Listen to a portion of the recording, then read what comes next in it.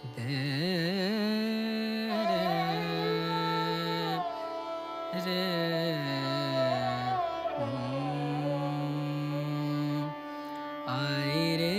मिलन तो है, आई रे मिलन तो है, आई रे मिलन तो है, आई रे मिलन तो है, आई रे मिलन तो है, आई रे मिलन तो है।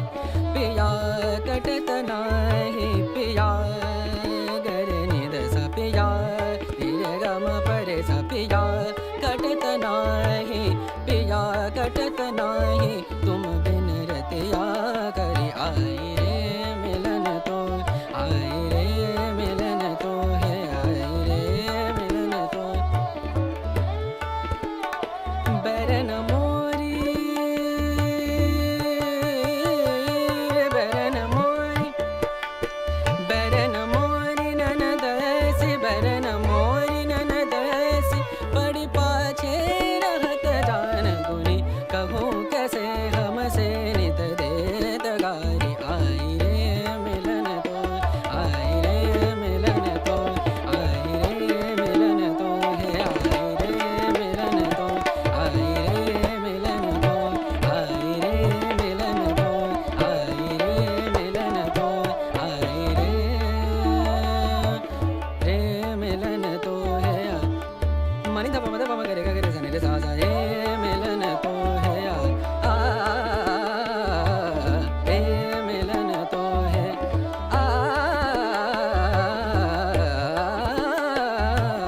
रे मिलन तो है। आई रे आई रे आई रे रे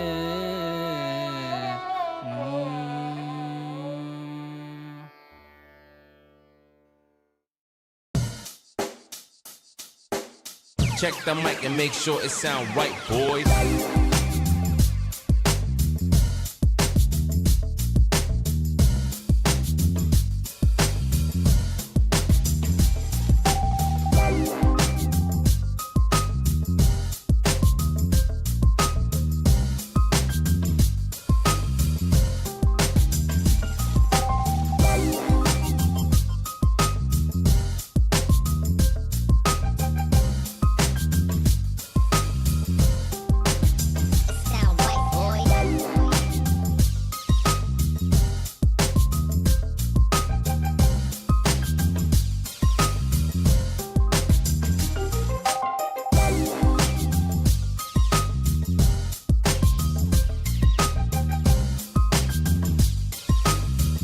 Sound white boy. It sound right, boys.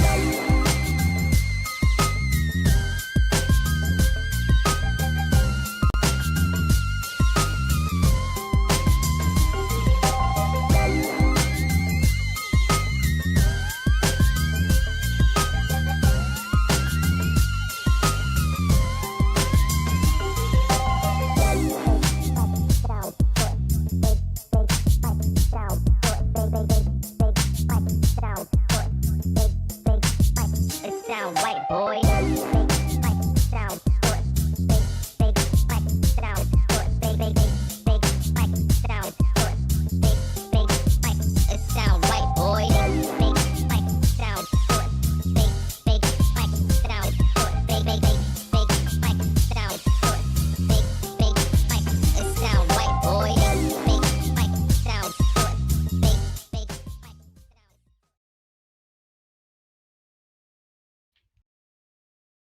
Hello and welcome to the Hobby Nights PQ in West Bend, Wisconsin. Stream hosted by Late Night Gaming and Rebel Trader. I am Mickey D of Eclipse TCG. I am joined by Sharky from the Colorado Cantina crew. Sharky, how's it going this morning? It is going pretty well. We get a nice morning of some swoo going on. So I'm ready for it. This is a Yes. limited PQ, if I remember correctly, right? Based Yes. on what we're seeing on screen here. Yeah, and on the screen we see Loopy up top. This is Loopy from Late Night Gaming, and then Carlos Apodaca on the bottom from Blue Milk Gaming. And Blue Milk recently did release a tier list video of the cards in the set 7 A Lawless Time limited format, and we're gonna see Carlos put those evaluations into action here, see them in the field, and see just how correct they are. Yeah, this is gonna be an interesting one because I actually do feel like this set is a little bit more open is probably the right word to Yeah. varying leader base combinations compared to the previous set. The last one you could make it work, but it always did feel like if you were not drawing Leia yellow, you were disappointed. And there's a few others within a similar tier bracket, but I feel like you can win with a lot of things with this set. Yes, and it feels a lot more card dependent than leader dependent this set. Whereas last set it was open Leia and you're happy, and this set it feels there's still some of that a little bit, but it's more so like open mastery and you feel happy, Mm-hmm. as opposed to a leader thing. Mastery, Liberty, Ray. Well, even Ray's not probably not that good a one, but like a 9/9 isn't bad. Yes, The bombs exactly. actually matter. You tend to get to the later part of the game, at least in my Yes, experience. and which is weird because it's a 27 HP format. The bases are all 27 Yeah, HP, but in my limited experience of limited see what this you did set, there. it is very like you go to the late game a lot, even though you have such little HP. And I think there is some ways you can punk out your opponent and play a more aggressive leaning deck, but I think it lends itself much more to the late game this set, which is really interesting. Yeah, I generally agree. I mean, there's enough Sentinels that exist, I think, in the curve pretty much all the way up that it's kind of one of those you're legitimately just fighting for the board and trying to get an advantage of your opponent, regardless of which leader you play anyway. Yeah. So there's ways to slow the game down if you need them. Yep.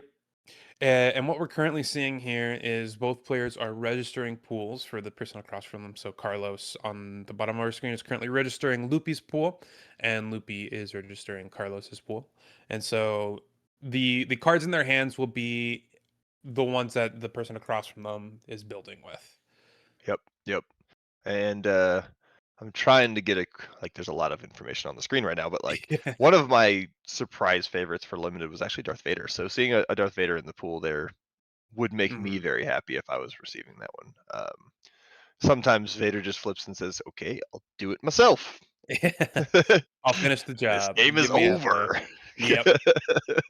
He can do some powerful stuff. And like we said, the games go late, and so seven deploy is feasible in this format. Although It's it's a feasible, and little, he's a giant body, and there's a whole lot less kill that leader kind of cards, you know. yeah. So Looks like we're finishing up the blues on Carlos's end. So for Loopy's pool, and I did notice he had a mastery, which is important, but he also had the Defiant Scrapper, which is the 3 cost 3/4 Defeato credit. oh yeah, Uh, yeah. which if you have a Vel in your pool is kind of one of the premium 3 drops for the format. Hmm. What else are you looking for when you're looking for cards, Mickey? What cards make you like, ooh, I got a shot? So we were talking about some of the bombs. So like Master's kind of a bomb, Liberty's kind of a bomb. I think a sneaky one, both ambush for 5 if you need it, which is totally fine. And sometimes it can just punch them for 5 in a race, or even 6 if you're a Val or something like that. Which That's a great point. I think is really powerful. And then also I like when I build. I usually start by looking at my 2 drops. So I'm looking for some of those premium 2 drops. And I think number one in my eyes is the Canyon Frontrunner. It does fold to Ooh, yeah, two I like that one. fours. It's the 2 cost 3/2 on attack. If no other units have attacked, give something else -2 attack for the phase. And so it allows you to trade into 2/3s and other 3/2s really well. It is very much an initiative matters card, which isn't the kind of design I usually love, but when they print them, you got to play them, and Yeah, I it's a think fun card it's for sure. yeah, it's a very premium 2 drop. Something that don't think I realized about that card when I first looked at it is that it actually works across arena too. So when you attack Yes. first, you can give a space unit -2, -0, which I don't remember when it dawned on me, but when it did, I had one of those moments like, oh Yeah. man, I like that card even more. Yes. It's an innocuous little line of text, but it really comes up in more Yeah, situations than you might think. it can definitely help with racing. You don't even have to use it to trade, right? You can just use it to race something like Yeah. just attack base for 3, they attack base for 0, and suddenly you're out Hmm. way ahead. And if they have to run into it, they have to run into it with either a lighter attack unit now, or they have to do it next turn. Yep. In general, I like looking for the yellow ambushers. I think the yellow ambushers are very strong. Yep. Um, but if I had to be any 2 color combo, I think blue green has some of the best two aspect cards. So stuff like Leppy Lookout, which is a common, and then uncommon Tamarin is very good with the Veil deck, the anti credit hate. Nothing Left to Fear is great removal. Yep, that was a card I was going to mention. Yeah, and then Ezra is just a great body, and then Lats. Lats is maybe one of the most busted cards in the set. Lats is fantastic. So I agree with all of those. I think the other double color combo that I personally like, which may shock anybody listening if they know me at all, is red yellow villain. Yeah. But I have reasons for it this time, okay, other than it just being Cat Bane. But like cards like the interrogation droid, which are super Yes. fun because you can start messing with an already limited hand, and Shadow of Stygian Prime. Is another Mhm. one of those really tough to deal with kind of cards because the upgrade removal in general is much lower and concentrated than it was in previous, I guess almost all previous sets, right? Yeah. It's pretty much I all don't even concentrated in red at this point. I don't think I can off the top of my head, I can't come up with any upgrade removal in the set. At least Yeah, like at least typical, direct point and delete click. upgrade, right? Outside of like the space one. So if you played on a spaceship, you can use the overcharged Yeah, transport to yeah, do it. But I think that's a risk I'd be willing to take if I had sticky in yeah. there too. Yeah. And so red is an interesting color as well because I think the Shadow of Stygian Prime is a great answer for the Voltron unit. Now, oftentimes the Voltron is going on a leader unit, and so Shadow of Stygian Prime can't tag the leaders. But if you're in a racing situation and your opponent's like buffing something up with the Val, and Oh or yeah, just like absolutely. throws a mastery on their turn one play or something, if it's a unique unit, the Shadow of Stygian Prime can just lock that down and swing the race in your favor. Yep. Good night. You're going to sleep and you're staying there. Ping and the two ping a turn. We talked about how this is a 27 HP format, and normally the games go late, but like if you're dealing two a turn, that's probably going to add up to 4 or 6 damage, maybe even more over the course of the game, Yep, it's a big which deal. really matters. Yeah. Interesting looking Um, at some of these. Another one actually to call out, it is one we didn't combo, but like we can see it on the screen right now. Is the Max Repo Band. Um, yes. that's a underrated card in my opinion in general, but I think in Hmm. limited it's also pretty good because it's just kind of lets you play above curve, even if you only Yeah. trigger it once. If you're above curve by a little bit in a limited game, that advantage could just throw you over the edge there and Yeah. cycle the game your way. And credits in general are a very interesting mechanic just because like they can be used in a couple different ways. And if we pivot to Premiere for a hot second, I know we're talking about limited, but I think pivoting to Premiere, we can see how the credits can be used. So, for Yeah, example, Lando likes to use these credits to cheat out one big guy super early and like use that to take over the game. Whereas a deck like Tobias usually likes to use the like mass accumulate these credits and spit out a lot of little guys or like one guy and then a couple upgrades on something. And so these two different philosophies of credits of spending them on big guys or spending them on cheap guys, and especially in limited, maybe your deck can do both. And so it becomes a game of, do I want to save these credits for this bigger guy later, or do I just want to cash them in now to try and get ahead on the board immediately? And also evaluating whether or not what your opponent's going to do with their credits while playing around credit hate in the format. I think there's a very interesting mini game going on with credits in this format. I agree. So I guess speaking of Tobias, have you actually gotten Tobias? Have you tried to get Tobias to work in a limited environment? Not in limited. He seems very tricky. I would have to be like, it would very much be a card pool dependent thing. I have seen a limited build actually go undefeated in a small sealed tournament before with Tobias, and I'm like, I've never seen that pool in my life. How did you open Yeah. that? It's one of those 1% chances that it could happen, but you want to be Yeah, ready for when it does and leave yeah. yourself open minded. And I tend to Um, think that Saw plays in or has a similar issue, maybe the wrong word, but a similar kind of take on it where yes. if you get the right cards, Saw can be an absolute menace Yeah. and just throw so much damage so quickly that it's hard to react to. I do think the cards that Saw ones are more common for you to open, and so I'm more likely to be a Saw than I think a Tobias, because like I think a lot of the cards you want for a Saw deck are things like Leppy Lookout and Hana, and a lot of those, like you mentioned, those double aspect Hmm. value units, but those are oftentimes in the common and uncommon section.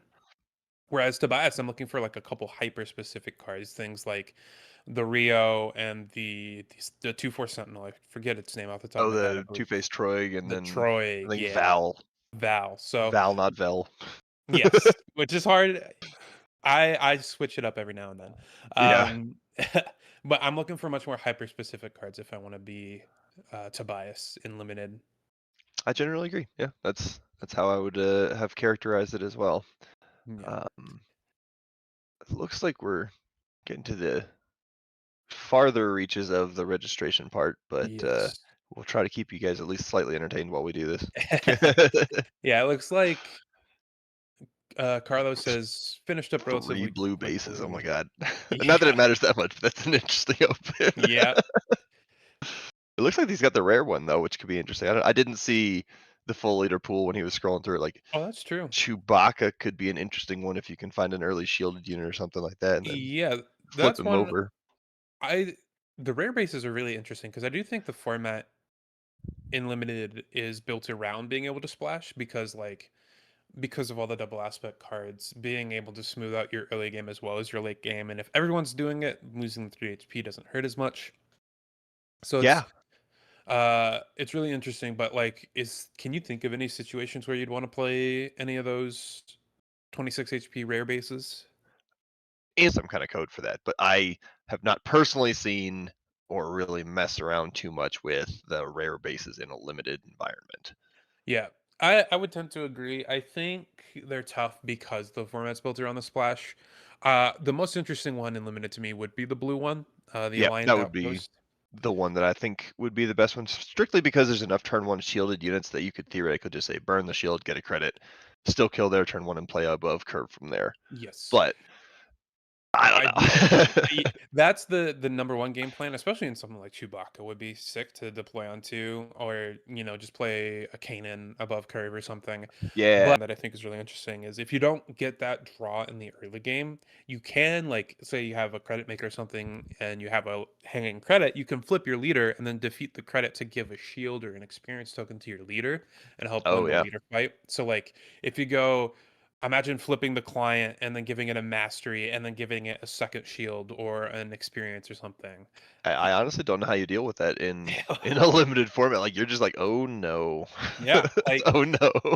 so there could be interesting plays around something like that, but in general, I think sacrificing the splash base in this format is a little bit too much. Yeah, I would agree. And like you pointed out earlier, not really actually sacrificing the health in a splash base because everyone's got 27 health. Yeah. So it's like you might as well Yep. fit the best cards that you can, even if it only ends up being 2 or 3 of the entire deck. You Hmm. might as well take your best cards. And I think that's really good for a limited environment. Um, partially because I have been the victim of, oh my god, I can't make this pool work, and there's nothing I can do about it. And you're just playing off aspect something or other. At least this way here, you can kind of fix that issue with or at least lower the randomization problems a little bit with it. But Yes. I'll say Uh, that yeah. You're saying? and it's very funny. It just occurred to me how, with all the multi-aspect cards, registering pool is much more of a nightmare too because it has so many more sections. Yeah, that's a good point. Oh man. You have the two color sections with like three cards each. You have the three color sections with like two cards each. I don't know. I'm looking at that multi-aspect one that Loopy was just scrolling through himself, and I'm like, that is a pretty cool bunch of cards, actually. Yeah. I saw Chrysanthemum, I saw Leppy Lookout, and those obviously are going two very different directions. But like, I'd be happy to open both of those cards. Yes. It's got some of my favorites, like the Interrogation Droid. I don't Hmm. remember the leader pool for this one, so that'll be interesting to see when they actually do get around to the building part. But there's questions to answer, and sometimes the answer you give sucks. So you Yeah. have to find a way to fix that too. I had a pool in my pre-release I did where I started Boba blue Yeah. and was splashing various cards, and then after round one I just switched to Veil green, and it went much better, and which might have been a leader situation, but like the card pools were so similar, and it was hard to tell like, do you go Boba red splash blue? Do you go Boba blue splash red? Oh yeah, yeah.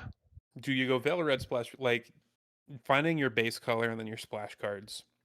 Well, what's your general Is, rule for that? Do you have a general rule? Would you rather splash early or late? Do you have a particular set of cards that you're like, oh, I'm definitely making this the main color, so I don't have to splash for it? What's your thoughts on that? It's very dependent on pool. I think in general, I like to more aggressively splash early because Mhm. once you get past the early game, those cards are going to get resourced anyway. So if you top deck, like you use your splash base and you top deck a 2 drop that is off color, it's like, well, that was going to be a low impact card anyway. So you can just freely resource it, and then all of your bombs you can play on curve. The alternative theory being that like if all your 2 drops are early, you get it in the game, so you're gonna have more resources to just pay the aspect penalty on them. It's a very complicated kind of equation to math out though, and still haven't fully solved it. And it is again very pool dependent of like, you know, if my bombs are in 4 different colors, I'm gonna want to be more reliant on my steady 2 drops to be in aspects so that I can play these 4 different aspects of bombs that are each one out of aspect and like have that versatility. Yeah. Versus if all my bombs are in an aspect, then I'm more willing to dip into the more powerful 2 drops out of aspect. Yep, that makes sense. I generally agree with that. I think everything you said there. Actually, my preference tends to be, if I have a choice, obviously, Yes. to splash earlier than late, and partially just because if you splash something big late and they blade wing that thing, you're like, well, That's cool. tough. Whereas Yep. like a 2 drop, you're like, all right, fine, that's fair. I don't need that 2 drop anyway, right? If you beguile Mhm. that, then you're not developing a board. I tend to like that kind of trade-off as opposed to the bombs. But I can see an argument where sometimes it does make sense where the only thing you're splashing is bombs, so you're like, screw it, let's just throw it out there, see if they can Yeah. handle it, and if they can, I'll throw another one at them because I'll have saved up enough credits or whatever it is by the next time to just play it off aspect. The other thing I would mention that is pretty parallel to what we've been talking about, but a different way to think about it, I think, is I want to splash my. I not necessarily I want to splash, but I want to be cognizant of my more time sensitive cards. So things like on curve ambushers are way more powerful. Like they're still good on Oh like yeah, if you play the stranger on 7, it's still fine, but it's way better on 5. Um, Interrogation droid is something that you really want to weave into a curve and more effective early, things that like makes that. sense. So just being aware of how time sensitive your cards are, and like if a card is less time sensitive, it doesn't need a splash as much, I don't think, because if you don't play it right away, that's fine. You can Yep. play it further down the line. But you don't want to overwhelm your curve with like splashed time sensitive cards because you only get one splash. So, Yeah, you can only do it one time. yeah. So, like having a couple of those key ambusher on time cards that are very good on curve in your splash colors, I think makes a lot of sense.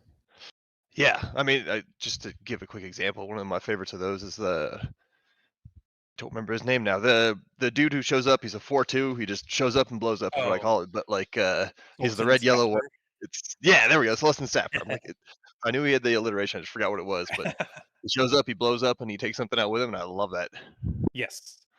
So things like that, I think, are those more time sensitive cards that you really got to be aware of. And there's no like you play 3 time sensitive cards, and what is a time sensitive card? So, like Kanan is a great example. I think of it gets Oh rushed in yeah, the it's late another good game, example. and it's great with the splash. And so cards like that make a lot of sense. But Kanan something can like really swing a board. yeah, I in Premiere I have played some Kanan Zeb decks, and for Oh the jeez. longest time I don't think I lost a single game I curved Kanan into Zeb Yeah, I with. mean that's a really really strong combo of them, and actually that specifically is another reason I like the Hera leader in limited. Yeah. Because then you do get to sometimes splash more than one in a game. Um, Not the most impressive leader um, flip, I guess. But just more consistency up and down the curve. So it's a little bit dependent on your pool, but the ability to do that and like maybe later on play something way out of aspect still that is also a heroism unit just because you have two other, one or two other Yeah. units. That's a pretty strong effect. Yes, being able to just like play the best cards in your pool, and like the body isn't great, but it's not terrible. Yeah, 3/6 Um, restore one is one that I actually do generally think is good. It's just not as yes, flashy. yeah, it's not like an Infus a 3/7 or like a 4/6 or something, but that Star One adds up in a 27 HP format. And it's harder to fully like Voltron a Hera leader, but you can still do it. You just throw a mastery, make it a 6/9 restore one is totally fine. Yeah, that's small stats like that. Yeah, just a Just small a little 6/9 restore one, it's fine. cow. But yeah, that it's Hera feels like the Mon Mothma from last set for this Yep, set of yep. like at the very least you're gonna have a playable deck. I do think Hera feels a little bit better just because this format is more built around playing those out of aspect cards, whereas last set it was just like Mon Mothma can play all these good cards out of aspect, but they don't really work together. Yeah, I would agree with that. I think, interestingly enough, we have two leaders like that in this set. We have Hera and Callus, and I Yes. think I would say Hera is the best of the three if you include my Mothma, whereas Callus might be my least favorite of the bunch at least. Yeah, I So agree. I also think mostly because of how the specters work and being so good when you have other aspects, Callus gets to play the specters, but they're all above curve as opposed to Hera, where you get some of them in aspect to help you curve yeah, them out. I think that's a big part of it. But if for example you have a great blue red villain pool, but your best card in your pool is like a Liberty. Callus becomes a lot more interesting because instead of having to pay 12 for it or even 10 with the splash base, you can use Callus to just pay 9 for a Liberty. And that's a card I'm willing to pay 9 for. that's a card I'm willing to pay like 11 for. So yeah, Yes. I'm with you on that. Yeah. But it's those kind of pools that would draw me towards Callus is like Yeah, the core of my pool is in villain, but a lot of my bombs are in hero or like a lot of my strongest cards. And it's like I can't build a deck to support them in the hero pool, so I'll just play them in my villain pool. yep, yep. I think you're right about that. Though I won't say that it's one of those that is something I have not personally experienced, but that Yeah. doesn't mean that it doesn't show up in enough limited games, right? I've only really done a few that it's hard for me to say definitively how often it's going to happen on Yeah. some cases like this. Yeah. And it's one of those it feels kind of Tobias-esque. I do think Callus will come up more than Tobias, but I don't think it's gonna be more than 1 in 10 pools, maybe even 1 in 20 pools where you're looking at your pool and you're like, "Oh, this is a Callus pool." Plus, he's a rare leader, so he's gonna be harder to Oh yeah, I didn't even open, think of that part. Yeah, and good point. so you're not gonna have him as often to try him out.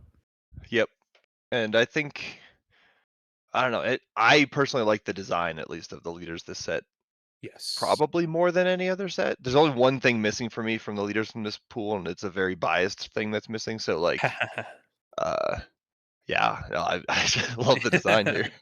Yeah, this leader pool, both in limited and in premiere, has felt the deepest.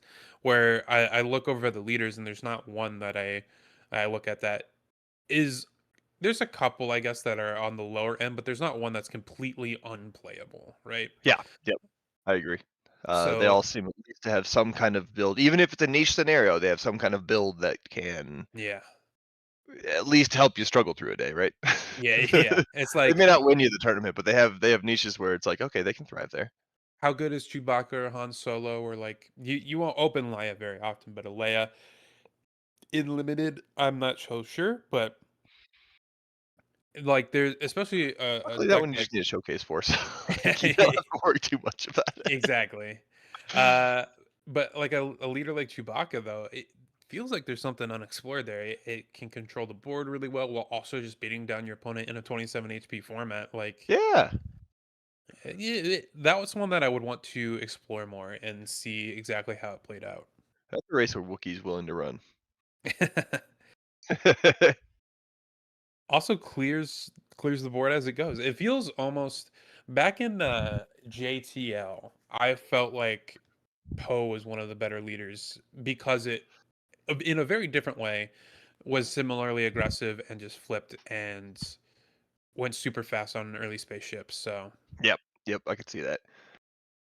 The difference being here that Chewie actually does help also interact with the rest of your opponent's board. Um, Whereas I don't think Poe did as much interaction, so much as force you to just have a variety of answers. yeah, looks like they Alright. have stepped away from the table. It looks like they've finished registering. Yep, we're just waiting on the judge calls. Yeah. We'll get there at some point. Very, very shortly, it sounds like. I been talking to Carlos, not Apodaca, but Carlos Torres over there. He's also at this PQ, so Nice. he says hi, Hello, Carlos. and we're all wishing our friends, which is basically everybody there, it feels like, good luck. So Yeah. A lot of I know Wisconsin is a hub for the late night guys. I assume Alex Krez, Micah Overly, Luke B is obviously there. Carlos Apodaca's there. Um, all all right. right, now for the interesting part, right? You don't have to listen to Yeah. us talk so much about hypotheticals as we get to see what's really going on. So we get a good look at the leaders now. All right. Looks like the Okay. highlights from Loopy's pool are Aura. Imphis was hiding out there, I believe. So I think Vader's my highlight there. Honestly, if I'm mm. without looking at the rest of the pool, right now my target is Vader. And it's only just because he's really hard to deal with and he's very, very strong when he flips. Yeah. And if Carlos has got Vel set aside already. Like, okay, Vel what with do I have? Vel with 2 Cintas. That seems pretty gross. Jeez. That's a That's a great really basement good pool. pool. We'll see if we compare it with anything and see how deep his vigilance is. But that is, if you're opening a pool, that's a great start. So here's a question for you, Mickey. Yeah, Are you comfortable running Vel if you don't have any credit hate whatsoever? I think so. Obviously, the credit hate makes it stronger, but like even without credit hate, you have to be a bit more conservative with how you use your availability. But like in a pool like Carlos is, if I had 2 Cintas, no credit hate, I'm fine letting my opponent play a 5-drop on 4 if it means I play a 3-cost 4/6 Sentinel. Like, I think that's powerful enough. Now, it would perhaps swayed me to other colors. Like, I would start looking at other leaders more heavily. But even without credit hate, I think Vel is totally fine. That's fair. All right. How about yourself? Are you a credit hater bust guy? I think I would just say YOLO and do it anyway. But it is one of those where I probably should think about it more, Yeah. but I also know that I wouldn't. So I'd end up getting burned by somebody playing Liberty on turn 5 or something like that Yeah, because yeah, I yeah. decided to give them too many credits. I mean, it's the philosophy of just like make them have it. All right, I don't think you can punish me with these 3 credits, and Yeah. then Show me you can punish me. Oh crap, you did. like 40% of the time they punish you, and you're like, well, goddamn. But Yeah. you know, it's I mean, 60% of the time they're not if punishing you, and it's yeah, worth it. 60% of the time it works every time, and if he hadn't punished you, you Exactly. win, right? Like that seems like a thing worth gambling on. Now, looking through Carlos's pool, he's pulling out the interesting cards aside. It looks like he has some very good multi-aspect cards. He has the K2SO unit, Yep. Sabine unit. I I think saw Sabine's Leppy very good in this. Lookout. Yep. So the question ends up being, what color do you? I think he's really gonna start by just making Vel work, and it's what color do you pair with it? What color do you splash, like you were asking about earlier? Yeah, exactly. I know saw a Zeb Aurelios in there, so he's got some good split options with Val, and unfortunately, like the red yellow ones are double out of aspect, so those would have to be splashes as well as share a aspect with your base. Yep. But I think red and yellow. I mean, Vel works in any color, but those are two of the more natural colors for it. Yep. Those are the ones I probably would. Although Green I is guess in also limited very good. yellow I like the best because green is also pretty good. Yeah, In certain cases, and especially like the Leppy Lookout, like we were talking about a minute yeah. ago.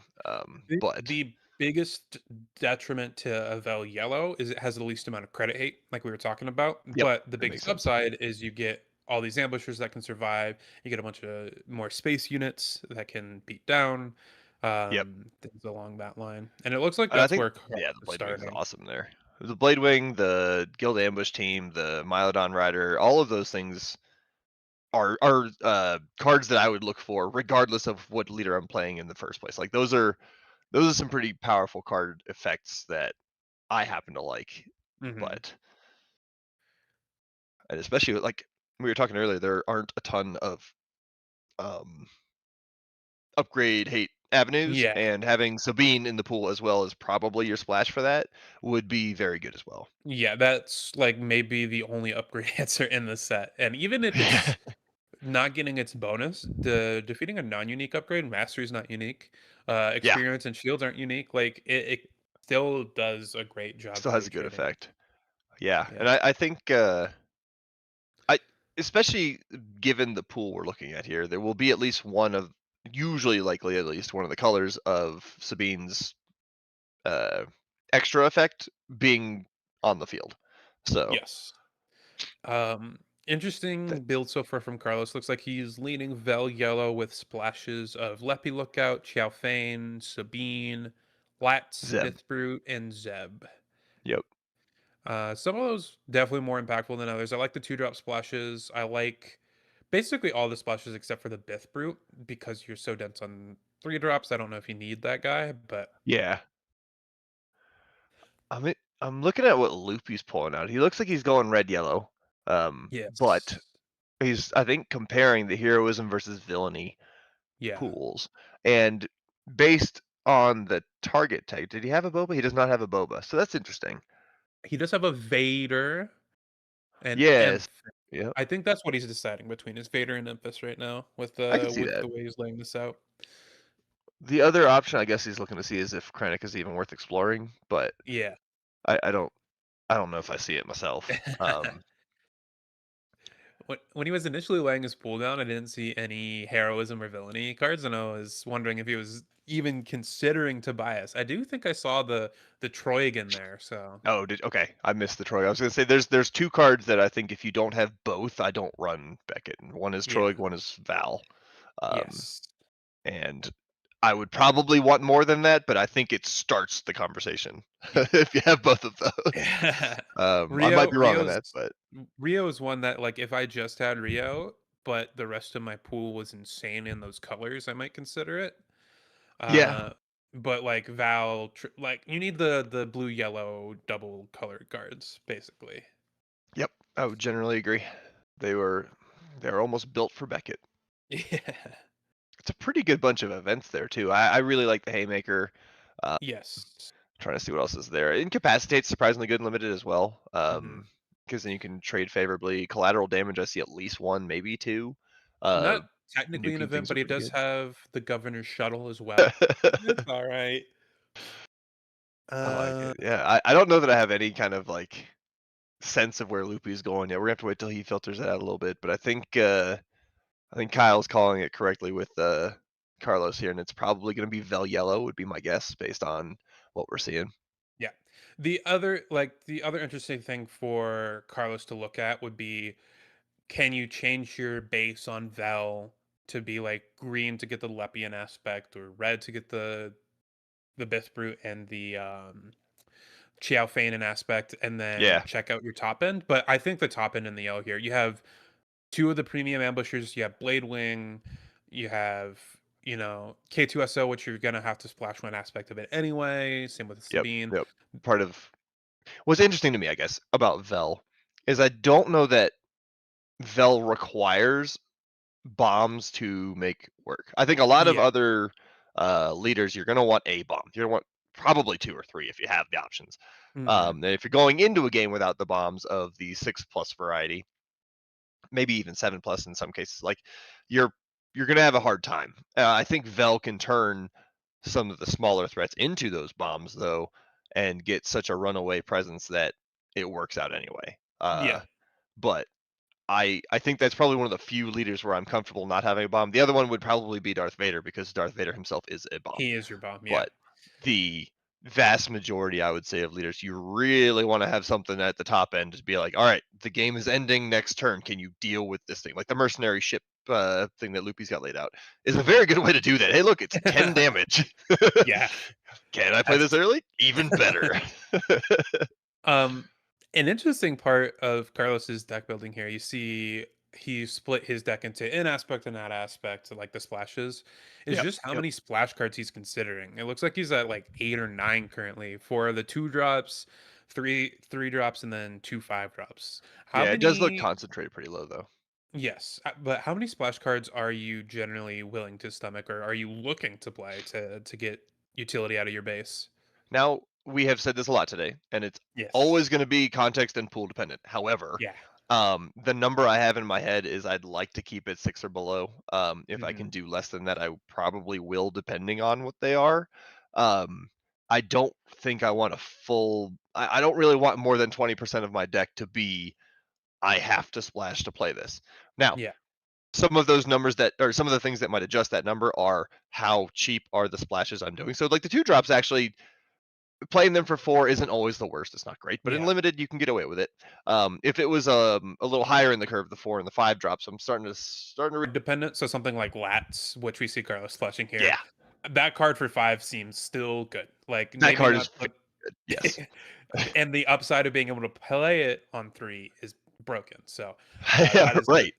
that's a card that I'm definitely, like, gonna add to my splash colors for. Yeah, My number has usually is pretty similar, it's usually around, like, 5 to 7 is what I'm looking for, because you don't want too low of a density of them, because otherwise you're sacrificing 3 HP for nothing. right, So right. you wanna make sure you get use out of the splash base, which is part of why I like leaning towards just playing your best 2 drops, out of aspects, and then using your splash base turn 1, because it guarantees you're gonna use it every game, Yep, yep. as It's worth opposed to the cost, I guess, for lack of a better term. yeah, which is why I think you see Carlos so aggressively splashing his best 2 drops is, "I'm gonna plan to use this turn 1 over 50% of the time, Yep. and just get use out of my base, and then the games I don't, well, then I can save it for, like, a Lats or a K2 or a Zeb or something like that." Yeah, I agree Um, there. I which is think. a Oh, very sorry. Go ahead. interesting way to do it. Yeah, I I think agree. Loopy's looking Vader right now. If I had to peg based on that pool, I would agree. I was looking at his pool earlier, and it seemed like he had the BT, 000 combo. I love the murder droids So so that pulls much. you that pulls you into that red villain aspect, and then, if Well, you that wanna he's be got a on lot of the good red villainy cards. He's also got this is a rock or that's a rock. rock. And he can splash Mastery, Haymaker, both of which are very good. Splash IG-88, also another card, especially when Yeah. there's no Talzin's Assassins floating around. I Oh, love yeah. IG-88. Um, Punch him for on top 6. of the Sentinel and Django, like he's got a yeah. Okay, I was right about that. That's a pool that I happen to like. If I'm playing in a thing like that, I see Vader with that. I'm actually feeling pretty good about it. Like Yeah. that's a pretty good pool there. But you see, like, a differing in splash philosophy a little bit, and Yeah, part of that could be just the pool loop he opened. He didn't open any, like, all of his best 2 drops were in aspect, and so he gets yeah. to use that splash a little bit later in the game, And a but lot of the power cards in this case are just off aspect for him. Like I think Haymaker, I think Mastery, and I think Finn are yes. probably going to be off aspect no matter what he played based on the leaders he had. Um, and so the thought here, and this is another example of you don't necessarily need the biggest bombs in the world if your leader is your bomb. So Yes. I think he's going to try to make good use of that. I see at least one hold for questioning. That might be a Yeah. second one under it. That card is Both of great. those are fantastic in Vader.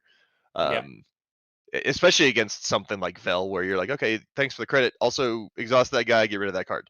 So like, there's all kinds of interesting plays he can pull, and that's a pretty dang good pool if I'm being Yes. honest. So I think both of these guys have an interesting path ahead of them. I don't think anybody opened up a pool where I'm like, ooh, they're gonna have a long day. I think both Yeah. of these guys are gonna be at least contending in a couple of rounds Yep. here. And I do like Loopy's splash decisions as well of, like, he's keeping it a little bit lower because he has like all of his good cards in aspect. And Yep. there's a couple times instead of ones, I'd say IG 88 for 6 is fine, but like a lot of the power of that card is 6 power, protected guy on turn 3. Yeah, I agree. Whereas something like Haymaker, paying 6 for a Haymaker, I paid 7 for Vanquish. Yep. It's removal you'll play out of aspect a lot anyway. And paying 5 or 6 for mastery is also probably worth it in a lot of cases, Yes. depending on the target, which I'm guessing you target Vader with this one, but Yes. sometimes you do other stuff. Yeah. So yeah, that's the same philosophy there too. I would agree. And then if you know you're up, or if you haven't seen IG-88 yet, and on you're up against a 6 health leader, hanging on to Finn is another good backup plan for that one. It's Yes. effectively IG-88, but slightly later Yep. than the rest of them. I'm trying to. But Cantopus there's a lot of Extreme 2 drops there, Frontrunners. which is interesting. Looks like Starhopper potentially. The just Oh yeah, 2/3 yeah. 2/2 Saboteur in space. The other Um, card that I'm interested in seeing if he can actually make use of is Django, because Django's been one of those cards. since the set released, where I've been kind of trying him in various points, and I like the card. I just haven't found a home for him. Yeah. And just a 6/5 shielded and limited for 6 is totally Oh reasonable, yeah, and that exhaust effect is very real in a race. Um, yeah, it's definitely often relevant. oftentimes would want a couple more upgrades for him, but you have Mastery and Haymaker gives an upgrade, which is really cute, so Yep, you can yep. cur curve Django, Mastery, Django Haymaker as well. Interesting. Alright, I feel like I know your answer given how your preference for the leaders on these, but of the 2 decks, which one would you want going into a 6-round PQ? All right. Well, you're probably correct. I am definitely most comfortable playing the style that Vader is going to run. Yeah. I am just more at home in those colors. That being said, I do think the Vel deck is very good. Yeah. Um, and I know Carlos was running Lando for a while, trying to make him work. I know he's been a fan of that, and so I think he's actually probably got a pool that suits his style here too. Yes. Very strong player, and I don't think Vel is too far off of there's obviously nuanced differences, right? But it's similar colors to what you'd be running in other places. So it looks like something he's very comfortable with. If I had to pick one pool strictly because of my bias, I would pick the Vader one, but I don't think it's me saying that the Vader pool is way better than Bell. Yeah. I think these are relatively equally strong pools, and I'd be interested to see ultimately by the end of the day if these are some of the stronger pools, because my evaluation currently is I'd say low on data. So it's really kind of hard for me to tell how strong these are, but they seem Yeah. pretty dang good from right here. Yeah, I'd be happy with either of these pools. That being said, I think I would lean Carlos's myself, mostly because the power of his early game. I mean, Loopy has Yeah, a that's great fair. early game as well, but the 2 drops were insane. You saw that's why Carlos was aggressively splashing all of them, and the 3 drops were insane. Double Cinta and a Val deck seems nuts. Seems really good. That I mean, double Cinta and droid turret where you can just buff Yeah. all of those things is just annoying, I think, for the other Yes. guy. So, plus you have lats, and lats I think is one of the biggest bombs in this format, to be Yeah. honest. Even out of aspects, and with value, you get a give it an experience, punch something, and then give it a second experience so it can trade into something else, and Hmm. it gets really powerful really fast. It is a little weird with lats of your opponent, if you're giving them credits, gets to play above curve, so the lats punch is less effective, but I think you can play Yeah. around that totally That's an fine. interesting thought. Like one of the things I like about Lats in a Vel deck is that you can play Lats, give her a shield, do the 2 And damage, then and then buff her up anyway. yeah, it's gross. So if your opponent plays any sort of 3/2, it's over. Like you just get a 2/1 shielded, punch it, and then you can buff it and start trading. 2/3s, it's like you still obviously are very happy with the lats, but you don't get the shield. You have to give the experience first to then take out the 2/3 with the ability. Yeah, Um, but I think that card is busted just in general. So yeah, phenomenal card. I think it's comparable early games, and I think I prefer Carlos's bombs slightly more. That's fair. That's So definitely a fair take on it. And the crazy part is we see Chrysanthemum on the side. He can't even run it yeah. because Chrysanthemum's one of my other favorite ones. Like, oh man, that guy just Imagine shows if up and Loopy had that eats. chrysanthemum. Oh, I know. He'd be so happy right now. Yeah, I'll trade you I this think, chrysanthemum for something. yeah, like, you got to figure it'd be Django, right? Like, I like Django, but I think Chrysanthemum's a better fit for the Vader deck anyway. Yeah, oh yeah, So maybe I'm wrong on that, but I think he is. I think so too. Chrysanthemum, especially if you're like pinging things off to 1 health, just being able to ambush. Yeah, That yeah. If Vader can't finish Chris, it, Chrysanthemum can. we were talking about it, Tobias. Chrysanthemum's another card that Gave him a unit and said, "Here, Chrysanthemum's gonna finish it now." it's honestly like in that deck, aggressive negotiation is kind of your number one win con, and then upgraded leader is number two. But Chrysanthemum's like your backup win con in a lot of cases. It's It's really such a good. puzzle. You weren't kidding earlier. Yeah. Being puzzling all that out and then have to do it in advance, it's very fun.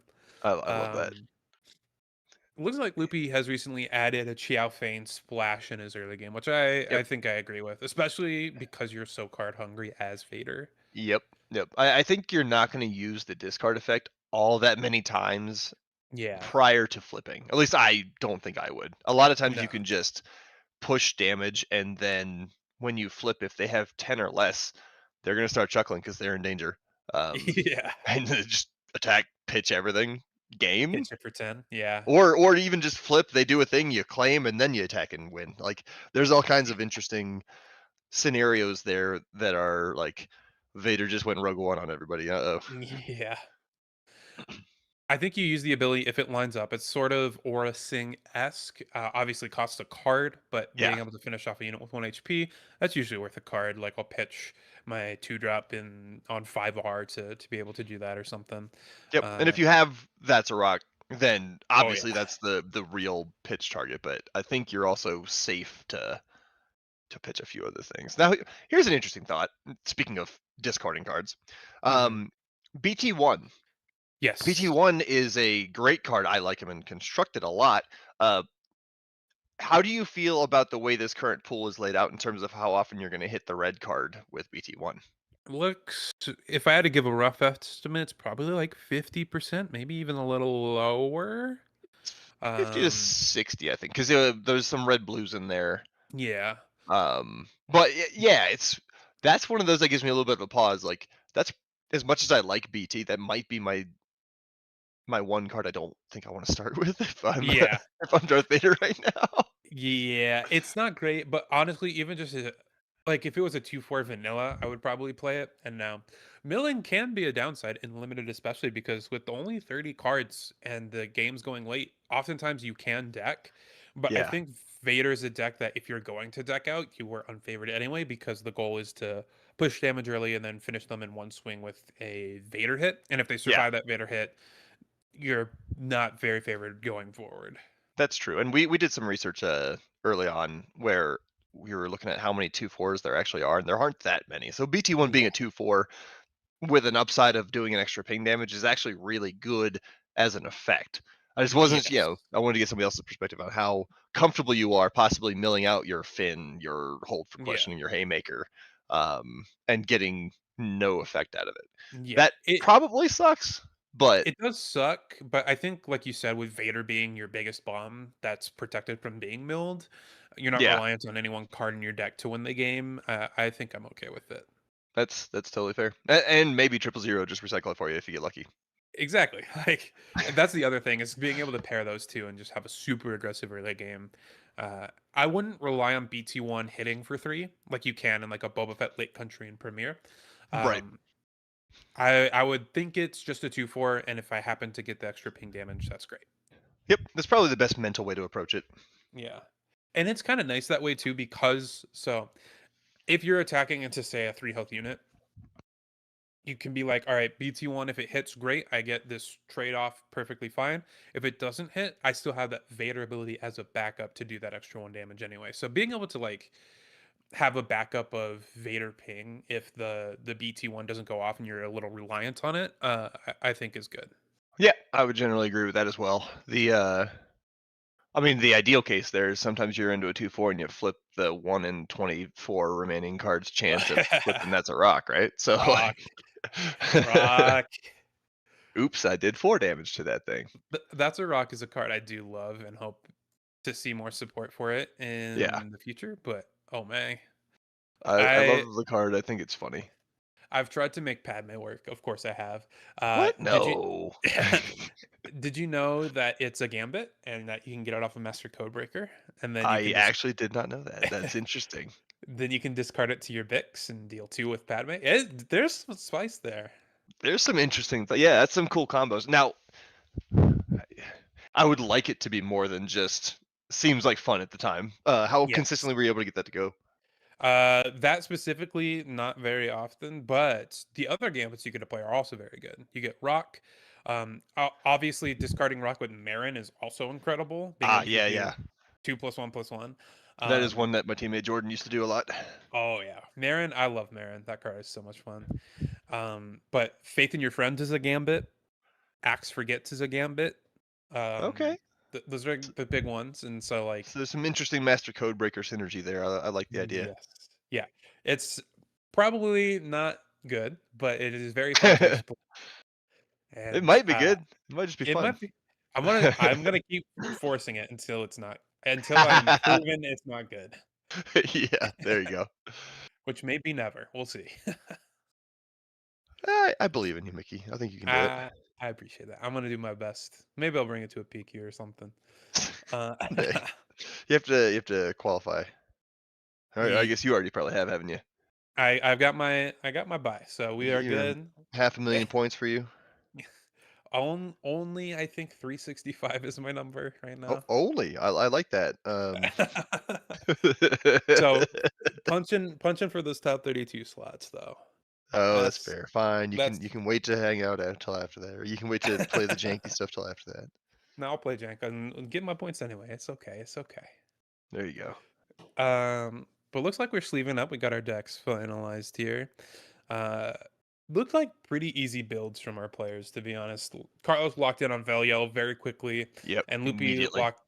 Loopy locked in on Red Yellow right away. He didn't know necessarily what aspect first, but after seeing like the B21, 000, interrogation probe droid, hold for questioning, I think that's an instance where the cards kind of led the direction of the build more than the leader. Like I think if he had, I don't even know who the other red villain leader I'm is in trying to this think. Oh, pool. it's Sebulba, isn't it? Sebulba, like this would be a great Sebulba deck. I think this would be Yep. a fine Yep. compliant deck. Like I think this was much more about the card pool than the leader. I think in this case, I would probably. Well, I don't know about the on text. I was just thinking like the red yellow heroism might have been better that if it was Enfys versus Sebulba, and I only say that because I don't see a ton of the top end. Yeah. And I think, well, I don't know. Sebulba can also fix a lot of the low power stuff in the early game. So maybe I'm wrong about that, but I was just thinking like one of the reasons to have been happy to see Vader here is that he is your bomb. But Yeah. um I do think the nice part with the Sebulba is like since your early game is so good, it feels like with all the 2/4s and a lot of 2 drops and a lot of aggressive 2 drops, as well as yeah. some aggressive like he has the Volts, Oh, he's got Volt uh, Garrus too. Oh my god, I which didn't see that earlier. that's a great reason to be both Vader and Sebulba. Yep. Um, Yep. I'm a big but fan of the Volts, design there. yes. But with the Volts and the 000, I think like his early game was aggressive enough that the Sebulba could maybe just Sabine them almost and just finish the Yep. game out super Yep. early. That is absolutely a good point there. And yeah, I'm interested to see how he continues to do through the day. Like this seems to me in both cases to be very good sealed Yes. pulls for like even putting aside that you could put a different leader in there, the Yeah. leaders they do have do seem to line up very well with the Yes. cards. I do So think Vader's probably the best leader for Loopy's pool, but it is a pool that would be happy to be any of the yeah. leaders in those colors. Oh wow, yeah, it's two Canyon front runners. Yeah. Though that That's awesome. card is a great reason to be in these colors. I know, and one of them's freaking shiny. Look at that. Woo. Oh yeah. One of them's hyper foil, is that? Oh yeah. Yeah, That's hot. that's a pretty cool. I got one of those too, and I really like it. I got to find a deck for it. That is, I guess my Vader deck can run it, right? But like, Vader could run it. I mean, it's a card that I think could have a home. It is a very initiative dependent card, and it is a format full of like playing that into a serial card feels pretty bad. Playing that into even like an IG plus an additional ping right now. So like low yeah, health 2 drops are a little bit oppressive or oppressed in this format, I should say. 7 yellow. Mm, And if you have the initiative and play that early, and they happen to also play something you can kill immediately, it can become a 4/3 with that same effect with the experience, without, yeah, yeah. without actually like taking any damage. Now, that's a pretty long shot to line up, but I've done it once, and Hey, it was actually surprisingly good.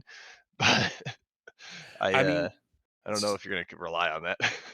but like taking that to the next step of like what are the experience giver leaders? So you have like a Vel Yellow with the Yeah. Canyon or like a Leia Yellow. Like these decks that we saw in draft, do they work in Premiere?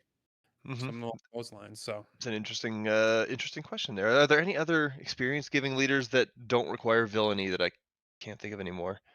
uh, Because I know Snoke is another one, but you need to have a you villainy need the card if I villainy. remember right. Yeah. I guess you could run Obi-Wan yellow, Obi-Wan. Yeah. Problem but is you're you would probably need the losing the points. effect if Yeah, if you do it that way. true. So True. in True. all of those cases, you take an action to do that, then you're probably losing the effect unless Yes. you're setting it up for the next turn.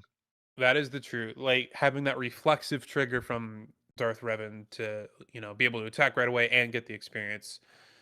Yeah, makes it a little bit easier. Yep. So it's an Interesting little RPG to play with Revan. Yeah, but that's a fun to like. We've seen, especially post rotation in a lower power format, a lot of cards that were kind of all stars and limited in previous sets are kind of now coming out to play and constructed a little bit. Yeah. Especially some of those secrets of power cards and like the leaders as well. So Leia isn't seeing much play, but I think she's a little bit underexplored as well. Oh, I think I was gonna say the same thing. I haven't seen too many layers around, but the few I have seen have actually been very interesting. I don't think Yeah. that they're necessarily finished developing, but when I saw them, they were at least good, if not possibly better than good. Um, one of the things I like about the format as it is really a bit weird to look at based on the evaluations we had built up from the Spark year. There's a lot of interesting deviations to what used to look strong that could still be strong now when we would have initially just written it off like a Yeah. year ago.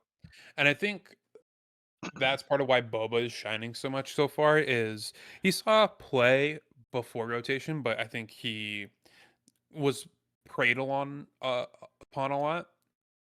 Yeah. He had a lot of predators in the format, but all of those predators rotated out. Things like Han 2, Han 1, you know, Grogu didn't rotate, but it basically did it with Han 2. The blue hero cards, you know, Luke was a big one that was a stabilizing force. Things like that are now gone from the format, and Boba gets to shine now. Yeah. And it's another one. We've talked a lot about the options available to deck builders Yeah. in this format. That also doesn't, it's not just limited to limited, it's also applying to constructed, in my opinion. And so Yes. because of that, I think one of the reasons Boba is popular direction the deck takes. I won't call it super linear. Like Boba Dadavault was pretty linear. I think that there's a Mhm. little more nuance to him now, but he's also one of the more linear available decks that can be strong. Yes. So Yeah, I it agree. is a little easier to pick up and do well with. Now that's not going to take anything away from the guys who've mastered it and put a lot of reps Yes. into it, but I think it a lot of does. Yeah, strength. A lot of the strength there is, you know, 80% of the time is that linear game plan 3, 4, 5, but where the masters get their edge is the 20% of the times you break the linearity. yeah, And and you like know when to do that, why to do that, what to play, what I think conditions you're looking for to break that. a key example of that is holding the top of the summit in your hands and not Oh resourcing it and yeah, just like playing it on 5. Because sometimes your that's a great opponent's point. doing the indirect thing. It's like, all right, I'll just board wipe you on 5 instead of 6. Yep, So things along that lines. it's a hey break All is right. fine by me. Yeah, well, cut to break here. Round 1 pairings are up here, and we will be back soon with round 1 after seeing the deck building in West Bend, Wisconsin.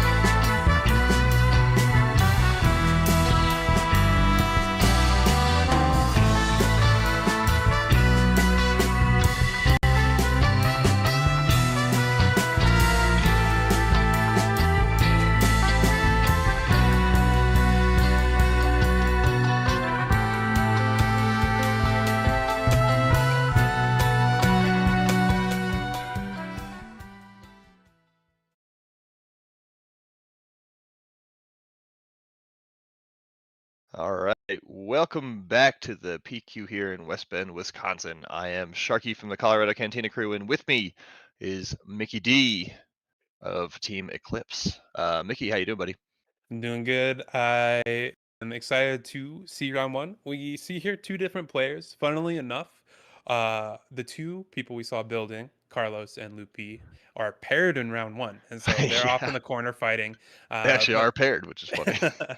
two interesting builds we see here, though. I believe all six aspects represented just in the leader Oh, I invasives, didn't even let notice alone the that. Yeah. classes. So will be a fun match to watch. Yeah, so we have Hera Blue and Sebulba Yellow. What are your expectations for? Let's start with Hera. What makes you build a Hera deck other than I needed the 6 to 8 specters, a couple Kanans, a Sabine, a Chopper, a Zeb, which not super likely because I believe they're all uncommons. Um, part with yes, Sebulba here? So my guess is we're going to see something similar to what Loopy had in terms of a red yellow villain density of good units. yeah.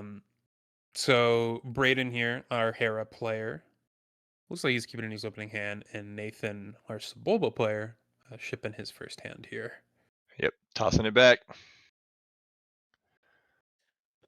So what are you looking for if you're Sebulba? Obviously, we don't know the decks very well, but Yeah, super aggressive start, maybe like a more space slanted start, because there's not as many space units, just in limited in general, but in this format. So that ability to give something raid one is going to be more uncontested, as well as we see a mastery in Nathan's hand there. ooh, yeah. Having some upgrades for your Sybil, let's make it super threatening super early.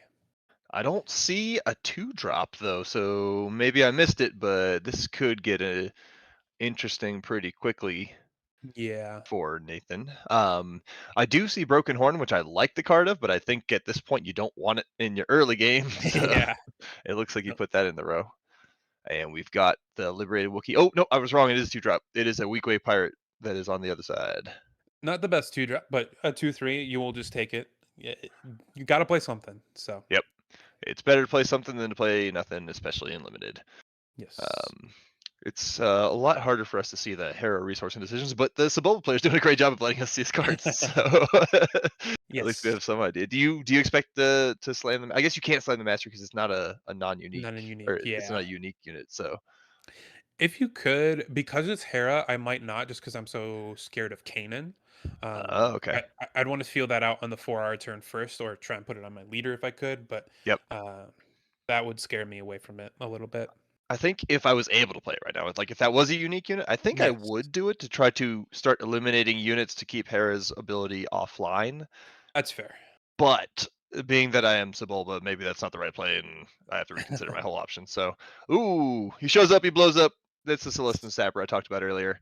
It's pretty I good. love I that guy. keeps like you had mentioned, keeping Hera off of that ability, forcing them to use their splash base if they have to, and especially in the early game. Oftentimes, Hera decks are built around this early game.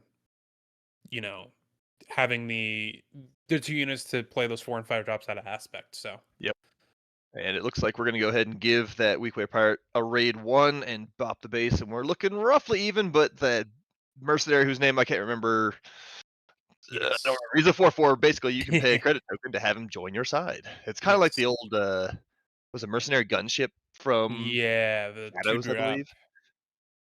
Hunter for Hire. Thank you. There we go. Hunter for Hire is the name of this guy. He's basically the mercenary gunship of modern day, but he's a 4/4. creates a credit. Yellow has a higher density of credit making, but that's not necessarily what Sebulba specifically wants to be doing. Agree. Agreed. And it looks like we've got some interesting decisions to be made here. And the Hunter for Hire will take out the Weak Way Pirate, Yep, I like that. taking 2 damage back. Although there could be yeah, that follow up being Oh, able there to we take go. 2. Yeah. You don't happen to remember the name of that one off the top of your head, do you? I It's a am little too looking small it for me up. to read. It's not the Canyon Front Runner. It's the other Cutthroat pod Pod racer. Racer. There we go. The Cutthroat Pod Racer, where when played, you can do 2 damage to a. Is it a damage unit or just 2 damage? An It's an exhausted ground unit. exhausted So ground unit. There we go. A few extra conditions, but it's a very powerful effect, as you can see. Um, Sebulba doing a good job of both building board presence and keeping Hera from expanding too far to use Yes. that ability. Got some 4/4s facing off against each other now. Yeah, and we got Sebulba coming out a little bit early. Initiative is claimed, and Sebulba will bop the base for another 3. Luckily, it doesn't seem to discard something super valuable, but Mhm. you never know. It always it always feels worse than limited. I'm always worried about it. Yes. Although with the Sebulba deck, it's a little bit more okay because if you're milling out, you're dead most of the time anyway. Yeah, so I expect to see the Mastery come down here actually this turn. Yeah. Probably onto Sebulba is my guess, and say, "Hey, Hera, answer this." But um, I guess we have to wait and see what Hera does first. Hera's gonna have an interesting puzzle because I do think that a Sebulba with Mastery is really difficult to deal with, but I'm also wondering if there's anything in the deck after that. So, Yeah. like, if you deal with Sebulba with Mastery on it, can he come back and still swing? On his Sebulba. And True. so now Brandon here has an action. Oh, but he Ooh. uses the kill switch first. So now this mastered Sebulba is gonna brutally get to hit. Well, one of the other interesting things about that, though, the kill switch enables the green 4/4 to not trade, but now kill without Yes. dying into Sebulba's Pod Racer. However, yeah, With a and so Hera might actually have room to play another unit and then play off aspect if she wants. But I think the establishing the board and controlling the board is what Hera wants to do.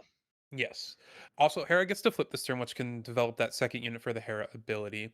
Um, and that the Masasi group Marines, the 3 cost 4/4 I'm glad you green remember hero names so much better than I do. um is going to be able to clear something. It could also just hit the Sebulba. I almost, if Mastery is still in Sebulba's hand, I kind of would have liked to slam that first action just to protect my Sebulba. But potentially trying to feel out, Sabine is a 3 drop in this deck that you could play. It would have to be with the splash space. Well, no, that would be double out of aspect actually. Yeah, So that wouldn't be a risk right now. I think I agree with you. I would have preferred to slam Mastery early, so that way there you can just say, okay, flip Hera, go ahead, because Yeah. she gets smoked by a 5/8 raid 1 Sebulba. So that's an interesting order in which he's doing. I wonder if he's just trying to draw out any of the now, unless Hera's just trying to save 5 damage or 6 damage for base. So this is an interesting trap Sebulba has laid. Yes. The interesting part, if I'm Sebulba, even if Hera does flip first action here, I still kind of just want to smack his base. Yeah, Get in for 6. I think I also do. I think that Sebulba's gonna get minimum 2 hits here unless Hera has something like another kill switch, which obviously Yeah. does not would have done that right away. So But we do see a shield drive outfitter come down. And I really like this card in limited. I want yes, to like it in Premier, but I like it a lot in limited. Because it does allow the Masashi Group Marines to survive another turn with a 4/4 shielded. Sebulba then goes to base for 500,000 damage, but at this point, Hera can safely flip and restore at least one of that. I don't know what Hera is going to do without a Sabine to deal with the Mastery Sebulba. That is going to be a problem, I think, going forward, but yes, that might be a problem for future Braden, not for not for for present your- Braden. So yeah. And the nice thing, so Nathan here gets to smack for another 6. If Braden trades his entire board into Sebulba, he does get to clear it and be left with the Masashi Group Marines with 1 HP. true, and But technically Hera can attack into Sebulba right now and not die because of the raid yeah, earlier that Sebulba did, or Sebulba has, excuse me. yeah. So would be left with the Masashi Group Marines and a Hera, so that's not too bad. But if Yep, something like a collateral damage comes out from Nathan, that is that is a disaster, and we do see that in hand. So oh that's an interesting point there, and I think I want to say he's in the driver's seat. I don't want to take anything away from Hera yet, but the cards that we see do make it seem like Sebulba's game plan is going exactly how he wants it. yes. The interesting point here is how Nathan decides to sequence this. If I'm Nathan, I think I like hitting base with Sebulba first, hoping Yep. he attacks the Masasi Group Marines into my Sebulba, and then I can take out both Hera and the Marines with my collateral damage. Yep, and Although, even if you end up losing Sebulba to the shield drive outfitter, it's still a board wipe. yes, and you have a 2/2 shielded plus. Looks like he chose not to resource, which makes sense in a Sebulba deck Yep, potentially. yep.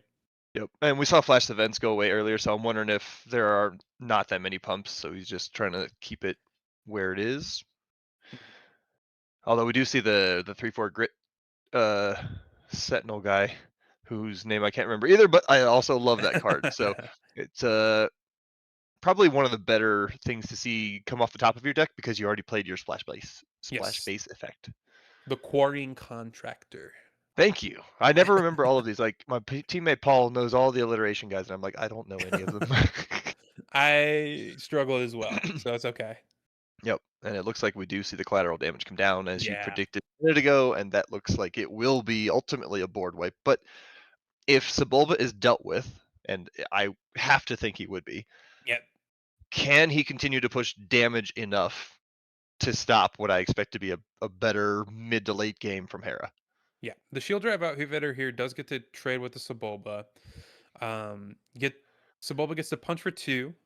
And then if he has another 2-drop, especially a space 2-drop, that could be a bit That too could much to be, overcome. yeah, that could be a bit dangerous there. It's a very interesting state because like Hera's feeling like, oh, we got an Big Ezra. guy. It's a big guy. Unfortunately, that doesn't help you save the base too much, which you may or may not need. But Yeah.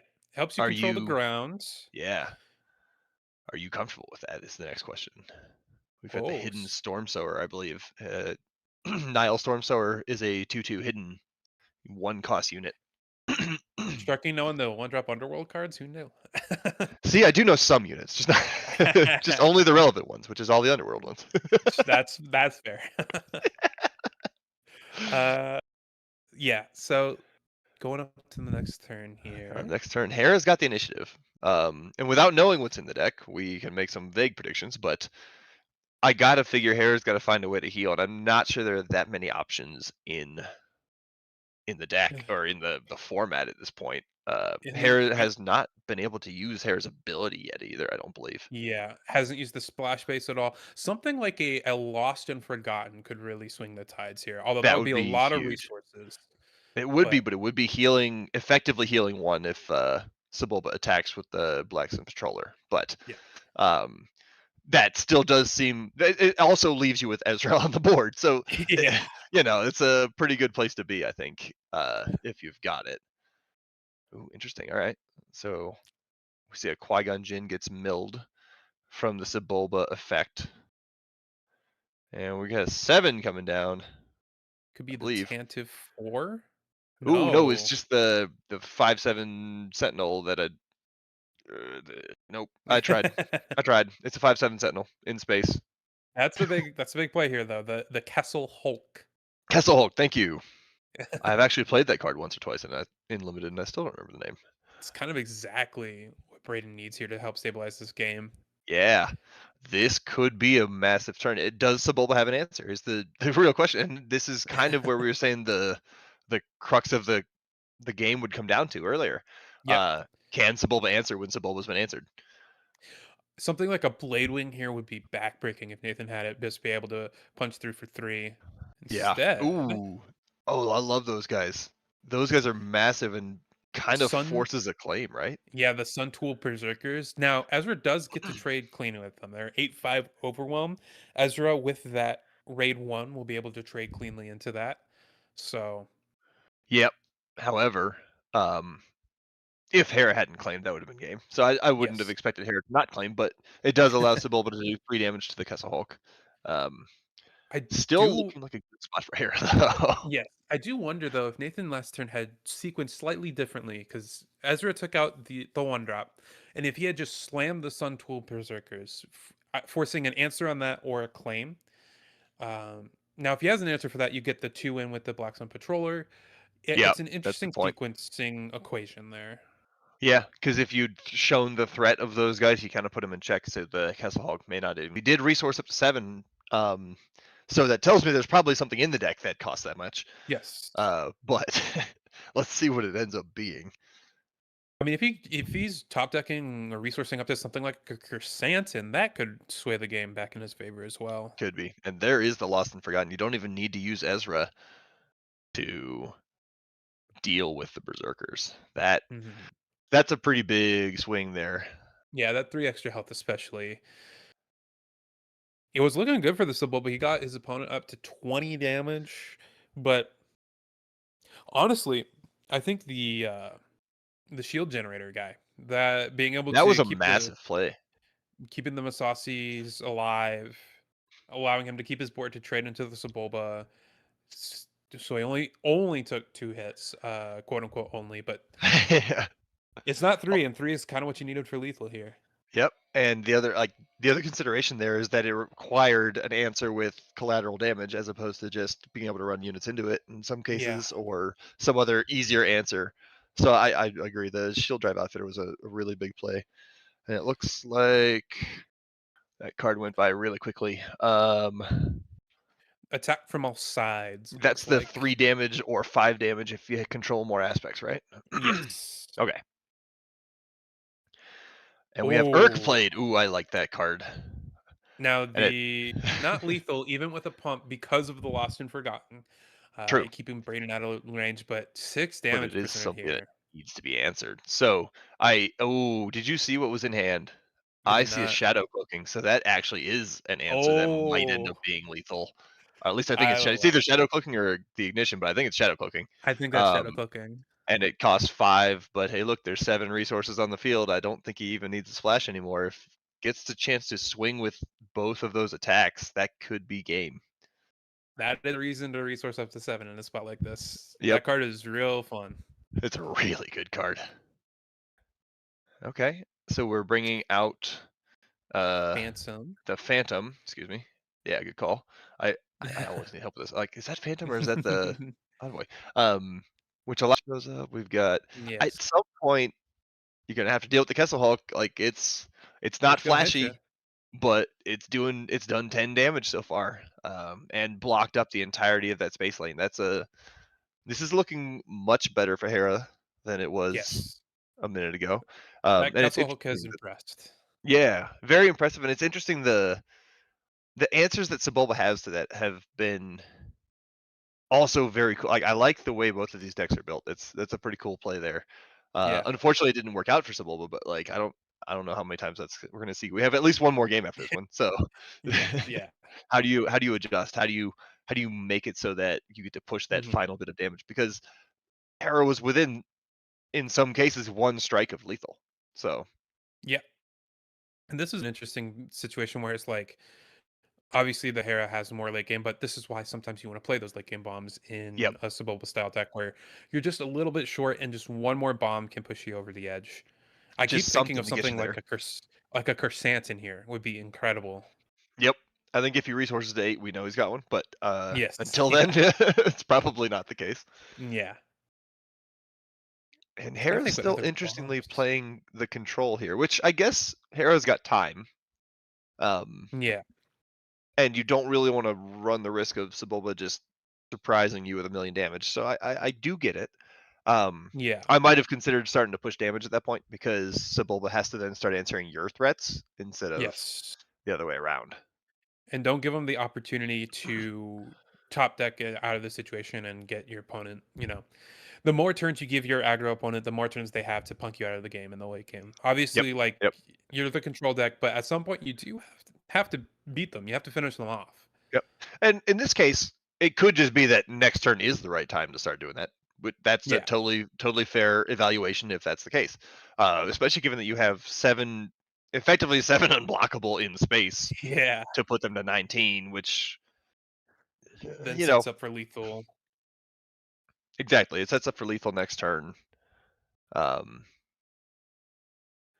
Especially if Sebulba can't actually answer this pod racer because that pod racer is Mhm. going to do 5 more damage uh, in the likeliest case unless dealt with.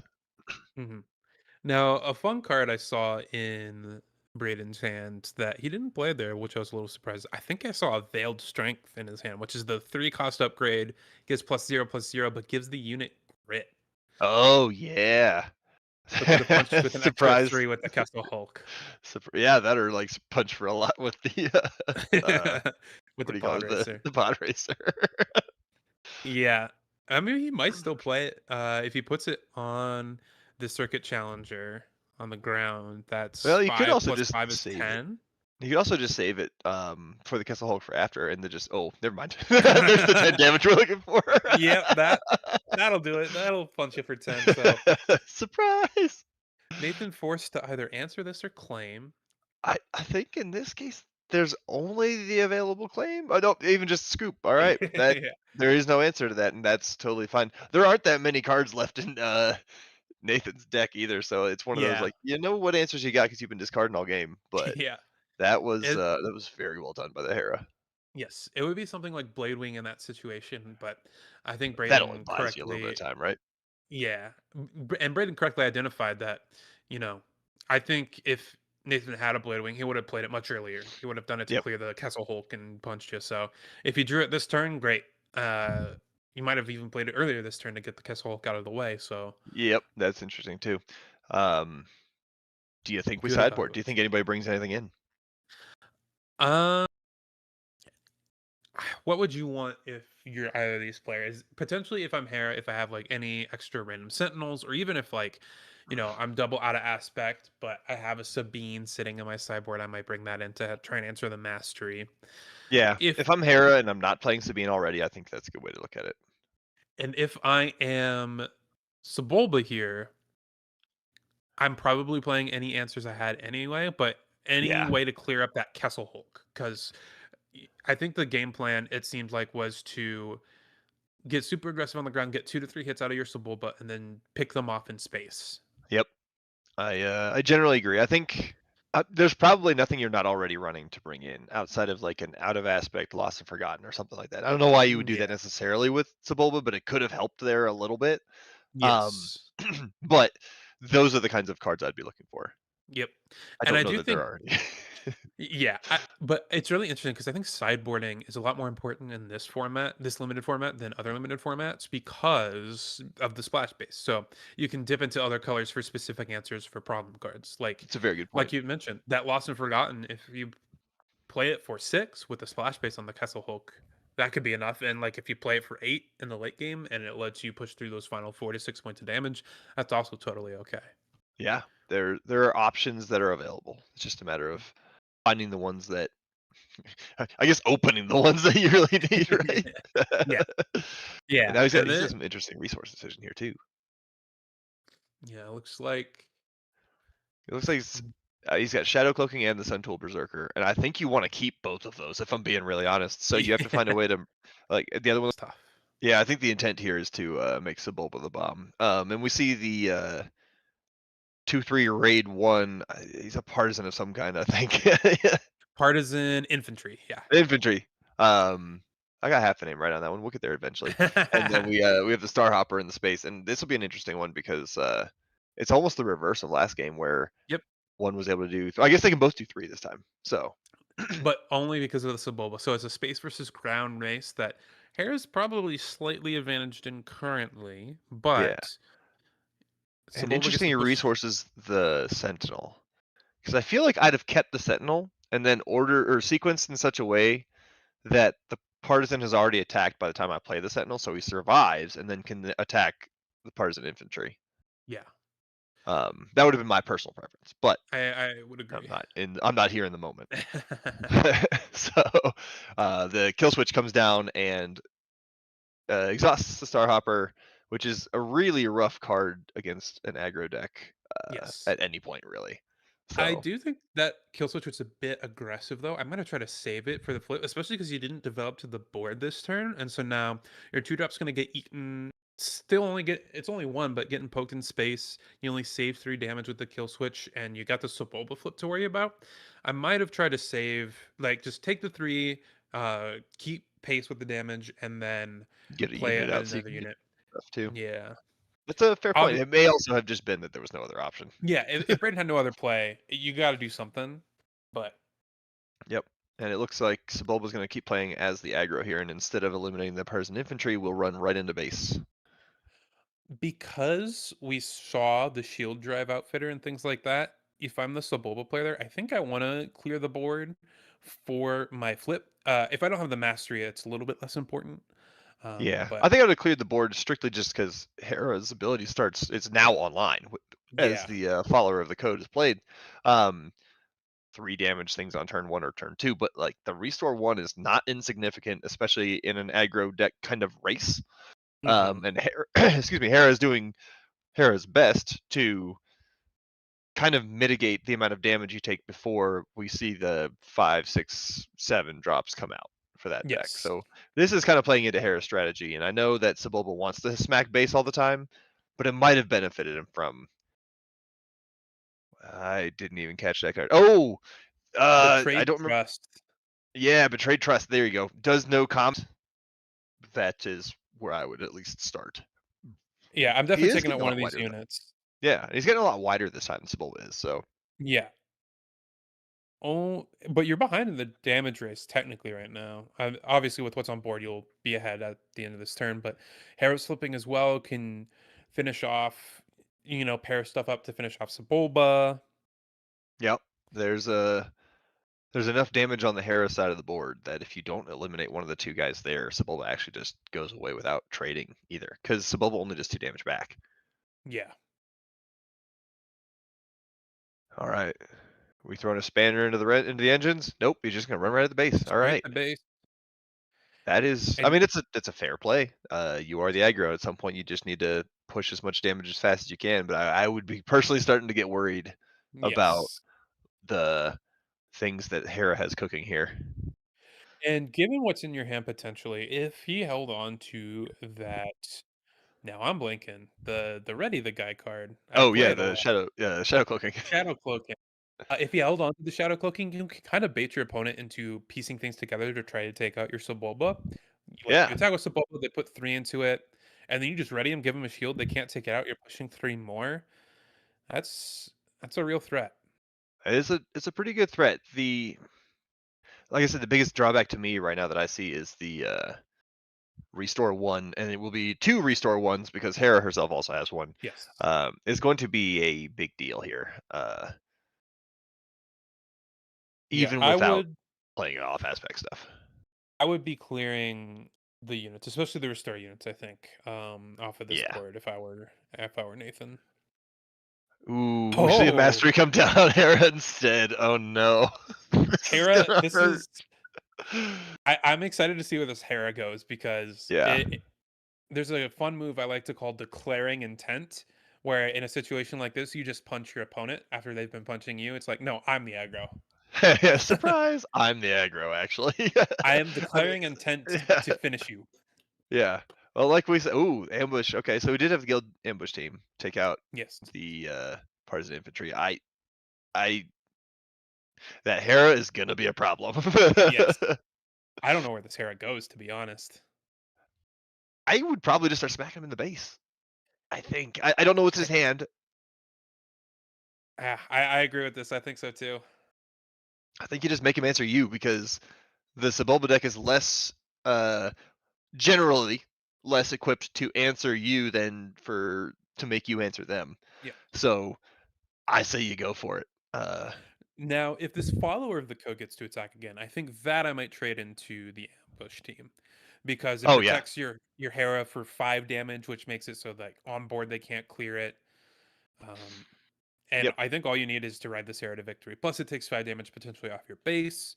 So I think that trade I'd make. But this Hera going to I think it base, actually, in some ways, takes 6 damage off your base because of the restore on it. So I agree yes, with true. you wholeheartedly that follower of the code into guild ambush team is what I would do. The Um, only argument against that, to play devil's advocate, is if the follower of the code goes to base, you only need 2 Hera smacks to finish them off. So it's a if fair you point. have another way to protect the Hera, like another kill switch or a Zeb potentially, since Hera is online here to deal 5 and prevent a Sentinel, Yep. then looks like that's what he's going for here. He's gonna And go straight also, to base and make him answer you. yeah, and it forces your opponent to trade into your Hera here. And so that's taking a lot of damage off your base that way too. So here's something to think about that we know of that Nathan is, or excuse me, that Braden is not quite aware of, is that guild ambush team to base for 5, ready him do it again, could present lethal this turn. So Yes. it's something to keep in mind for those who are, in the sky like we are. But I don't Yes. believe that Braden would be aware of that. So I And can see where that would be a problem he didn't show combo. it. Nathan didn't show that to Braden last game. He kept that shadow cloaking a secret. Exactly. And it's a splash card. That's part of the fun of these splash bases is like you don't know what to play around because you kind of have to play around everything. Yeah. So it's a surprise. I'm actually the aggro. Surprise, you're the aggro. Maybe I'm the aggro. Hang on a minute. Yeah. We're trying to still figure it out. Let me read But who's if the aggro real quick. right, but he's got to play around Lost and Forgotten, and that's about it. But I think I would swing with the whole board, and then I would do Shadow Cloaking, and Yeah. hopefully there's some drawn out resources by then, and you can safely say good game, because I Yes. see a total of 6 damage on the board on Nathan's side right now. Plus that extra 5. The issue is if it doesn't work, Hera kills you. So Yeah. there's your drawback. And that's the thing. I think as Brayden, when my opponent attacks that 5 to base, my alarm bells are ringing because like they have to have an answer for something, whether it be the mastery or something else, Yep. because Yep. otherwise they're dead. Yeah. So Why I would you wouldn't do that necessarily if be. you're dead? You could be doing the math here. So it's 3 plus 1 plus 2 is 6 is 23. So none of the pumps kill you. I don't think any of Yeah. the upgrades kill you. So like there's not a lot that could kill you. Which is why, like, I think that Shadow Cloaking is a perfect masked card because it's like the only thing in the format I think that finishes them off here. I don't think there's a +4 upgrade in the format. Yeah, I would agree. Oh, and it's just the generic name of ship I forget, but it's a 3/2 overwhelm. Um, Yeah. that that signals a lot over to Nathan that you are safe now to Shadow Cloaking, but I would probably save it until, like I said, attack with the whole board first. Oh, Flash the Vents comes in and also can make it Oh, extra insurance there. yeah. So that's Flash Events gives +2, and Overwhelm, if it hits the base, it defeats the unit. So we're looking at yep. 3 more damage from that. 4, 5, 6. So Yeah, getting him if you're 25. yeah, and if you're Braden, you gotta start thinking like, what happens? Uh oh, he claimed, and this Oh, is he's where he using it. gets to show it. He's gonna do it. Very well done with the Shadow Cloaking, and it doesn't matter which unit he readies; they're all ready. And the nice part there with how Nathan lined that up is even if Braden had something like the droid laser turret, Yeah, um, the flash would then Space set could it have up done it. so Space could have done it, but also the Saboteur could have done it. So he had a lot of Oh different ways yeah, to do it. that's another good point. Yeah, I think the only thing that I would have been worried about as Nathan would be the Lost and Forgotten play, and once that was Yeah, out the window, I felt pretty good about where we were. Maybe if there's a second kill switch, you're like, oh crap. Um, yeah. Or if the, like your opponent does first action Zeb, that could be pretty bad for you as yeah, well. yeah. But once the But like, resources are spent on the 3 cost space, you're like, I gotta just go for it, right? Like this is it. yeah. So we saw, interestingly, game 1 Nathan mastered his leader and lost. Game 2 Yes, good Braden point. mastered his leader and lost. So I think I Subverting obviously expectations. it's very good play, but it can kind of trap you, I think, into a certain role where even as the Braden said, I'm the aggro here. I think he needed to take a few more defensive options, a few more trades, Yeah. like especially that follower into the Show that while there are powerful upgrades out, and yes, playing said upgrades are very powerful, um, you don't necessarily have to have delete that upgrade as your answer to upgrade yeah, uh, units. So in this case, it was a matter of sequencing plus the hidden shadow cloaking. In yeah, the other place, it was trading multiple guys into Sebulba. Um, you have and to it's sometimes think about outside of, hey, if I can't just defeat the upgrade, how do I beat it? And I kind of like that. That's the tactics here are important. It's not mhm. just did you draw the right card. I kind of like that. And Nathan went wide enough in the early game as well that he was the aggro in that position, and the mastery is really a like set you up to start beating down and out tempoing your opponent. Yeah. And if you're behind on tempo when you set up that play, sometimes it's not good enough. Yep. Yep. And it's kind of just leaving yourself some options, which I Yeah. found to be very cool. And we're kicking off again. We have the follower of the code showing up against the Nile Storm Sower. Um, I think that one's the Storm Sower, right? The other one's the Storm Raider. Yes. Okay, Yes. Yeah. there's Storm something or other. You know, they're all cool cards. I just wish I had a deck to play them in. Yeah. The probably not your favorite first turn play as Sebulba because I think the follower just runs into it, right? Like that's Yes. what I would at least consider doing. Yeah, and I To don't think there's great follow-ups for Nathan here either. Like the Cutthroat Pod Racer doesn't come down until 4, so can't use that to finish off he the does have the follower of Bith the Brute, code. but you're burning the possibility of the Shadow Cloaking later on. Yes. which looks like that's what's going to happen. And sometimes that's what you got to do. So Yep. that is a totally fair play as we go. In fact, I like we were talking earlier, I like to use the splash base early, unless you have a specific like game-ending play like the one we saw last round. Yeah. Um, so yeah, the Bits Brute's kind of a pain because it's a 4/3 Saboteur itself, isn't it? Yeah. 4/3 Yeah, Saboteur Sentinel. Saboteur Sentinel. Ooh, and Phantom comes down but doesn't have the follow-up play. That's an That's interesting a turn little from unfortunate, I think. yeah, from Braden, because Braden he has a Kanan in his hand. And so Ah, there's a world where you can just claim, and then it feels bad to burn 3 resources, but you claim epic action your base, play the Kanan, bounce the Bith Brute. And since you're only playing a 2/2 and burning a resource anyway, I might have calculus that went into it, but I do agree that it would have been interesting. The mind games there, or the guessing anticipation part of what is my opponent going to do, is a really big deal here. yeah. I think against another player, I might have claimed and just slammed the Kanan, but knowing, this is kind of the best of 3 mentality and seeing how your opponent plays, playing very aggressively, know he's going to go to base, and so I can get extra value out of this Kanan. Yep. And we do see the cannon come down using the Hera ability, not the splash base ability. Yeah. So that pretty much ties into exactly what you predicted there. Yeah. The question is, does he play it again? Oh, play Urk instead. Okay. That's a powerful threat. Doesn't have an answer on board currently for it.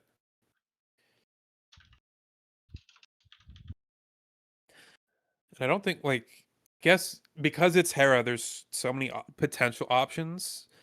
Like, could have a Zeb, could have any of the 5 cost ambushers in yellow. Yeah, there's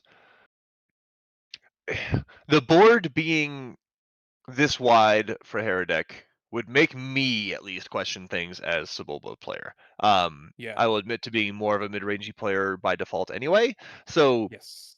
it could be I'm just not thinking about the Sebulba deck correctly. However, I would start to be worried with this board setup. um, it's starting to make me a little bit uncomfortable if I'm Sebulba, because if any of the admittedly large amounts of damage showing on the board, if any of those get derailed, I don't know what I do to catch up. Yeah. Urk is kill Yep. switch. Getting kill Yep. switch is Kill switch, and and now I would probably still personally follow up with Kanan and Urk. Just get Urk off the yeah. board. Don't ever Get it worry off the about board. it. You know? Either Kanan or even your Hera leader here. Kill switch is a Yeah. great answer. It's a great I think it's a great temporary answer. I think you have to finish the answer off though. Yes. But it's basically 2 cost, heal 6 damage here, plus Yeah. it allows you to push your follower of the code into base instead of having to trade into the arc, so it gets to push an Also a good additional point. couple damage. Yep, Yeah. and there's the Kanan pulling that off with the restore 1, though I don't know if they remember that Kanan has restore 1. It is a note that is a very important one. Yeah. Remember, kids, Kanan has restore. Yep. And I Uh, think with 3 restore 1 units out on the board soon, you're gonna be yep. feeling pretty good as the control side, I guess, for lack of a better term I here. was about to say Hera about to have a full board of restore 1 units here, and Yeah, again, aggro deck that's hitting you for 3 a turn. That seems pretty good. Just up, so no shadow cloaking shenanigans. Not that it would be good here, but yeah. Okay, we get the 5/4 saboteurs, the bounty yes. hunters. They're more bounty Relentless hunters, and I forgot their names, hunters. but they're the saboteur bounty hunters with 5 damage. I think. If you're Hera right now, do you Mhm. start pushing base? Do you just start throwing your stuff into those bounty hunters? Do you just get rid of them? I think if anything, I would clear Sebulba Okay. if I'm clearing a unit, but he's going for the Yep. relentless hunters. I think clearing either is fine, but Clearing something, I think, is the important part. Um, yeah, yep, and he's going to do it. Go ahead and that's fair. I think Sebulba's not likely to start attacking your units, so I do think that's probably a safe bet. Um, and we do see, yeah, we see the Hera deck being, well, it's basically just doing what Hera does best, which is get wide and play things. mhm, Um, and at this point, it's going to be really hard to turn off Hera's ability unless you start changing tactics completely with Sebulba, yep. right? Do you And do you start clearing units? I don't think you do, but I think you've gotten to a point where you've committed to a game plan and you have to follow through with it. yep. Even if You know, it's not working at this point. Now, Sebulba does clean up the board quite nicely on the ground, can kill the Kanan with the attack, and then Hera would have to trade back into it. But see, Yeah. he just going for the base here. Going for the base, but there's 2 restore on the field. I think Hera just starts smacking the base back and says, Yep. "Nope. Funny story, we have flipped." I agree with Diego. Braden here. Yeah.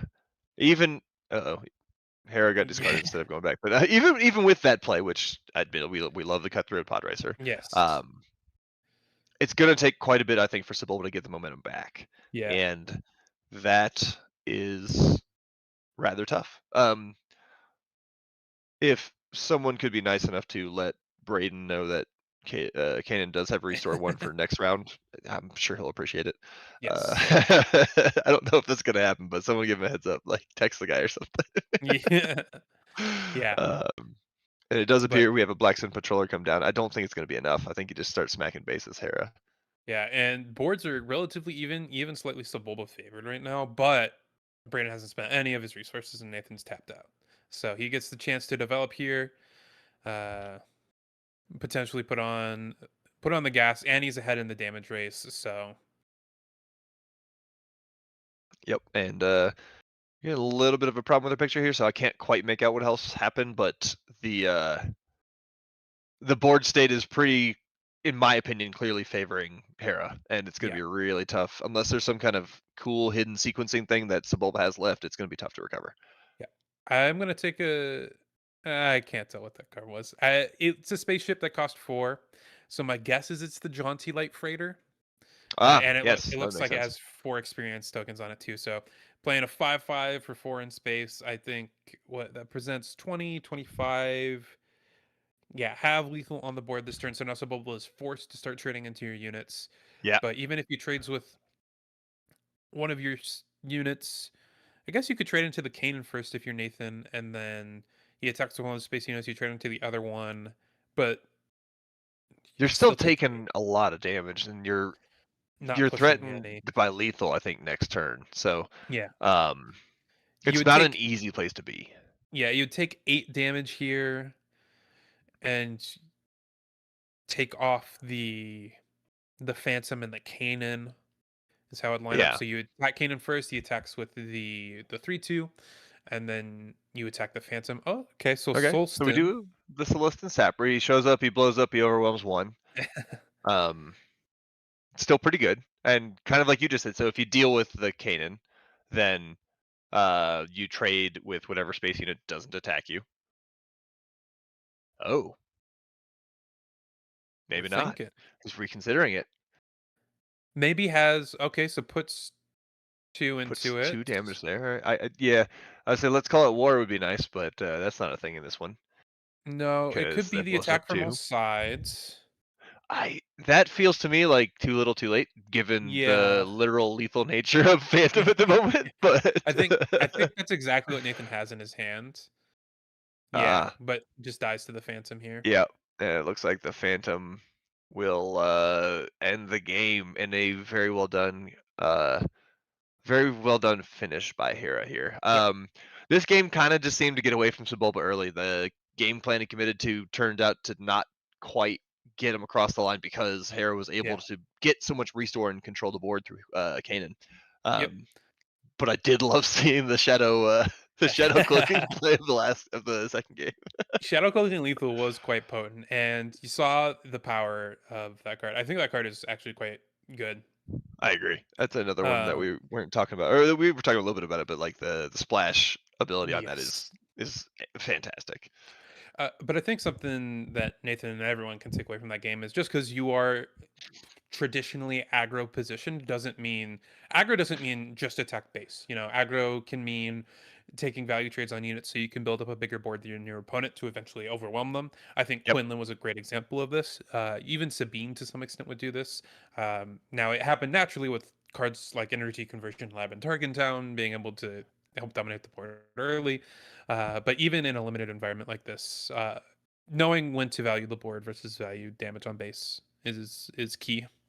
Yep, it's key, and sometimes it's a tough skill to practice if you've never done it. So, Yes. um, nothing taking away from Nathan here. I think Oh both yeah. players actually played that one very well, and it was cool to see some of the what felt like the inevitability of the Hera deck versus the surprise spike ability of the Sebulba deck. They were both very cool, different Yep. styles.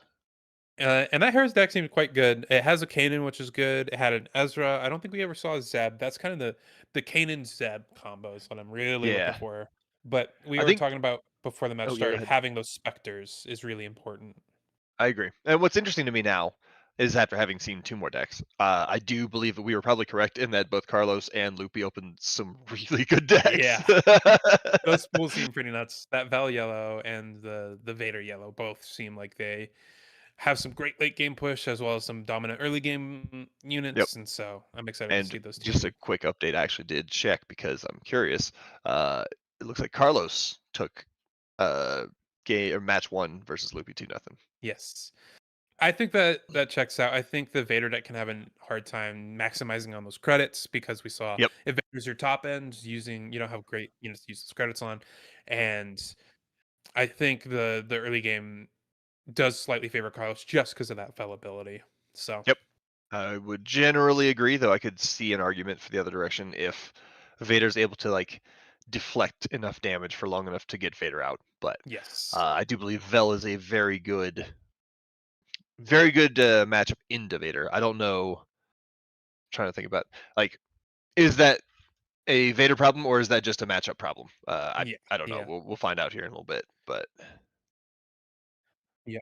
And looks like we only have one match left to report here. So we're going to take a quick break. But we will be back here with round 2 shortly at Hobby Nights PQ in Wisconsin. Swagger down the street with your red lips and funky beat. You better hold your head up to the sky. I'm gonna roll with you till the day I die.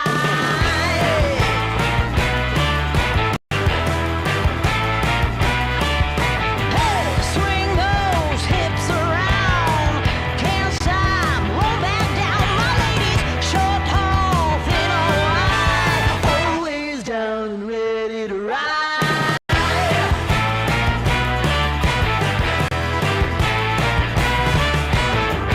One by one, billion by billion, been holding up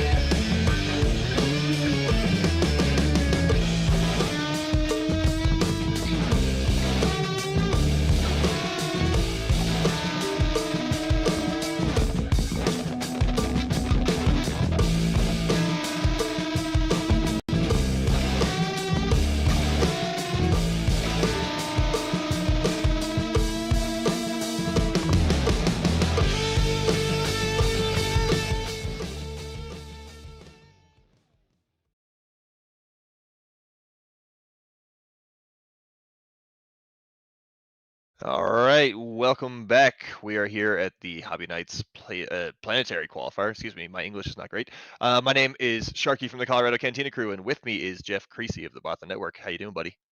I'm doing great. I'm excited to watch some SWU here. Get some limited look-ins. So Yeah, I and the mean, first. yeah. Oops, sorry. Go ahead. I was just gonna say it was a pretty interesting round one, and I really like the concept of Vel mirrors, at least until we get tired of them. So I'm pretty interested to see how how this round's gonna Yeah, go. yeah. The first round we didn't have any Vels, and now we have two to make up for it. So we're looking at yellow versus green. Um, this should be interesting. I guess Jeff, how much experience do you have with either of these Vel colors in limited, and what are you expecting to see tactics wise? I think the big thing is when it's gonna be it's gonna be a lot riskier for Vel Green to activate the leader ability because in yellow you have multiple at the 5 and 6 cost range common yellow ambushers.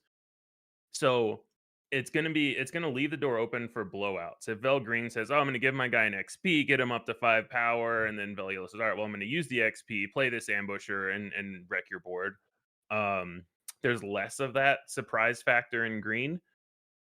And then there's That's fair. also, does one of these have more masteries than the other? Because that matters a lot in the Vel killing Vel.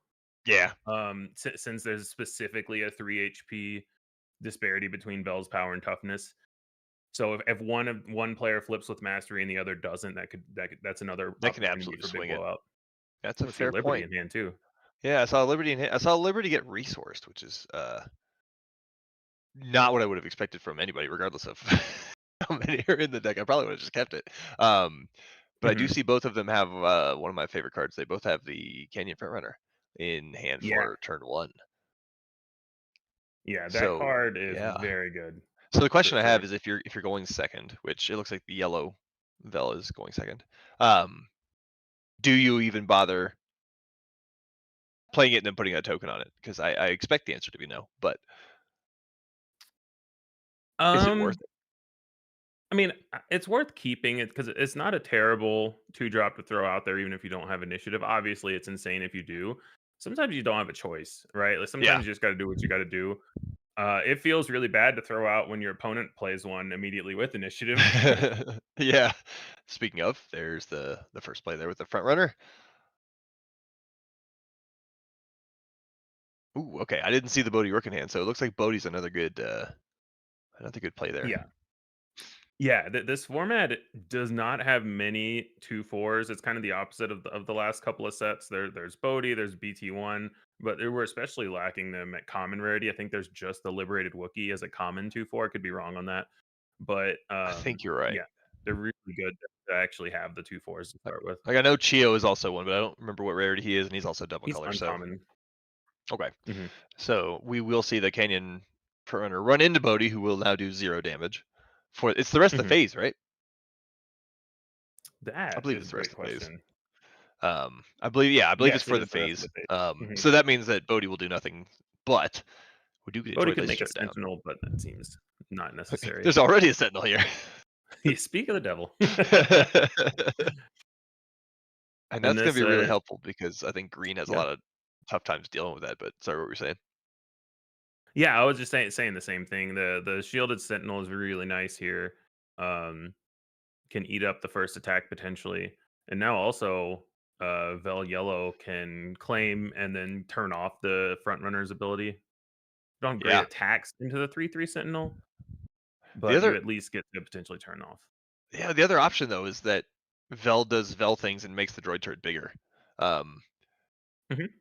it's a little risky, but it is something I would at least consider as the Vel Yellow player at the moment. Yeah. And it's interesting because usually with something like this, it's kind of the same thing if you claim and do it first action next phase.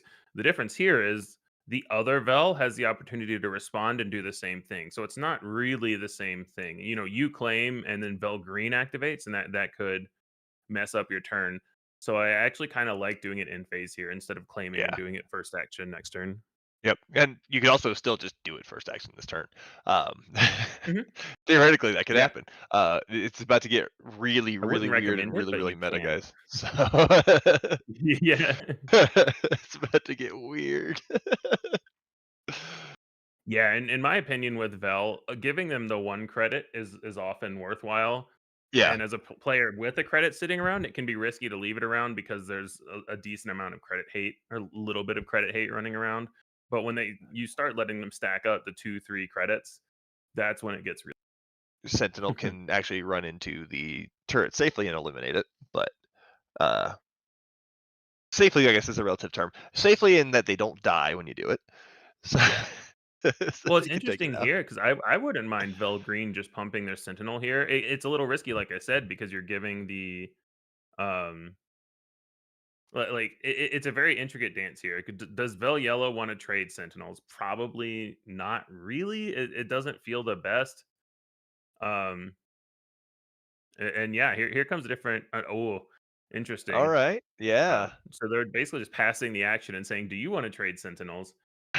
No, Um, you do it. yeah, well, because you also have the Vel mirror dance of, well, I pump my guy, maybe you pump your guy, and Yeah, we end up in the same spot. and Vel Yellow, excuse me, is just creating credits, and so Green decides to just give him another one because why not, right? At this Yeah, point, you get a third one. This is about to get yeah, weird, man. and I misspoke. It's not trading Sentinels because obviously, like we said last turn, the Canyon Frontrunner ability lasts all phase. So that was a 1/2 Sentinel, not a 3/2 Yeah, after the attack. yeah. This is an interesting dance, and I think I don't even know what the right answer is half the time. I see two different options for playing a 4/4 for 3 in the Velgreen hand. Um, Hmm. and I think that's what we're gonna see, though I can't tell what I the see back a card is. Baze Malbus in hand. So I think they're just going to play a 7 drop on the 4 resource turn. So I think they're just going to be down bad after this turn and hope Baze carries them through the next few That's an turns. interesting thought, yeah. Because Baze is a what's his stat line again? Remind me. Do you know? Is he a 6'8" Sentinel? Uh, he is. He's a relatively large dude. Yes, he's a large dude. He's a 6'8" Sentinel, and when one or Okay, more damage is healed from him, you can deal that much to a unit. So the that's right. healing probably not going to come into effect as much. He works well with Turret, but they're both rares, I believe. I think Turret's a rare. Think Either so way, too. like you're not likely to get both of them, especially when it's semi out of aspect. But just Yeah. as a 6'8" Sentinel, he's solid. Yep. And we see the Canyon Frontrunners doing work all across the Yeah. board, making the other pod racer effectively do zero back and Hmm. have no more board presence. So this matchup appears to be not it's not that surprising to me, but it's a who can control the board and then push all the damage. It doesn't seem like there's one Hmm. person trying to push damage while one person tries to control the board. They're both trying to just get a foothold um, all along here. It looks like you were correct in the prediction about Baze coming down early. Hmm. So Yeah, he's and gonna I pay should use 7, use the uses the base splash. there. Yep. It's a And the very interesting pretty going one.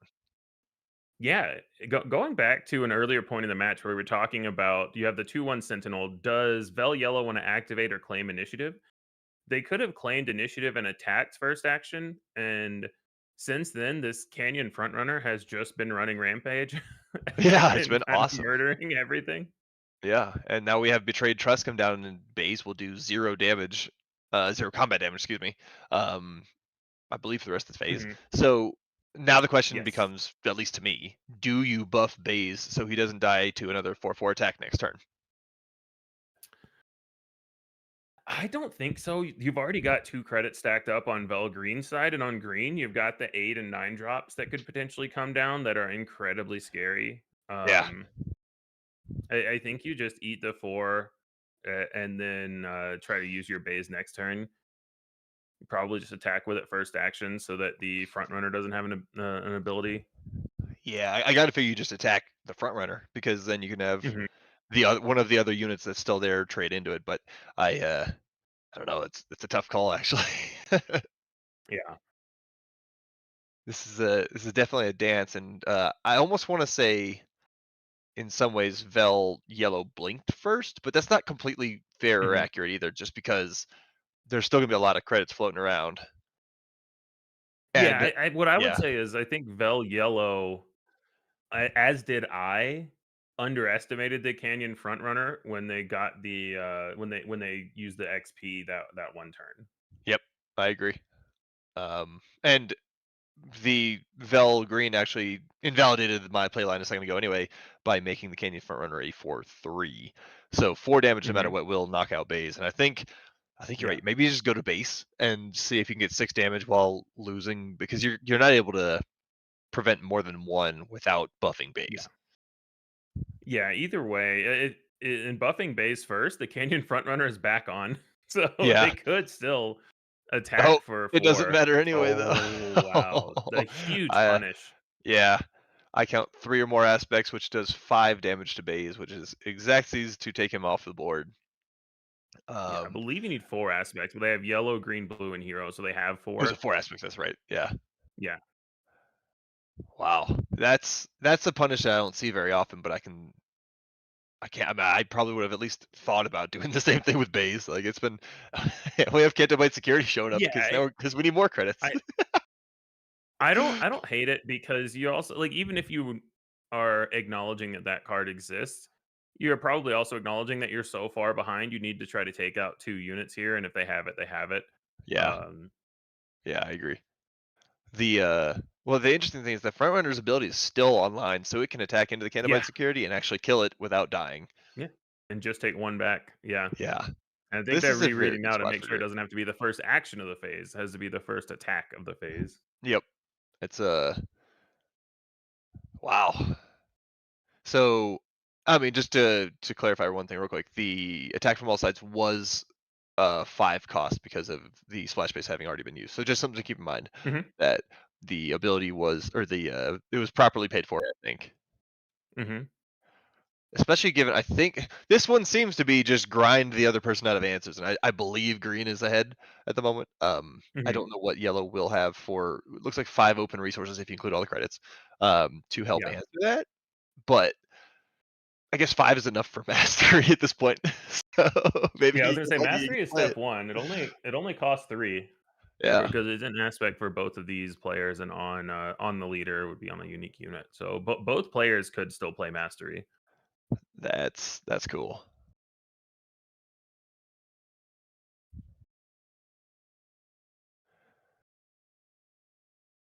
Alright. That is not gonna work great. So Yep. yeah, okay. So taking that back, yeah, and Yeah, so realizing it doesn't trade, that might not doesn't want to do do what that. it does. Which totally fair. There's a Yeah, lot of things to keep track of in this one. yeah, and so just to make sure that people at home understand, the Canyon Frontrunner, if it's the first attack of a phase, which it was because both players played units first, deployed leaders, then you give any unit -2, -0 for the phase. So they can't, and it can be any unit, not just the unit you're attacking. So Vel was given -2, -0 for the phase, and that includes these attacks in. So Vel could not trade with either of these 4/4 units. I do expect the 4/4s to both run into Vel, but Hmm. interesting. Okay, so playing a card to make another credit to there's no, that's the Yeah, cycle. that's the +0 +2. Yeah, I don't remember the name of it though. To be watchful. So what one cost +0 Watchful. +2. Attach unit gains There. on attack. Look at the top card of a deck. You may put it on the bottom of that deck. So you can look at That's either what deck when it attacks and put that card on the bottom if you so choose. watchful. Thank you. I was having a real hard time because I've never actually played that card. Um Hmm. Probably a decent card, but especially in limited, but There's a lot of very fragile breakpoints. So does Vel Yellow come back?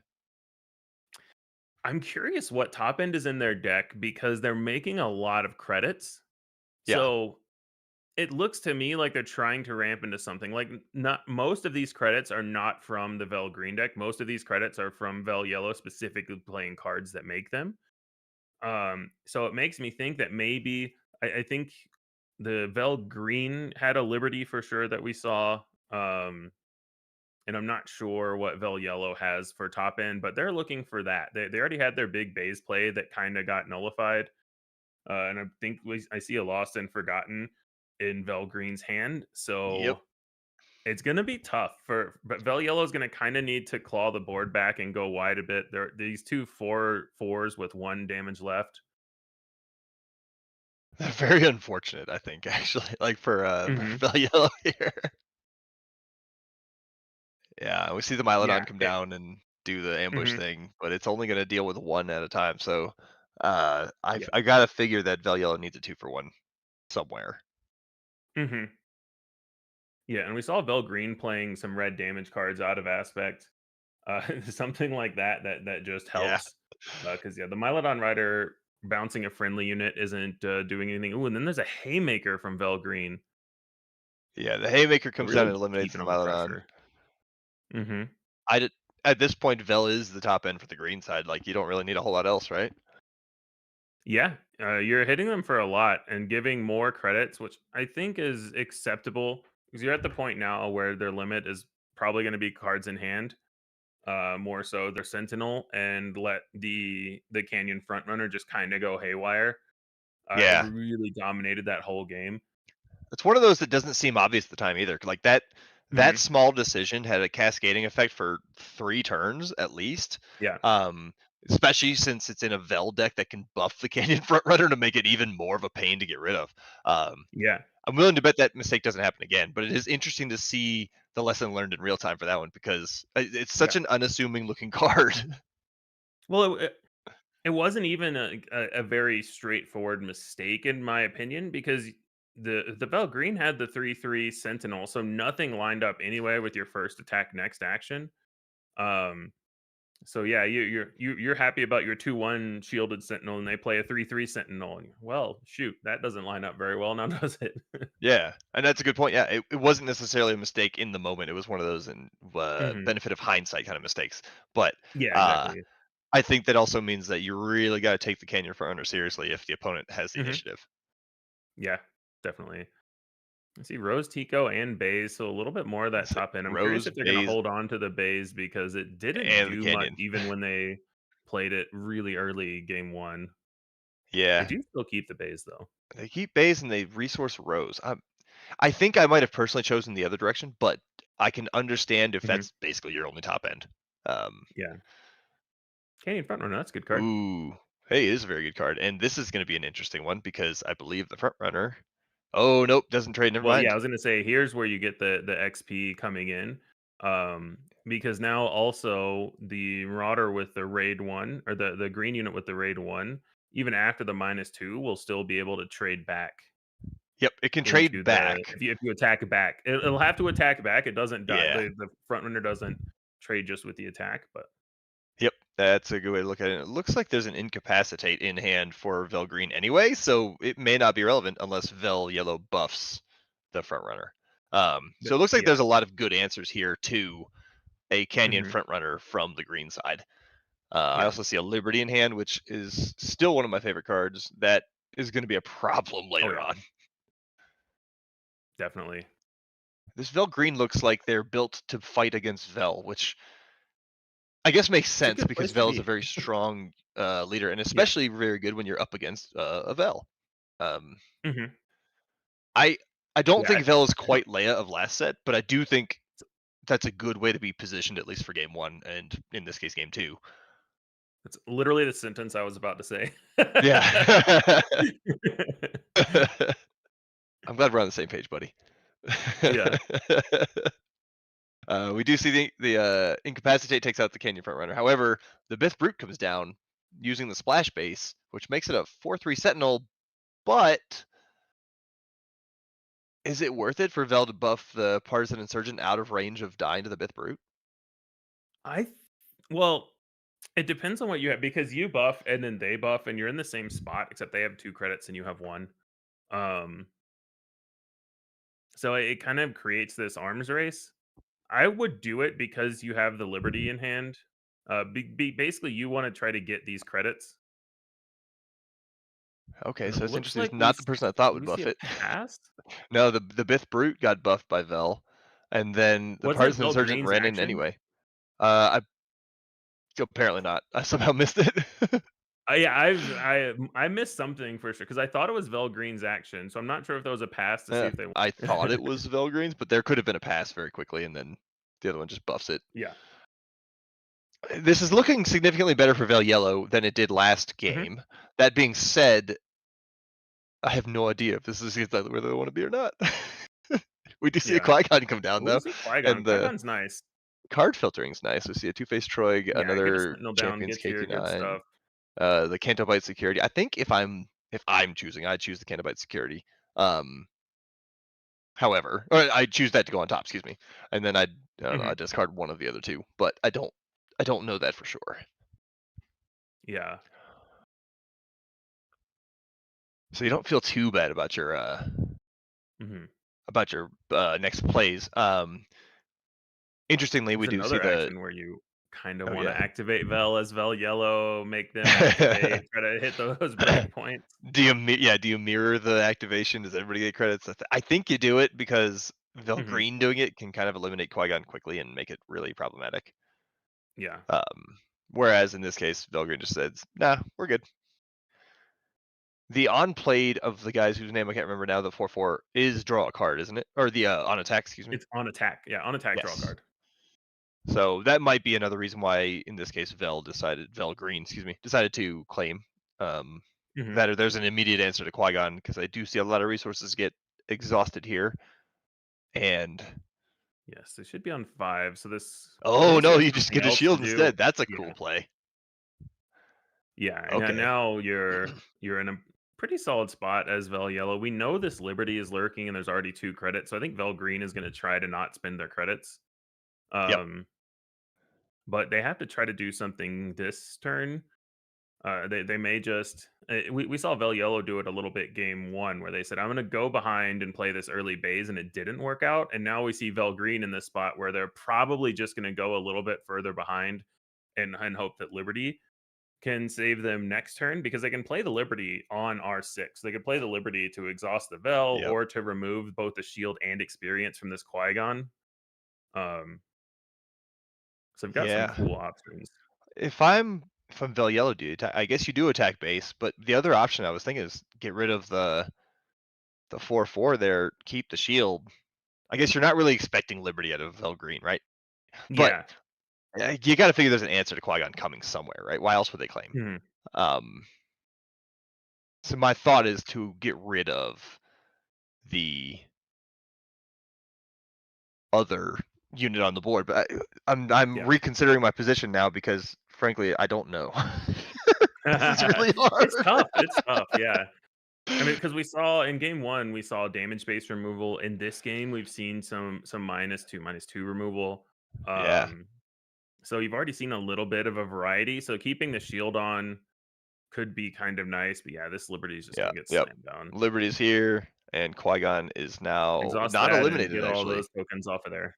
Still has 1 The health left. yeah has 1 health, which is I was expecting him to be defeated, but then I realized, oh wait, not so much. So there's Mhm. still a Sentinel here. Now granted Yeah, the there's 4/4 still came the out, but 2 Sentinels. oh, good point. Yeah, the There's Troik's there. also the two-faced Troig. Yeah. And it's Skywalker. I'm just kidding. The nice Woof. thing I for mean, Vel Yellow is, yeah, there's this big threat looming that you have to deal with, but you also know now you have free reign this turn. You yeah, have 2 Sentinels, so if you have something like your own mastery, your own removal spells to play, you can kind of do whatever you want in whatever order you want with Vel. I like that play too. The Mylodon comes down, does damage, and then pops Qui-Gon back to hand. hmm So now you've got another Sentinel waiting for next turn, and you still have a Sentinel that this 4/5 doesn't really want to crash into, but doesn't have much choice. Yeah. Yeah. And we're about to get weird calling a game with both Vel and Val in it. But I believe that Val is an interesting problem for the player who for Vel Yellow, just because hmm of giving a shield on defeat isn't great. Well, I mean, you're probably not killing this Liberty anyway without something like a Lost and Forgotten. So does it really True. matter if they have a 9/7 in an arena? You have no units versus a 9/7 shielded. It's a fair point. It's a fair point. Yeah, I think the only answer really is Lost and Forgotten at this point, right? I think so. I mean, there's delay tactics, obviously, right? With various tap effects, you could do something like a kill switch, do something like hold for questioning out of aspect. There are Yep. options to slow it down, but in terms of actually killing it outright with no space units, it's a little rough. Yeah, and then we do see. Oh, so wait, the Val player gets to choose who gets the shield, right? Yes. So Val Val player seems to chose have Vel to get chosen the shield. Vel. That is not something I would have personally chosen. I would probably have gone with the Liberty, like you Mhm. pointed out earlier. Maybe there's something I'm missing, or maybe just a misunderstanding of the card in the moment, which both of which are possible. But this seems like a good way for Vel Green to get back in the game. Yeah, This is going to be a problem. definitely. A shielded Vel and Maybe a Val Yellow Liberty. knows their removal. It knows that it's multiple damage based cards or space units or something. Yeah, Um, there could be something not I'm sure. missing.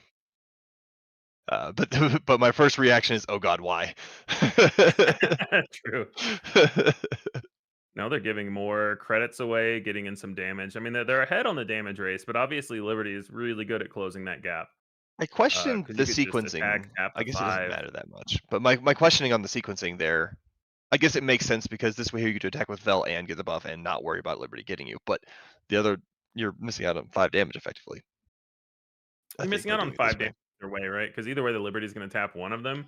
So the Yeah, question is, do you want to probably keep your experience? Do you? And it ended up being a yeah, better play because the Haymaker killing Bell leader is a lot worse. true. And Vel Leader would have survived the Haymaker Well, though. if you could, oh, correct. Yeah, Haymaker is same lanes. You can't Haymaker Liberty into Vel leader. So yeah, that's very true. And Yeah, yeah, this is getting it's tough. interesting there. Because the other option is you could have attacked with Liberty to exhaust the Mylodon and then saved the Haymaker to see what they play. Maybe that you want to Haymaker that more. Yeah, that Um, being said, I do see a Lost and Forgotten in hand for Vel Green. This might mhm. be where it swings back the other way just because of the density of removal in there. Yeah, removal is a bit of a premium in this set. Haymaker and Lost and Forgotten are two of the best ones, and we've seen both of them out of Vel Green, and we haven't really seen anything removal wise out of Vel Yellow. Yeah. Sometimes that's just kind of the way the cookie crumbles. Yep. That is pretty crazy. Is Liberty contingent upon exhausting something to remove the experience tokens, or is it No, okay, so it it is just not. removes it no matter what.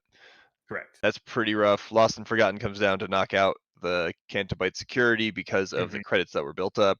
This Oh, and then Vel gets eliminated without dying because of the shield. Sorry, Vel Green Yeah. eliminates Vel Yellow Vel kills Vel. because of that. Yeah, credit was given. I don't know how Vel Yellow comes back from this one. Short of a Mhm. miracle. What kind of a miracle are we looking for, Jeff? I mean, it has to start with killing Liberty. Yep. Liberty has you dead in 2 turns. Bell does as well, but there's a lot more ground sentinels than space sentinels and a lot more ways to kind of gum that up. Also, Lost and Forgotten can't kill leaders, so that doesn't get you out of that anyway. Yep. But that's where you've got to start. Otherwise, you're dead you're dead first I think this action turn, next right? turn. Okay. Ooh. Well, there's a temporary solution in Kill Switch, which turns Liberty off for the moment, but Vel coming in for another 8 damage, giving away credits because she doesn't care. Mhm. Um, Yeah. that's it's a tough place to be. So I interestingly now, Yeah. neither of these units are one action lethal. Um, because Vel can come in for 9 next turn, but since the Liberty didn't come in for 9 this turn, that's still one short. Yep. Liberty could come in for 8, so And we not a do see the great place to bays that be, he's but you've at rolling least got a couple of actions. Maybe you're not dead first come opening down. in. Uh, at this point, that might be Ooh, something. I don't know that it's enough. there's a mastery. So mastery on Liberty is going to be lethal, but interesting to spend no resources there to claim the initiative. I think it's Can if you I'm reading it actually correctly, play it's a the gamble. Oh, okay. So Vel attacks into bays, eliminates bays, survives it, hmm and No now says, "Answer me." experience given, which I think is fine. Even with Oh, the experience, Liberty doesn't yeah. kill it. Scoops it up. So And that looks I like a guess scoop. nothing this turn to prevent him from being dead in one Yeah. action next turn. No answer to Liberty. I mean, that's totally fair. hmm Liberty's a very hard card to answer without Yeah. specifically, I think, Lost and Forgotten, right? Like Bladewing hmm kind of does a thing for a little bit. Yeah. I mean, I think you Various other throw amounts of a couple of damage, but space units into it and hope you don't die, but usually you're gonna die. yeah, you're gonna kind of die doing that, and you're gonna lose a hmm lot of momentum. I think the scoop was probably the right call, even if it doesn't feel good. Yeah. All right, So looks like we got a backup match, so we're gonna back- go work on shifting over to that too, so that you guys can keep seeing some Star Wars Unlimited action.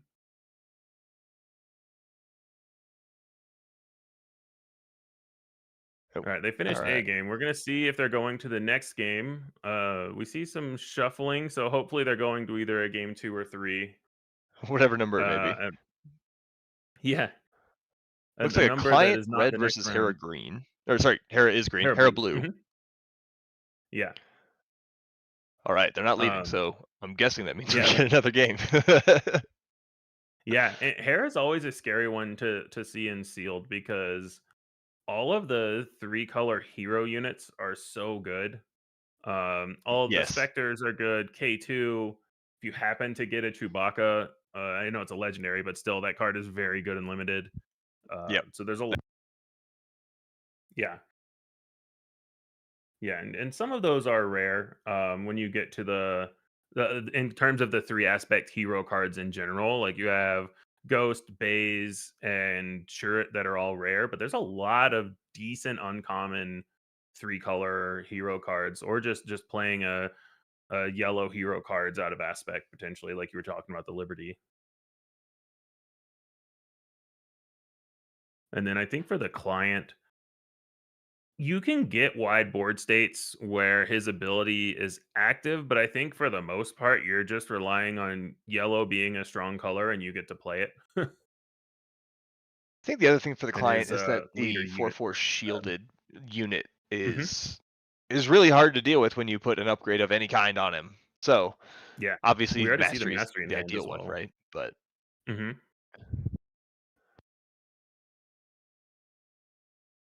Classic turn one plays from this particular limited set of 2/2 and a 2/1. Not the strongest turn one plays in a lot of decks here. it's all the fun you never want to have again, right?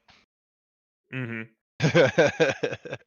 Well, it's one of the things. It's really interesting in general with limited, where when you compare it to constructed, you say, "Oh, here's a new set. We add a couple of cards here, maybe even a couple of archetypes into constructed." And you look at limited, and each limited set as its own isolated environment can be so different.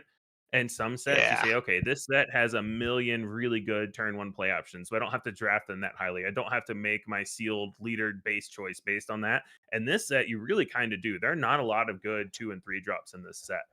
Yep, I agree. And Which I can kind of see an argument for it. Like it kind of reduces the importance on having turn one be the game winning turn. Um, Mhm.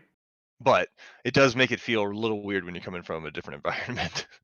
Yeah, definitely. It prioritizes being able to learn and adapt to new limited environments as well, which is nice. But we've been Yeah. yapping through a lot of game actions here, so we've got a two one sentinel and a 3/3 space unit going in, and the that 3/3 space unit, the Volsartha's guy, Volt that's a Scaris. really There we good go. card. Volscaris, yeah, that's a really good space unit to I love that space potentially unit. stop people from fighting back as well. Yeah, we see Qui-Gon Jinn come down to kind of just gum up the works instead of attacking the base with it. But Mhm. um, Hera at this point is interestingly online Yeah. for that ability, even if okay, are any of these rebels? Oh, there's a rebel. So if the 2/1 guy runs into Qui-Gon, he can buff the partisan insurgent there, Which is also really or nice because infantry, then it excuse me. doesn't die Qui-Gon. Yep, But you still would imagine the Qui-Gon's gonna run into the Sentinel because you also have this Leppy lookout. yep. Leppy looking to throw his shield into Qui-Gon. One of the things I always forget about Leppy though is that Leppy also has overwhelm. So like Yeah.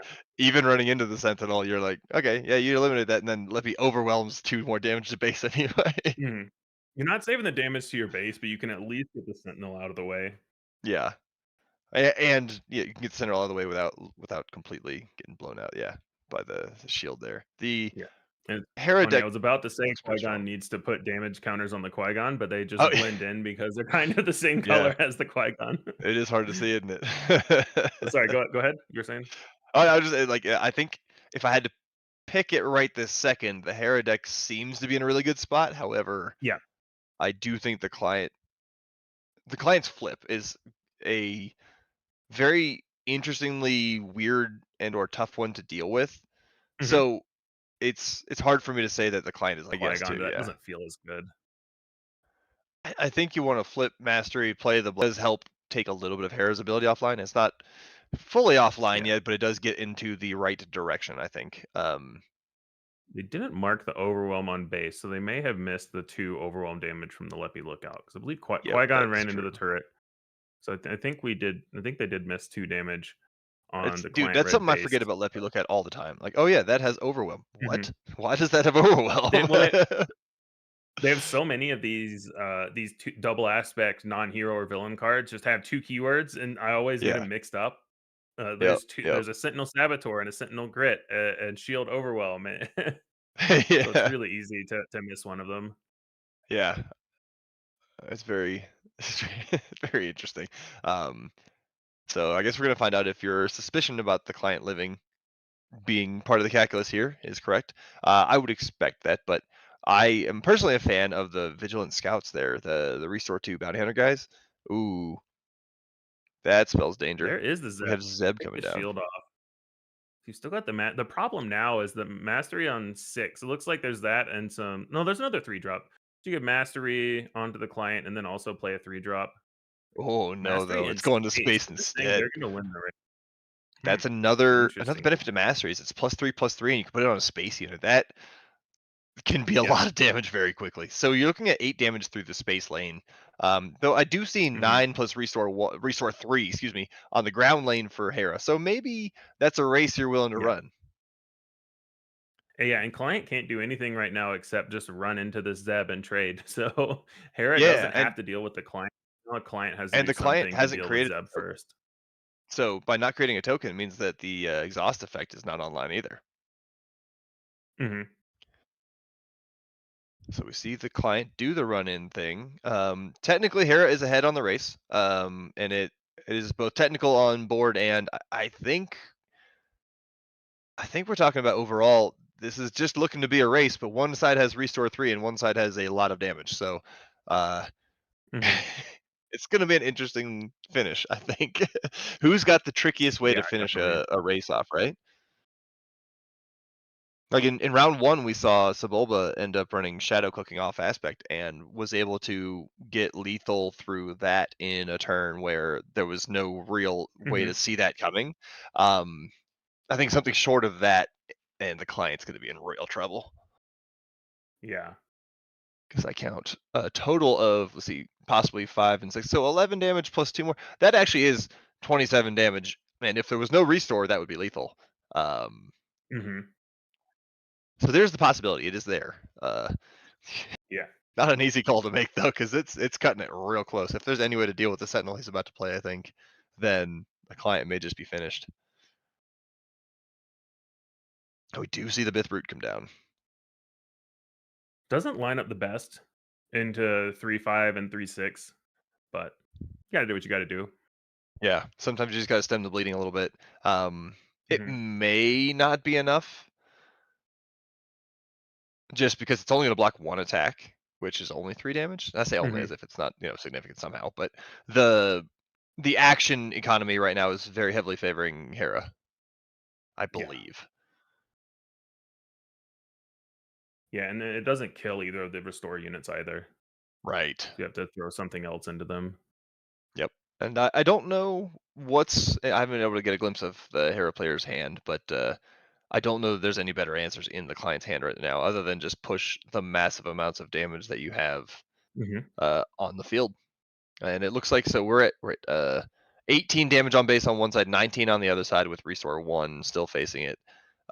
000 is probably I think he can guarantee 5, right? So yeah, see the Pith Mhm. Brute's a red card. So you can flip that under there. And taking that into account, can Hera win this race? The interesting thing is if we go back to the 2 overwhelm damage that was missed, that Yeah, would be lethal for Hera in 1 action next turn with what's on board now, but right now that it's is a good not. point. That is a fantastic point. Remember to read your cards, kids. Learn Yeah. from our mistakes because I have made that mistake with Let Me Look Out Oh, specifically many absolutely. times. Mhm. And it's a lot to take in sometimes when you're playing a bunch of cards that you may not play normally because you're playing Premier with different colors. Mhm. So the client's now doing the calculus of, do I risk it? And it Yeah, do I have appears to that the trade, or answer is can I yes. afford to go base? Yeah. So we're looking at 5 more damage onto the base, which is now threatening lethal in 2 different ways in one action from Mhm. that the Hera player sees. Hera has spent 0 resources so far. Yeah. But the problem is they're facing lethal in both lanes now. Yeah. Uh, The interestingly relevant overwhelm damage on Leppy Lookout is something to keep in mind Yeah. going forward, everybody. Like that probably caused Hera to claim in a spot where they may not have otherwise. Even the restore 2 doesn't save them. So I think without a Mhm. 2 damage pump, this might be it. But they do have a 2 damage Have the pump. 2 Look at damage pump. that. Who needs all the resources used still? Yeah, they had plenty of resources. It's an interesting. I guess the reason I asked that is that it's cool to see an include like that is off aspect, regardless of anything else. Mhm. But the 2 damage pump is very, very relevant here. Oh yeah, definitely. And interesting though because of all the dancing. Oh no, he had it to was very do. interesting. It's just nice to get a spectrum, of Yeah. the card pool. Yeah, it was very interesting there. Very Mhm. fun to watch. Do we have anything else to cover before the end of the round, or did you have anything else you want to talk about? Uh, yeah, All we're gonna right. bring in our producer extraordinaire, Rebel Trader, to talk about some stuff. Hop on in, RT. Hello. I just wanted to shout out Unimonster, who was our Vel Yellow player in the main round. This is his camera setup that we're using. He's got us two tables for gameplay and also another camera for the room, which is what we've been showing on the waiting screen. And he's also responsible for creating the tools that let us have this, bottom line and also the standings thing. I'll pull that up real quick. Nice. Yeah, and he's got a these couple other always things we awesome. might see later in the tournament that he's come up with. And we're going to go to break, and then we'll be back for round 3 in 15 minutes or so. Yeah. Thanks for hanging out, everybody.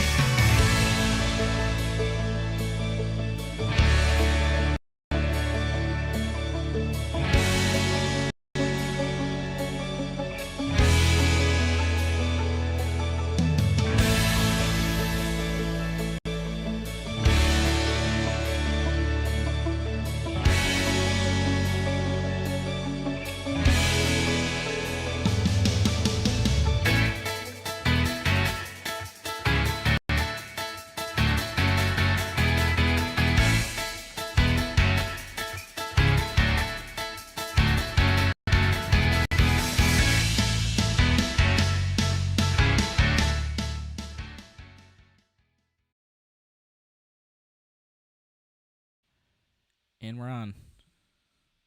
Welcome back, Star Wars Unlimited fans. We are here with the Hobby Knights Planetary Qualifier in Wisconsin. I am Jeff Creasy of the Bot the Network. Thrilled to be here with my co-commentator, Rebel Trader. How you doing, RT? I'm doing well. Yeah, we've got some cool matchups this round. We've got, I believe it is a father-son duo pairing off in the Fitzgeralds. And so we're getting the overlay set up. They are still shuffling up. Looks like they're getting ready to go for game one here. And we have got a Han Solo and a Chewie. So some really interesting leader choices going on here. We've got Chewie blue and Han Solo red. I'm really interested to see how this Chewie deck does. We've seen it make a couple of waves here and there. It's been around a little bit in Constructed, hasn't put up the most results yet. But I'm really interested to see how this low to the ground, destroy your own resources goes in Limited. And we also see the Canyon Frontrunner with Initiative. So that is always something that you want to see no matter no matter where you are. That card is very good. Although the shield jumper is pretty good into it because it has that shield token. So, I mean, the front runner can make it -2, but it doesn't get to kill it.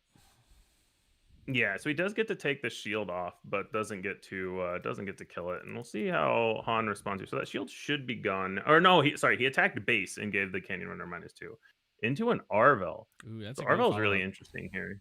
The droid laser turret. Because Chewie wants basically Chewie just can't really use his leader ability right now unless you're using it to kill Arvel.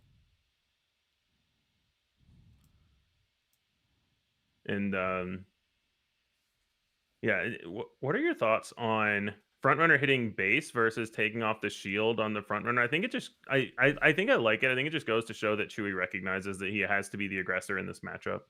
Yeah. I think you definitely have to be aggro as Chewie, and if you're not gonna kill the thing, I mean, maybe you could kill it next turn, but then you're wasting 6 damage effectively to take this thing out. Yeah.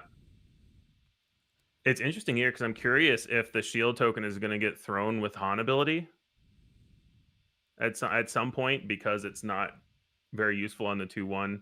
But no, we just see Arvel attack into the 2-1 shielded sentinel there. I think you have to attack first there when you have initiative because you don't want the Canyon Frontrunner to be turned on. Yeah, now we see Han using the shield to actually kill the 2-1 sentinel.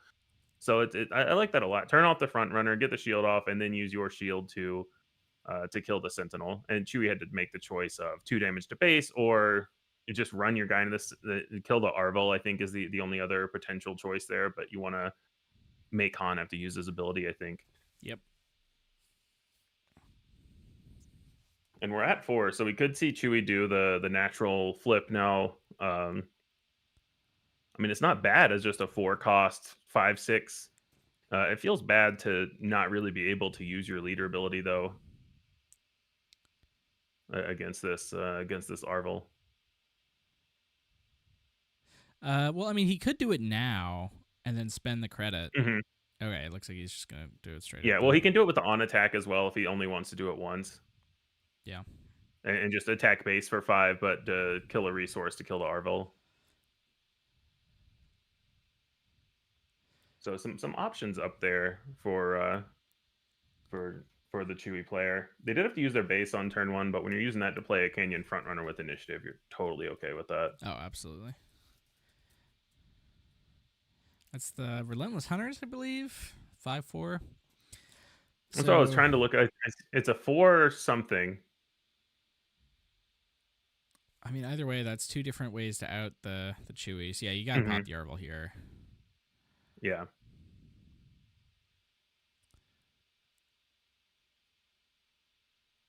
Yeah, so your Chewie is going down, but you're taking a few things with it, and you just have to hope that that's kind of enough.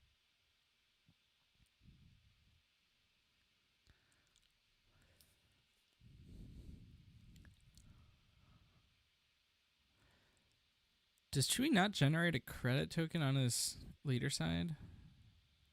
He does. It's the same thing. You have to destroy a resource, and you get a credit. I don't see a credit on Evan's side. Oh, is it on his base? I think that might be. Yeah. Oh, I see it there. Yeah, as well. So he has the token on there because he used the base first action, and he's placing the credits on his base. Not personally the biggest fan of that, but as long as everyone understands the board state, it's fine. And yeah, that's the 4/5 shifty suspects on attack bases can't be healed for this phase. Underworld Bounty Hunter is that's the to see if Han can turn it around here. No, the big power spike is down. Yep. Yeah, 16 damage on the base could be a lot, but it also could end up being like just little enough that Jack could make a comeback here, especially because now Chewie's playing down a resource. Yeah. Keeping the credit around, so it could still play a 6-drop next turn potentially, but yeah, definitely hard to be as explosive as Chewie can be and constructed when you're playing with a sealed pool. Damaskar says in chat that Evan's a Chewie constructed player as well, so this is...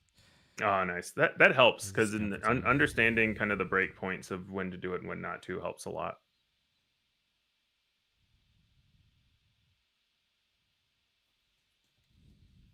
Oh, I just forgot to start the timer, so we're a couple minutes behind. But hopefully these games should be pretty quick. Yeah, I would think so.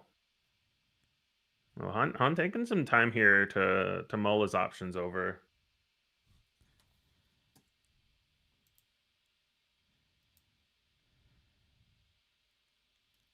And it's interesting to me how often we've seen the Canyon frontrunner stick around when it gets played on turn 1. And it can still make things... Trading things like that -2 is going to still be annoying no matter what. Mm-hmm.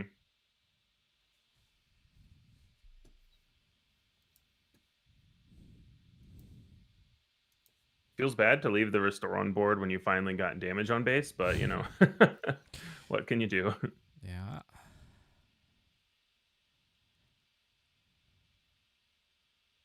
I'm curious what Chewie wants to do here, because you could also start off by activating Chewie to kill the Han. And yeah, it looks like that's what we're gonna get. So got 2 credits on Chewie's side now. Still 6 resources this turn. Yeah, that's the punish. Is that there's a lot of when played and ways to deal a couple of damage to kill a guy. Sure. So we do get the 6 cost getting spent for a big unit. What is that unit? Chirrut is the blue-red hero rare. Oh, I mean on Jack's side.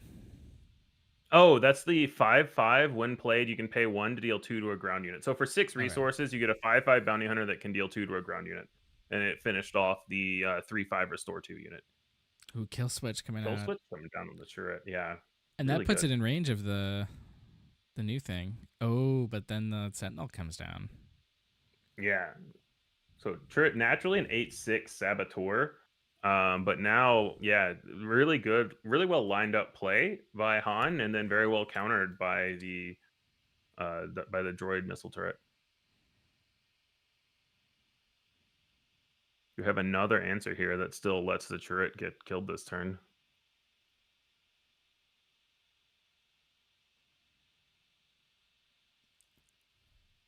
Dogged Pursuers, that's the name of the unit. Yes, yes.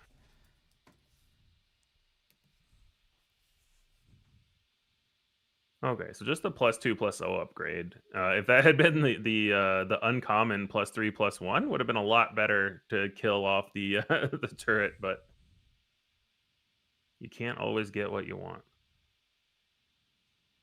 Ooh, Oh, Haymaker's big. This turret's going to end the game really quick if there's not an answer.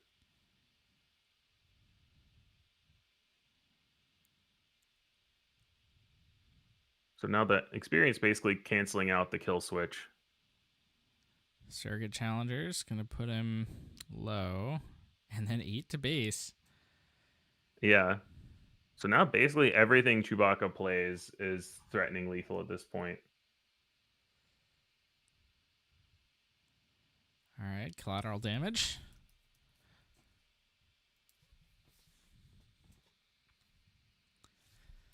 So that does clear the turret. And Evan is out of resources.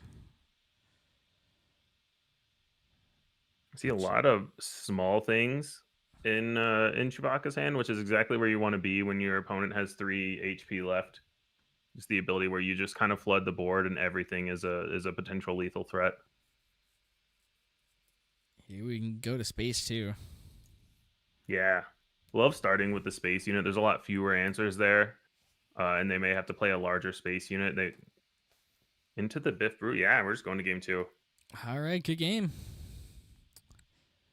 Yeah, Chewie there showing that he can do it in limited as well. Han just never came back from having to trade multiple units into the early flip, and then the credits letting the turret still get played. So good credit management, making sure that he didn't fall too far behind on the resource game. Exactly.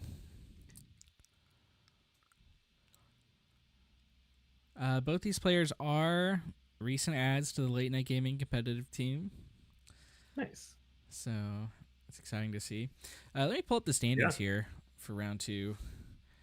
Looks like we're having some trouble importing all the melee names, so some of these are just going to be unknown players. But Jack right now, the number 1 seed, based on tiebreakers. Evan at number 7. Who else is undefeated right now? Carlos from Late Night Gaming, who we saw build that Vel yellow deck, 2-0 so far. Yeah, there are the two Bothans that are in the field are currently undefeated with Richard TLM there on the standings at number 8 and Yoda Killer, but they are paired against each other this round, so only one of them will be undefeated after this. I think But Yoda yeah, Killer a is lot one of of the big name players seem to be doing well. unknown players. I think he is. Yeah, I didn't see him on the list of 2-0s, so I think he's being imported in as an unknown, but obviously very well known. All right. And it looks like we're about to get started here with game 2. Players are drawing up their hands.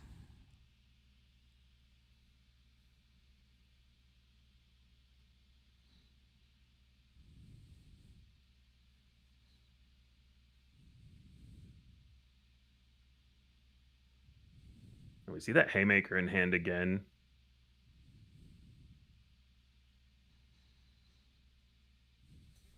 It's really interesting. The multiple out of aspect cards still kind of working out okay for Chewie there.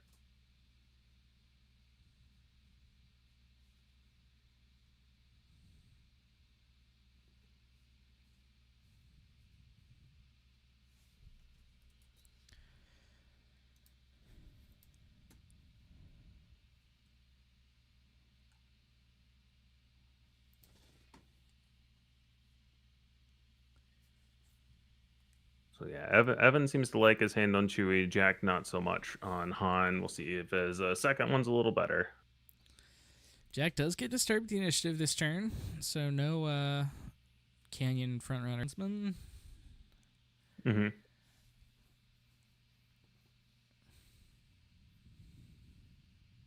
Not sure Han wants to lane dodge when we saw how quickly the damage stacked up for Chewie in game 1, getting it in there, but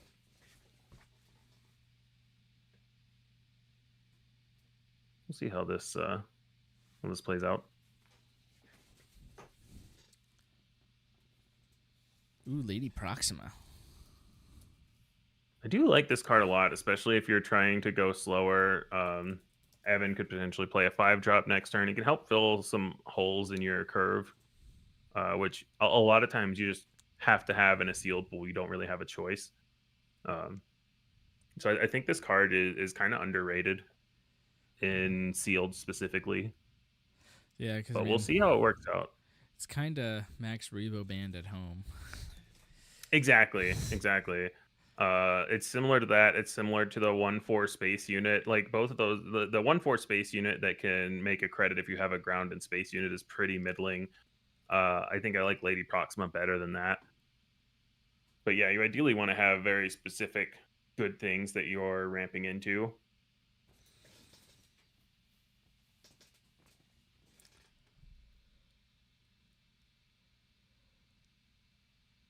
Goes on top of that as a counter to count them.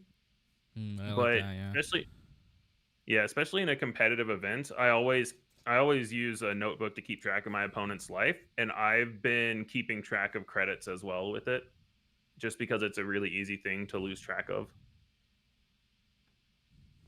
So I'll keep track of my credits and theirs, and just update it whenever one gets made or spent. It's a little tedious, but I think it can be game swinging if you don't realize your opponent had a certain number of credits or something. Yeah, we see yellow ambush coming in clutch again with the 5-4 ambush, using the 5 cost effectively there. One of the most well-named cards in the set, the Guild Ambush team. Yeah. We're seeing again the strength of this Chewy ability to just clean up the board, though. Like the Guild Ambush team was going to be threatening putting a bunch more damage on Chewy. Proxima could potentially clean it up, but instead you just get a credit, go down a resource temporarily, and now your Chewy is still looking strong, looking healthy. We do know that Jack has Arvals, and I'm pretty sure he got initiative there. So if he draws that could be a pretty big punish here.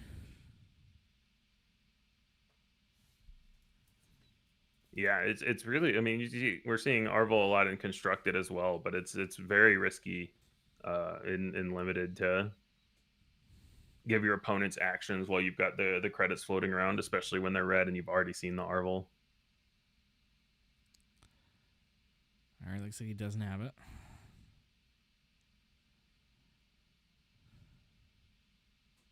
Back up to 6 though, so another way to try to resource cheat and get some advantage over this Chewy who's just trying to pump in the damage, I think.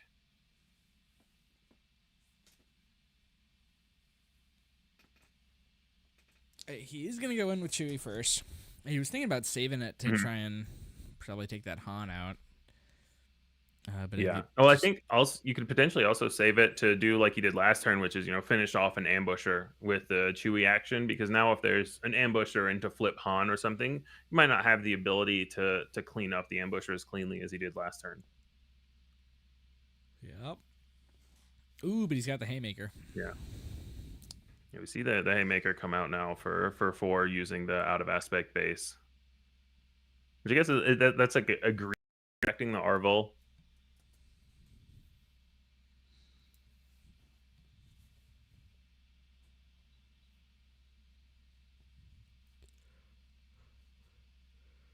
And the credit was spent to play the attack from all sides as well. Yeah.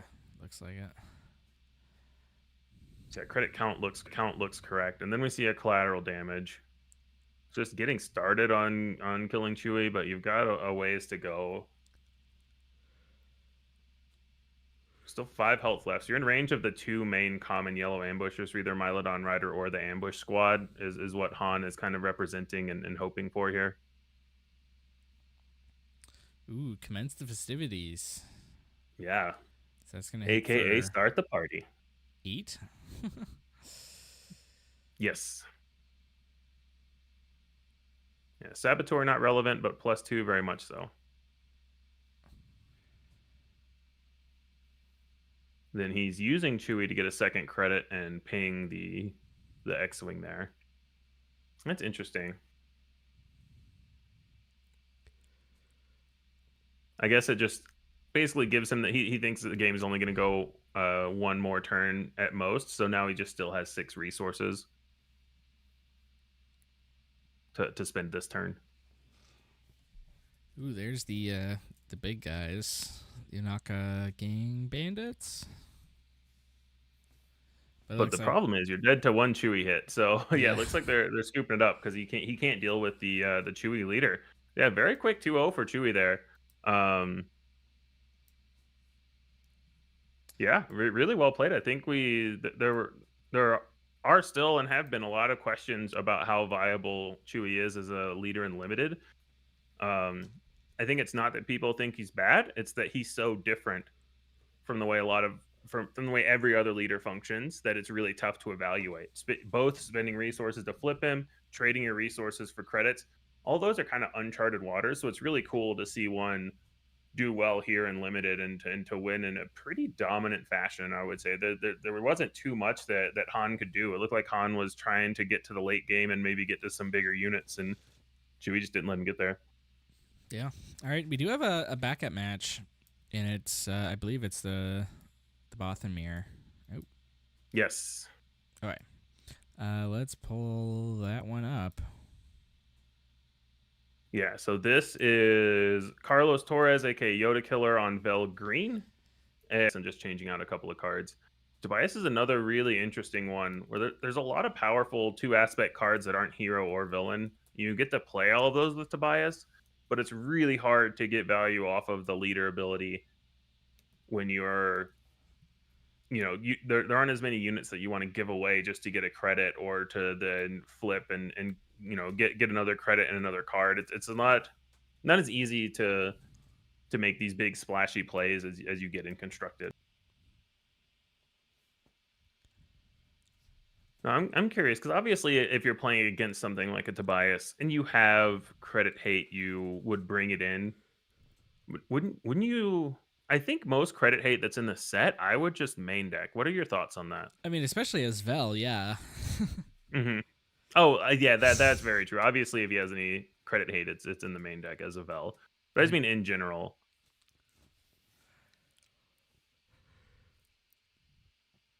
I think it's even worth using one of your slots to splash it in a lot of cases. Mm-hmm. Yeah, I think so too.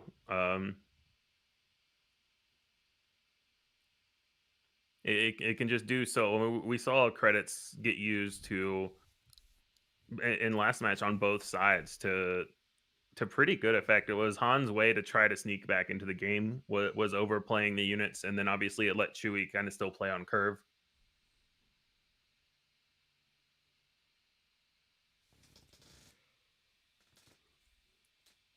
Yeah, here we go. I'm really excited to see how this Tobias actually plays out at Limited. We know Vel is good. Yeah, me too.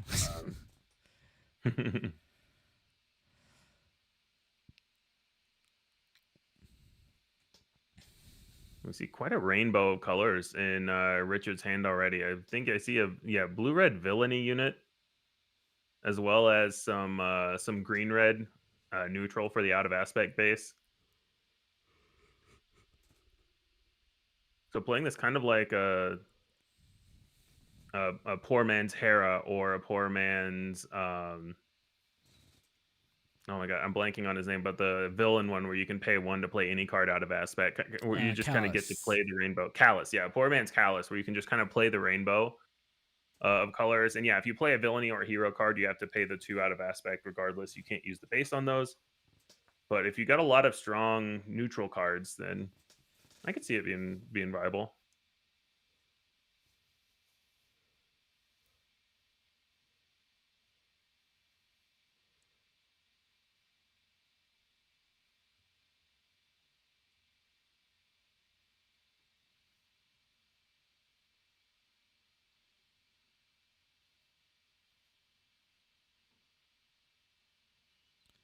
All right, there's Crafty Smuggler at home.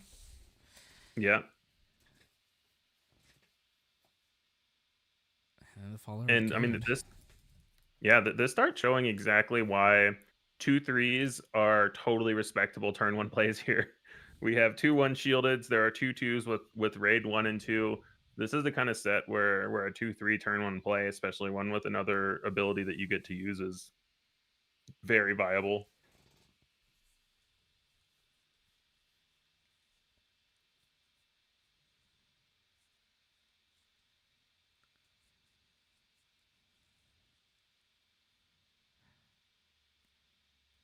We may just see it get ambushed into it. I think that's what Richard's debating is, does he want to just get his 1 damage in and overwhelm? I think it's worth it. Yeah. Yeah.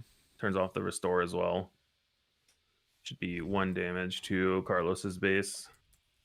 I believe that guy's overwhelm, right? Or am I crazy? does, yeah. Yeah. Okay, yeah, they got it.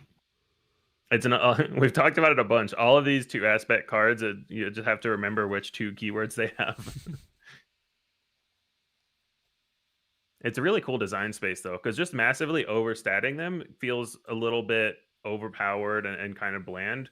But giving them all different 2 keyword combinations, it gives you really cool combinations of what a card can do in different colors. I like that.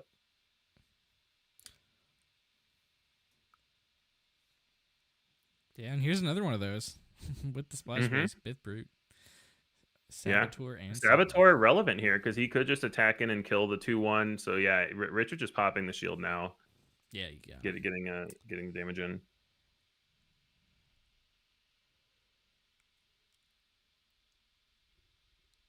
Another thing is that this is potentially a place where maybe Richard has a high cost play he wants to do. You would imagine he just swings into the brute and kills it, but if you're gonna give an opponent a unit, a 2/1's not a bad one. Obviously, it would feel a lot better if you could attack base and give him an exhausted unit, but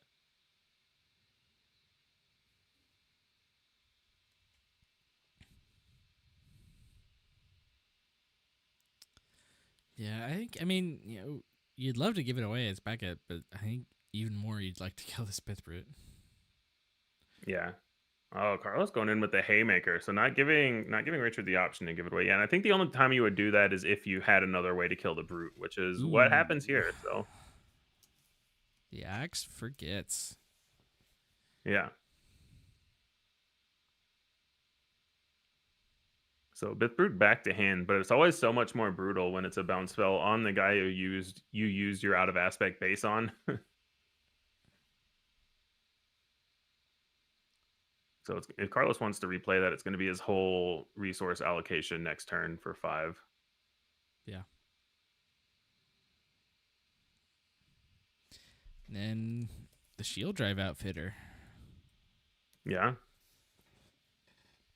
I like the concept that Richard's got here. He's got a lot of these small units that can gain value when they enter with multiples of these shields getting thrown around, and then those are the guys that you don't mind potentially giving away with Beckett. Here, I mean, you don't want to give them a shielded unit, etc. But in general, I can see a lot of the synergy that he's going for with this Tobias list. Yeah. And now that we're on the Beckett flip turn, it makes more sense to give it away here, I think. Mm-hmm. What if he's got like a two-faced Troig or something to add to it? Yeah. Yeah, and usually you might want to try to pop the shield first, whatever. But like you were saying, it's the Beckett flip turn, so it doesn't really matter. You can just attack for 1, just so that you're not giving an active unit, and then kill it with the Beckett flip. Yep.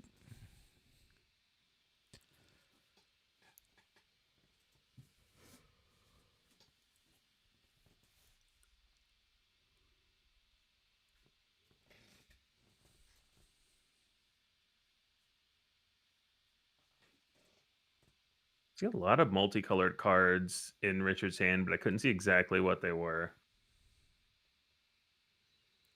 All right, well, there we go. Just getting another damage in. Yeah. One by one. We're going to get there. Carlos may also read this as a nice Beckett flip turn and just replay the Bith Brute for 5 as well. Just get a Sentinel in there. Doesn't feel great, but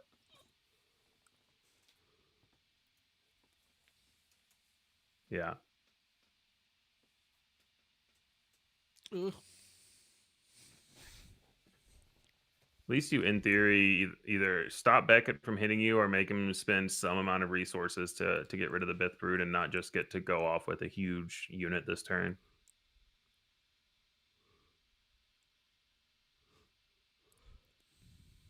All right, no Troig. He does have 7 resources now. He could also save his credits and play an 8-drop next turn. He still has his base. So he could be going for an early Walker or an early Mercenary ship. I think I see a Zeb in there. So he could just play that for 7. Kill the Bith Brute. Yeah, I kind of like that one. Mm-hmm. If you already got to do it now before the Vel gives the Brute an Well, experience. he might want to save it for next turn. So he might be debating, do I want to Zeb this turn or do I want to Zeb next turn? Because if he Zebs next turn, he could deal 5 to the Vel after it flips. Oh, I suppose. But that's also obviously a little bit risky there. So yeah, it looks like he's just going to kill the Bith Brute and leave all his units healthy. I don't mind this at all.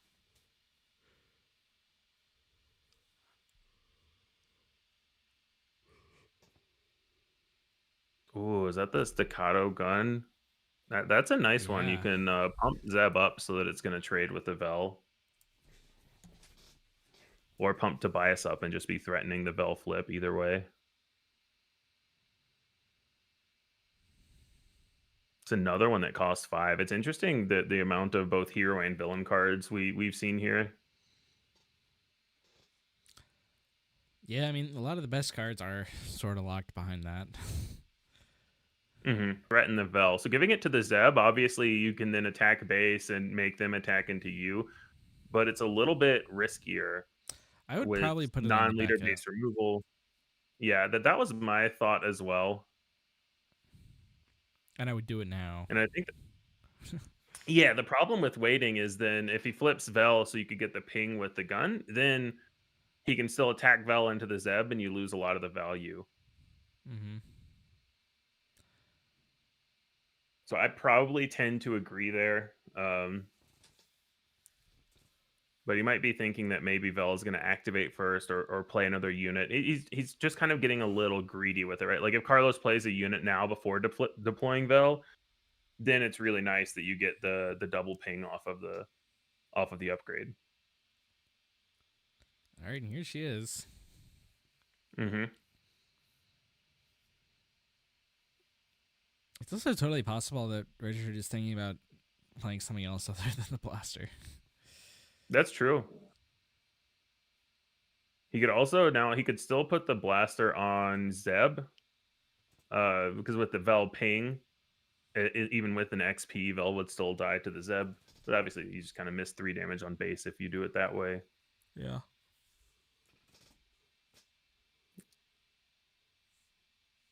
He's got a Mylodon Rider as well, so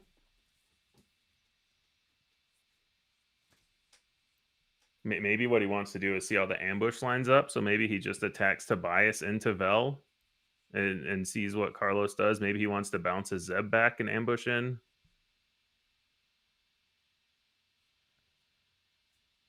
I don't think you want to bounce the Zeb, but it is nice when you're getting the 5 damage off of it.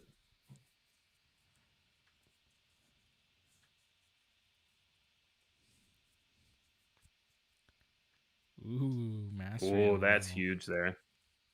Yeah, this goes back to what we were talking about with when to play the gun. Because if you hold the Vel hostage, then Carlos might not have the actions to do that. To put the mastery on there.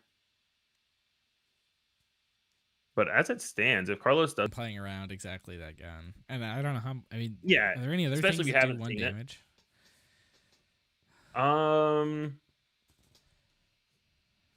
Not specifically one. There's the yellow event where you can make a credit and deal damage equal to the number of credits you have, but that's another one that I don't think I'd play around if I hadn't already seen it. Yeah. Yeah, now here's going to get to kill Vel and ping the shield on the LoFi. 5 resources is a steep cost, but it's really good. I thought Vel was 1 HP away. And then you also get the shield on the LoFi, which it's still good. Having a 4-2 overwhelm is not nothing bad, but yeah, the shield is going to be able to go crazy, kill the Mylodon, and yeah. So I was gonna say, can't eat the Mylodon now. And now it's tough for Carlos because you still have a juicy looking trade with the Mylodon, but how do you ever kill this Beckett? If you do you have to just pump 4 damage into this Beckett while you can? This is a tough spot. He's got a lot of catching up to do. Ooh, I see an Ezra in Carlos's hand too. He would have loved to be able to drop that down and heal up his Vel. I think he was going to try to surprise with that, but yeah, 2 Beckett hits are actually lethal, so I think you might have to. Yeah.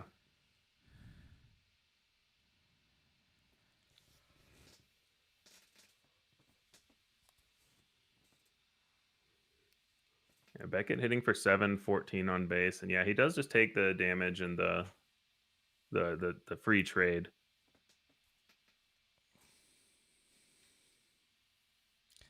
Oh, and it looks like Carlos had to claim. Oh no. So I guess Carlos just didn't have the Sentinel there, so he needed to claim to try to draw one to not die to the Beckett. And it looks like he didn't get one. Yeah. Wow. So I really like the lines that Richard took there. He showed that you can play cards still out of aspect and have them be very powerful with both Zeb and the gun. And we even saw the value off of the Tobias flip. He got an extra card there off of giving away the 1/3 and got 2 credits out of it. I think Tobias is a leader that a lot of people just assume can't be used in limited. So I really like the way Richard kind of navigated through that. Yeah. All right. Are they? Looks like they're playing another one. So this must be game 3 that we're going into now.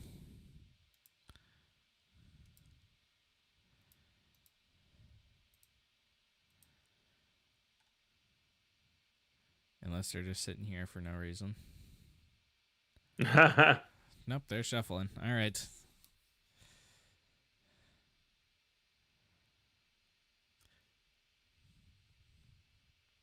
And it looks like Carlos is going back to his sideboard. Yeah, you see this a lot in other games, and you see it a little bit more in this set for sure. But in a lot of other games, there's I have whatever the equivalent of initiative is to start the game. I want these cards in my deck. Oh, I don't have that. I want these other cards in. And this set has brought a little bit more of that with Anakin's Pod Racer, the Canyon Frontrunner. Like a lot of these cards care a lot of more about if you have initiative or not. Even just some of there's a 2/2 raid 2 unit that is really solid if you have initiative and a lot worse if you don't. So you see a little bit more of that this set for sure.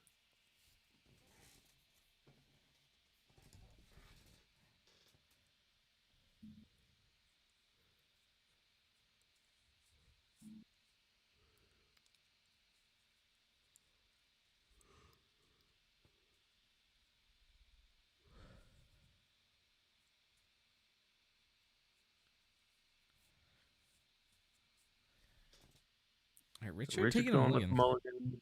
Mm-hmm. It looked like, I don't know, from I think I saw Leppy look out in a Bith Brute, which seemed like pretty good plays to me. Yeah, he didn't want to use his base on turn 1 for the Leppy. Oh yes, yeah, he's not in green. But yeah, it's an interesting mulligan because I think in general having turn 1 into a good turn 2. It depends on if it was Bith Brute versus the red green one. That's like the 3/4 Grit Sentinel, because he couldn't play both of those on turn 1 and 2 because both of them are green. I didn't see exactly what it was, so I'm not 100% sure. All right, shielded unit versus shielded unit. Except Yoda Killers has more power here. So this is where we figure out who thinks they're the aggro. The Arvel could be really nice here. I think the Arvel means that Richard probably wants to trade shields. He could even... It's a little awkward. He could trade shields, activate Tobias, then play Arvel and defeat his own credit. But Carlos could pretty easily read that and use Vel in response and kind of mess up the whole plan. Yeah.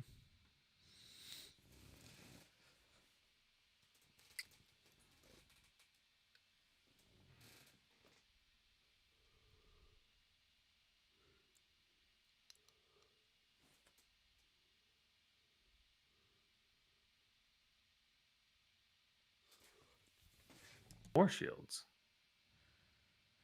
Now, does Richard go for the big splashy play? I don't think you need to, but it is a fun splashy play to try to activate Tobias here. You just might get blown out.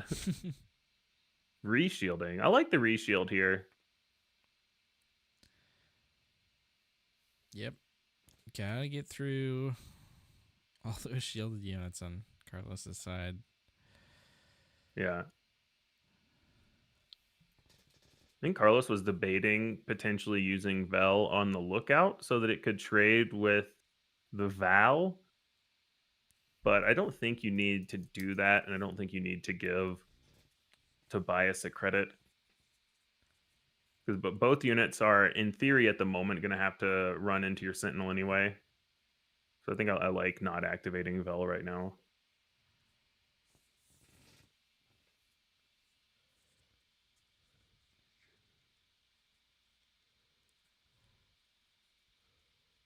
We see a turret on Tobias's side as well, so Richard might use that to protect his Val from giving Carlos the win defeated. Maybe he lets Carlos run into it once and then plays the Sentinel.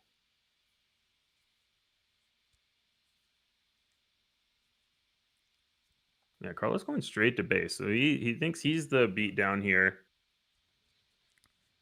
I'm not saying he's wrong. I don't know. It depends on what exactly is in the decks. Being on game 3, he's gonna have a better read of that than just the one game that we saw. Yeah, we didn't get to too much top end in the last game. Mm-hmm. Yeah, he also just doesn't have great attacks into the units, even if he thinks he's not the beatdown. It's basically just saying you have to deal with this guy. I'm going to exhaust him, and you still have to try to deal with him.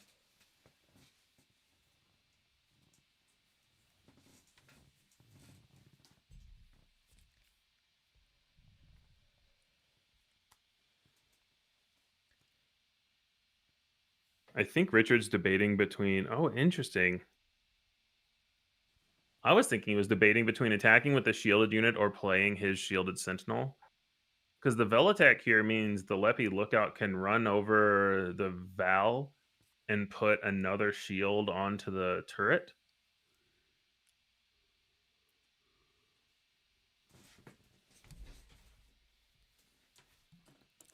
Got... Oh, what's that thing called? It is the bounty hunter guy, the 4/5 Hidden Hunters. Yes, Found 4/5 hidden. I just have the Swoody B page for Lawless Time pulled up on my phone. Yeah, I have it up on my second monitor as well. But interesting that Carlos didn't go for the Leppy free hit. Now there's a shielded sentinel in the way of his lookout. So if that was his plan, was to kill the Val, he got slightly punished there. He doesn't have, even if he gives an XP, the lookout still just dies to. All right, just gonna Yeah, he's make pumping up the his big guy. Hunters big.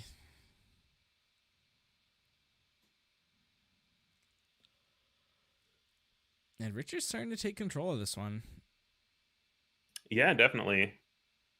And then going into the flip turn next turn for Tobias, there's a lot of options there. We know he has this Arvel in hand, so he might destroy his own credit to kill the lookout. Wouldn't be surprised if he attacks with his 2/1 and then gives it away and then kills it to get more credits and draw a card. So Richard's got a lot of options coming up, and Carlos's game plan looks pretty straightforward with what he's trying to do, which is just be the aggressor.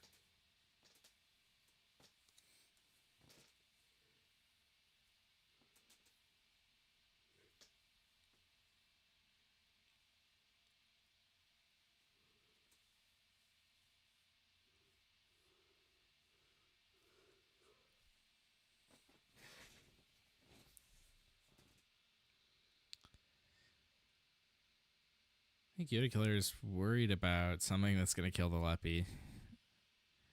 I think he just doesn't there's not a great other alternative. He has to go through that Sentinel anyway, so you might as well start with your fragile unit. Yeah.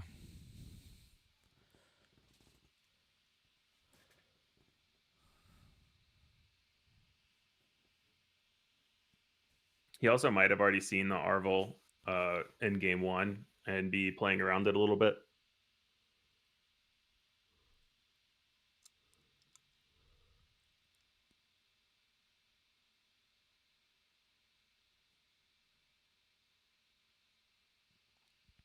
I think Richard is deciding which of his units Carlos is most likely to target. Obviously, the Sentinel is going to get targeted if it's just an attack, but if it's any other card, then you'd think maybe he goes for the Vel to get a shield instead.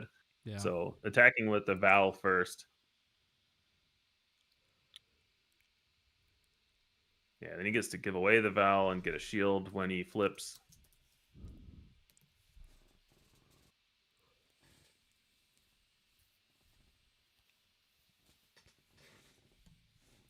Yeah, there's a real punish here when Carlos played the hidden unit and didn't kill the Val.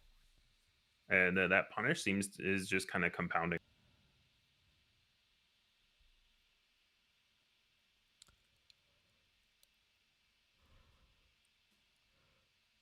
Carlos with some tough actions. We see also the gun in hand again, which is really good at threatening the Vel flip.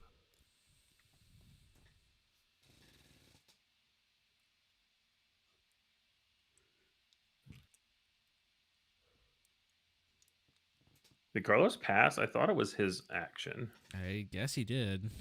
He might have passed. Yeah, because he got given the Val. So maybe he wanted to see if Tobias immediately flipped or what happened.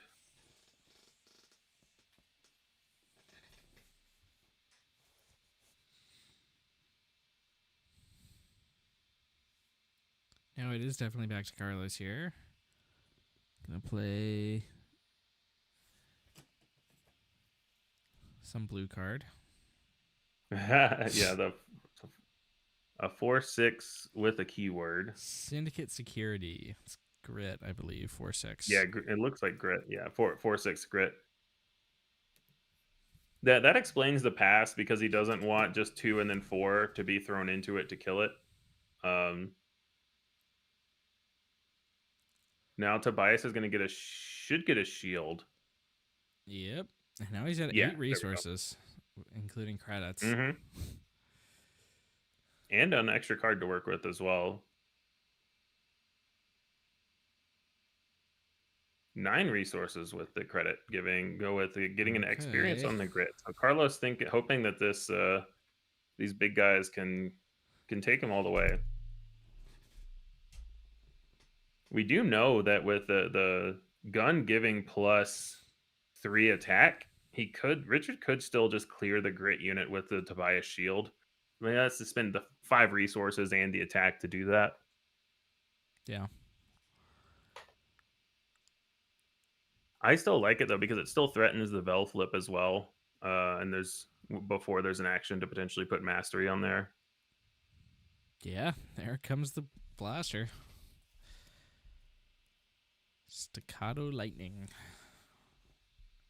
It's actually interesting. With 4 credits, he could now also play Arvel to kill the hidden unit. And so 3 to play the Arvel and 4 for... Oh, Haymaker. Oh. He could just keep the shield that way. And yeah. For 8. Mm-hmm. Yeah, so using his base to play the Haymaker and paying out of aspect for the blaster.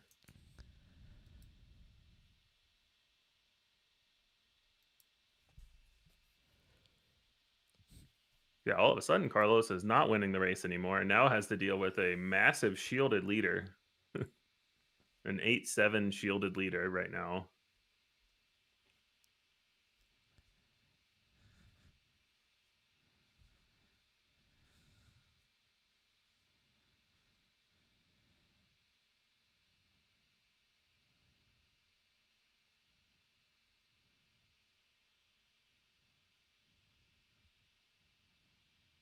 Yeah, and there we see the punish for...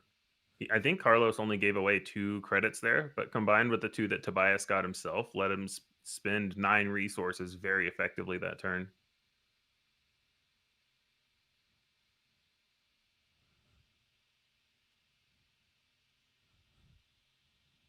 Ooh, Haymaker to Speaking remove of the shield. Haymakers. Yeah. I think Carlos was hoping Richard was going to pop the shield there and then potentially use the Haymaker to kill Tobias, but you can't wait for that anymore. Yeah. So Beckett is 8 health right now. The Hidden Hunters are hitting for 6. If he Vels and then flips and then Vels again, that technically does kill him with the Hunters. Mm-hmm. No, Richard has a Sentinel in hand. So I think he's debating, does he play a space unit to race or does he play the Sentinel?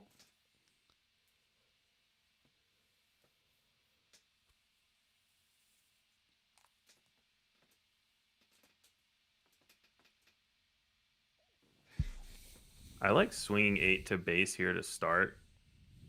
And then if Carlos's next move is to trade his squadron or to attack his squadron into Tobias, then you could play the Sentinel so we can't Bell do the same thing. All right, it looks like this one's the last match yet to be finished. We should be approaching time here pretty soon. Yeah, so Mylodon Rider stopping that.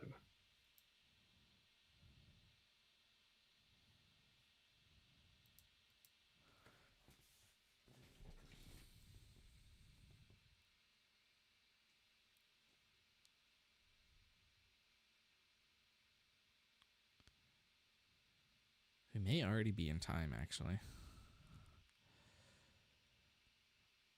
All right, Vel into base for 5. Still behind by 8. Looks like we're going into another round. Richard needs 1 more damage here. Actually, if he still has the Arvel, he can just attack base for 8, and then Arvel kill his own credit to deal the last damage to Carlos. Yeah. If he still has the Arvel, maybe he resource it, but I don't think you resource it in this matchup.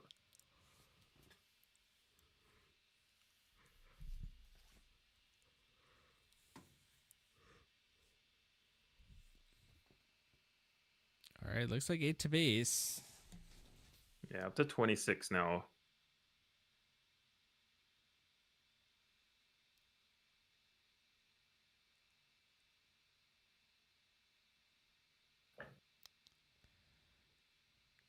Do we do our math? Did I miscount that?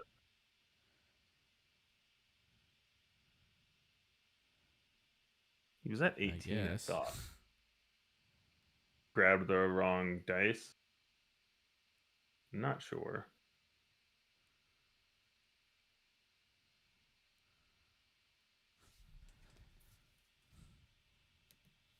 It's Fulcrum, I think, onto Vel.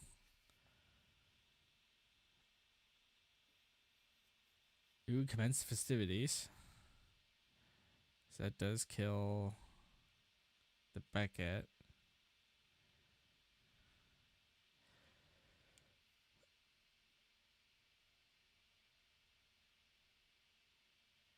But we should be at a point where the Canobite attacking is lethal. Mm-hmm. Yeah, Carlos should definitely be at 26 right now.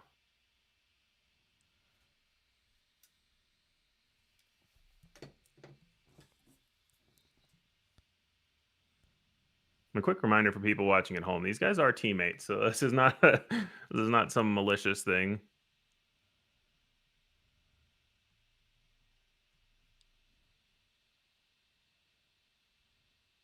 They may be seeing if he had fewer resources to get the +2 or not. Oh. Looks like Richard's showing his own commence and saying I have lethal in 1 action. So regardless of the base damage snafu, Okay. looks like Richard got it with the commence. All right. Good game. And we're going to go to a short break real quick, and then we'll be back pretty much right away with round 4. Yeah, thanks for hanging out.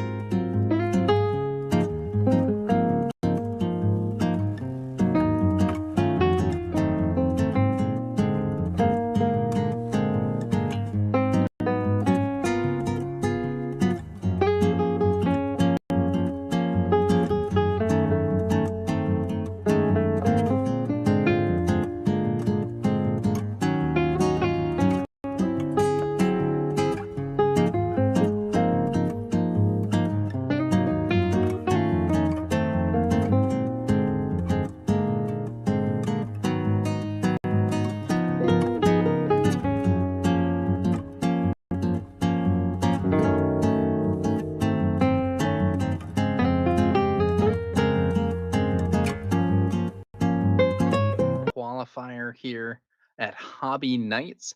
This is the late night gaming channel. I'm Tower number 9, joined here by Spags for this coverage. Spags, how are you doing? Doing well. How you doing, Tower?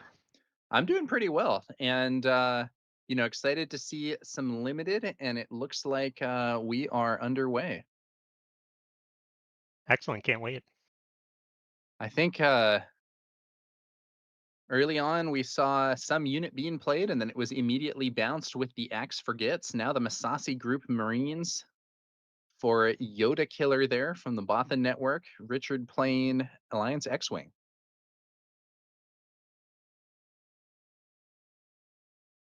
Now, Spags, where did we first run into each other? Was that back in the Netrunner days? I've seen you across quite a few games, I think.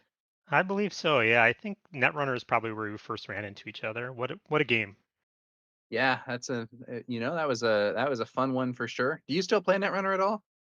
I don't, but I've been tempted to jump back in. I got some friends that still are playing with the fan run group that still keeps it alive. Yeah. It's I've never been one for that sort of thing exactly, but it is an appealing idea. That game had some really cool mechanics. In this game, we're just seeing some traded attacks right now. The Masasi Group Marines swing for 4, the X-Wing swings for 2.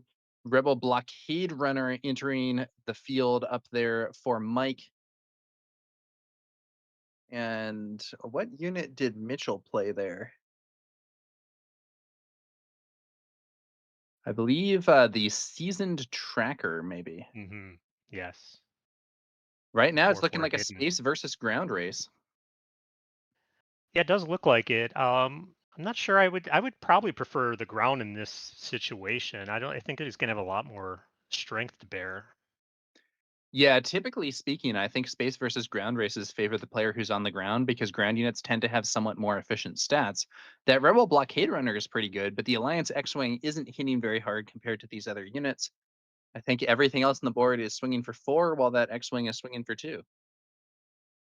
And it doesn't appear that either of them are willing to give each other credits at this point for experience, just going for action efficiency. Yeah.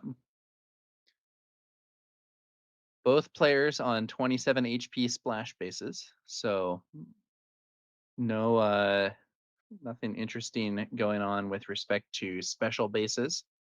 No, moving fast. I'm sure you're not shocked to see a Velmir at this point of the turn. Yeah, very strange.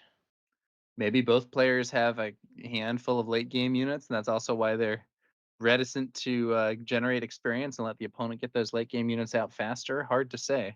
The ground continues to pull ahead in this race. We have 16 damage on Mike's base and 12 damage on Mitchell's base. Maybe they're building up for a splashed aggressive negotiations. Yeah. Well, I think we are going to see some splashes. I think in this limited format, splash cards are really like splash cards are always kind of prominent in limited, but all the more so in this format with the common bases. But aggressive negotiations is maybe thankfully for limited, not in this set. Yes, thank you for sure. Seeing the YT Smuggler's ambusher YT coming. 2400 ambush. Yeah, that's a nice swing. I mean, we're talking. You're gonna have 20 damage on base here before deploy. It looks like. Yeah, I think depending on what we could see, it really does appear to me that Mike could lose this one, maybe even on this turn, depending on what else there is in hand. But the ground side of that race is moving faster than the space one, as we were kind of discussing, and the smuggler's ambush helps further. There's a slight roadblock, but even still, these 4/4s are really tough to deal with in limited. Yes, a stalwart fleet trooper hits the board only to immediately be defeated, but we'll buy a little time. And then betrayed trust used there. After a leader flip from Vel. So Betrayed Trust is an event that makes it so that until the end of the phase, a unit can't deal combat damage. So Vel would normally be able to attack and buff herself for 5 damage. She's not going to do any damage. And it looks Scooping like it. that is the last straw for Mike, who is already behind, and he's going to scoop it up.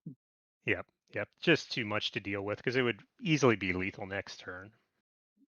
Yeah, very strange game there. Not a ton being done really by either deck other than just playing units and going base. These space versus ground races can lead to those sorts of the cell block guard was used at that time by some decks. And to be honest, I think it's actually become worse because early game stat lines have often grown stronger. So with things like, if you play on 3 resources, if you play a 3/3 Sentinel and your opponent plays a 4/4, you are not thinking that's a great trade. No, I would agree. Although Vel does help, but just in limited, you just may not have many options when it comes to that, like resource slot. But Vel can help balance that out. But like you said, there's a number of 4/4s that can easily deal with that. That's a good point, Specs. Vel could potentially, you could have that 3/3 Sentinel, your opponent plays the 4/4, you buff your unit, and now you're looking at a potential trade at least. Yes, you give them a credit, but the opponent may not always be able to make the most use of that. Maybe you have some anti-credit cards in your build. Now it looks like we're seeing 2 different cunning cards in Mitchell's hand, so maybe that's an example of some of those splash options that these bases Hmm. enable. The rookie rocket jumper entering play on the other side of the field with a shield. Immediately incapacitated.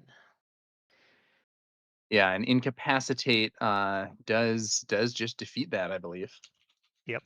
And I notice a bit more of this in limited with these splash bases, kind of helping that early curve. You splashing some early units in just in case, you have a rough draw. I like it. I like the idea of it.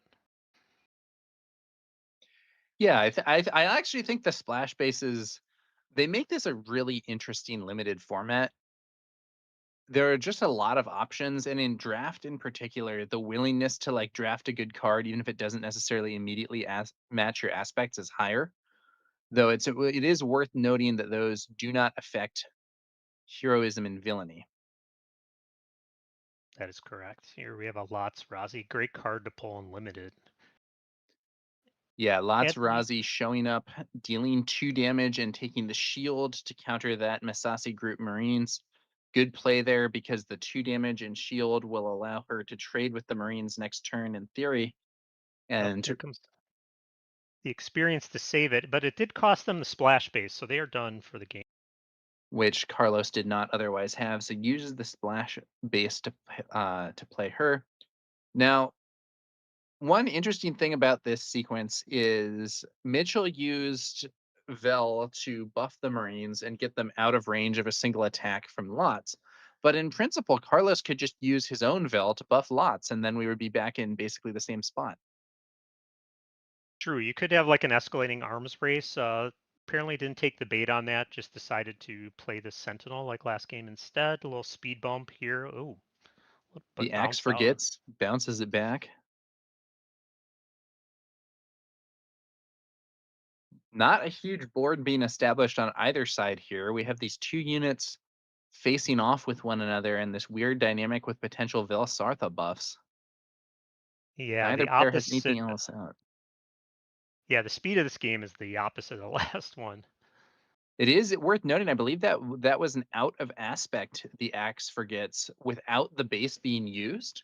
Mhm. So Blake went ahead and spent the full 4 resources on that to play it out of aspect and conserve his splash base for a potential later play. Interesting choice there.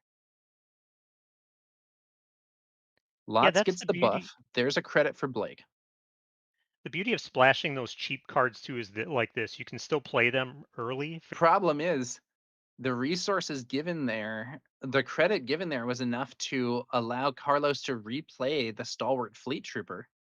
Mhm. Blake attacks in and clears the fleet trooper with the Marines, but that leaves the Marines heavily damaged, and Lots takes them out, losing her shield in the process. Now the only unit on the field at 3-2.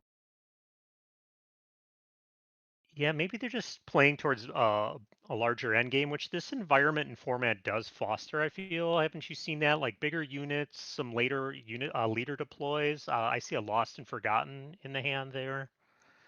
I don't think this is the fastest limited format ever. Now, this is a funny card, Hunter for Hire. This is a 3-cost 4/4, but you can spend a credit token to gain control of it. Hmm. And either player can play this, but Blake must feel okay about that since he has a credit right now and Carlos does not. No, and with both leaders giving out credits on demand, that makes this card quite interesting. Yeah, a little more dynamic than you might see in some matchups with the definitely some potential for credit generation for that card being stolen back and forth. Now, what was that? Some upgrade being played on there? I Yeah, think maybe it definitely. was Watchful. I think it's a watchful on it. Yes. And then Um. we're going to see the Rebel Blockade Runner that we saw last game. That's a big stat increase for that side of the board, and it's going to be buffed with Vel's ability as well. That does give Blake a second credit, but we Mhm. now have a 5/6 in the Space Arena. Tough to deal with. Yeah, that watchful is giving it like a scry ability from Magic. On attack, can like look at the top card of a deck and cycle it down. I think pretty powerful in this format.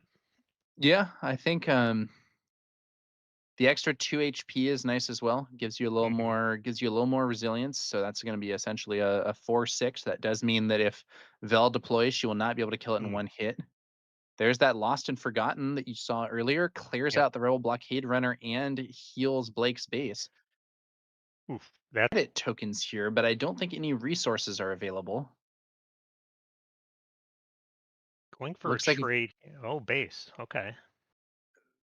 Vel swings, buffs herself, hits the base for 5. That is going to be a credit token on Carlos's side. Now, Carlos, also having spent all his resources on the Blade Wing, only has 1 credit available, while Blake has 2 credits available. But I'm not sure either player has meaningful plays with those at this phase. Might just act as acceleration towards big endgame stuff. Yeah, or maybe a 2 units in a turn coming up here. Carlos uses Vel's ability, buffs Blade Wing. This does give a 3rd credit. And Vel then swings, buffing herself. So Blake is quite behind on board. Or maybe they can stabilize, take quite a bomb, I think. Yeah, I mean, it looks like he has like potentially 10 resources available, and it should be 11. We'll see whether or not he has anything that can really take things over here. Hmm. Oh, it's going to be a Haymaker on Vel. So that's going to be used to buff her, and then it will clear out Razi there. So now we have 2 experience on Blake's Vel. That's still not going to be enough, even with the on attack ability, to defeat Carlos's Vel, because Carlos's Vel has an experience of her own. Yeah, going to be tough to keep up even with that. Haymaker, very nice in this format. Not much removal, and I've seen that splash quite a bit. Yeah. Now, speaking of splashes, Blake still has yet to use his splash base. Another I haven't swing from seen. Vel.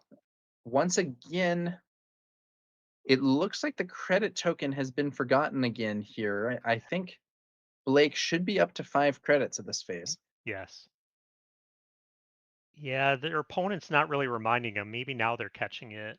Okay, still missing the 1. Hopefully it And doesn't then on come the other back. side of the board, the credit is also forgotten. I think there should be 2 credits now.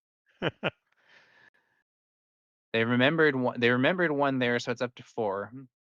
The Blade Wing swings in for 4 damage to base. We're looking at 18 damage on that base now. The Partisan Infantry hit the field. Not exactly the most impressive unit at this phase, but could potentially trade with the opposing Vel. Also, Y- shouldn't Blake's Vel have a bunch of damage? I believe so, yes. Yeah, I think Blake swung Vel against Vel, and it looks like Right. the damage was only added to Carlos's copy. Yeah, quite a board state. So perhaps some play errors. A buffed even with the forgotten damage there, it's not gonna be enough for Blake. There's too much pressure, and that game is gonna go to Carlos. Yeah, I've not seen much space coming out of Blake's deck, so that blockade runner would have been trouble, and you saw just a simple blade wing was just proving to be too much that damage turn after turn. Yeah, Blade Wing's an interesting card. I think at first glance it didn't look all that good because it's very inefficient relative to the Cantina bouncer that we saw in Spark of Rebellion. But honestly, it's not that bad. No, it Like, really isn't for the body, especially in this format. The tempo hit was, you're knocking off experience tokens. There are tons of upgrades that are being used. I think it can be a huge swing. yeah, it's a big tempo swing. It leaves behind an okay body. Like, yes, it's less efficient than the Cantina bouncer, but also its single aspect, it's going to be way easier to fit into a deck. Yeah, I believe you're correct. And as a result, I think you do see that Blade Wing being splashed a lot in the limited format, I feel. It's just that powerful. Yeah, I mean, a bounce is a, sort of soft form of removal, but it's an answer to upgrades, which can otherwise be very strong in this format. And it develops an additional unit. And as we were discussing earlier, this is a comparatively slow format, so games often end up going a bit long where you're going to be able to reach those 6 resources to play that thing. Looks like a pretty decent hand to start with for Blake, but yeah, maybe he just doesn't have a lot of space in this deck, and it doesn't feel like. See the Masasi here again. Very good card.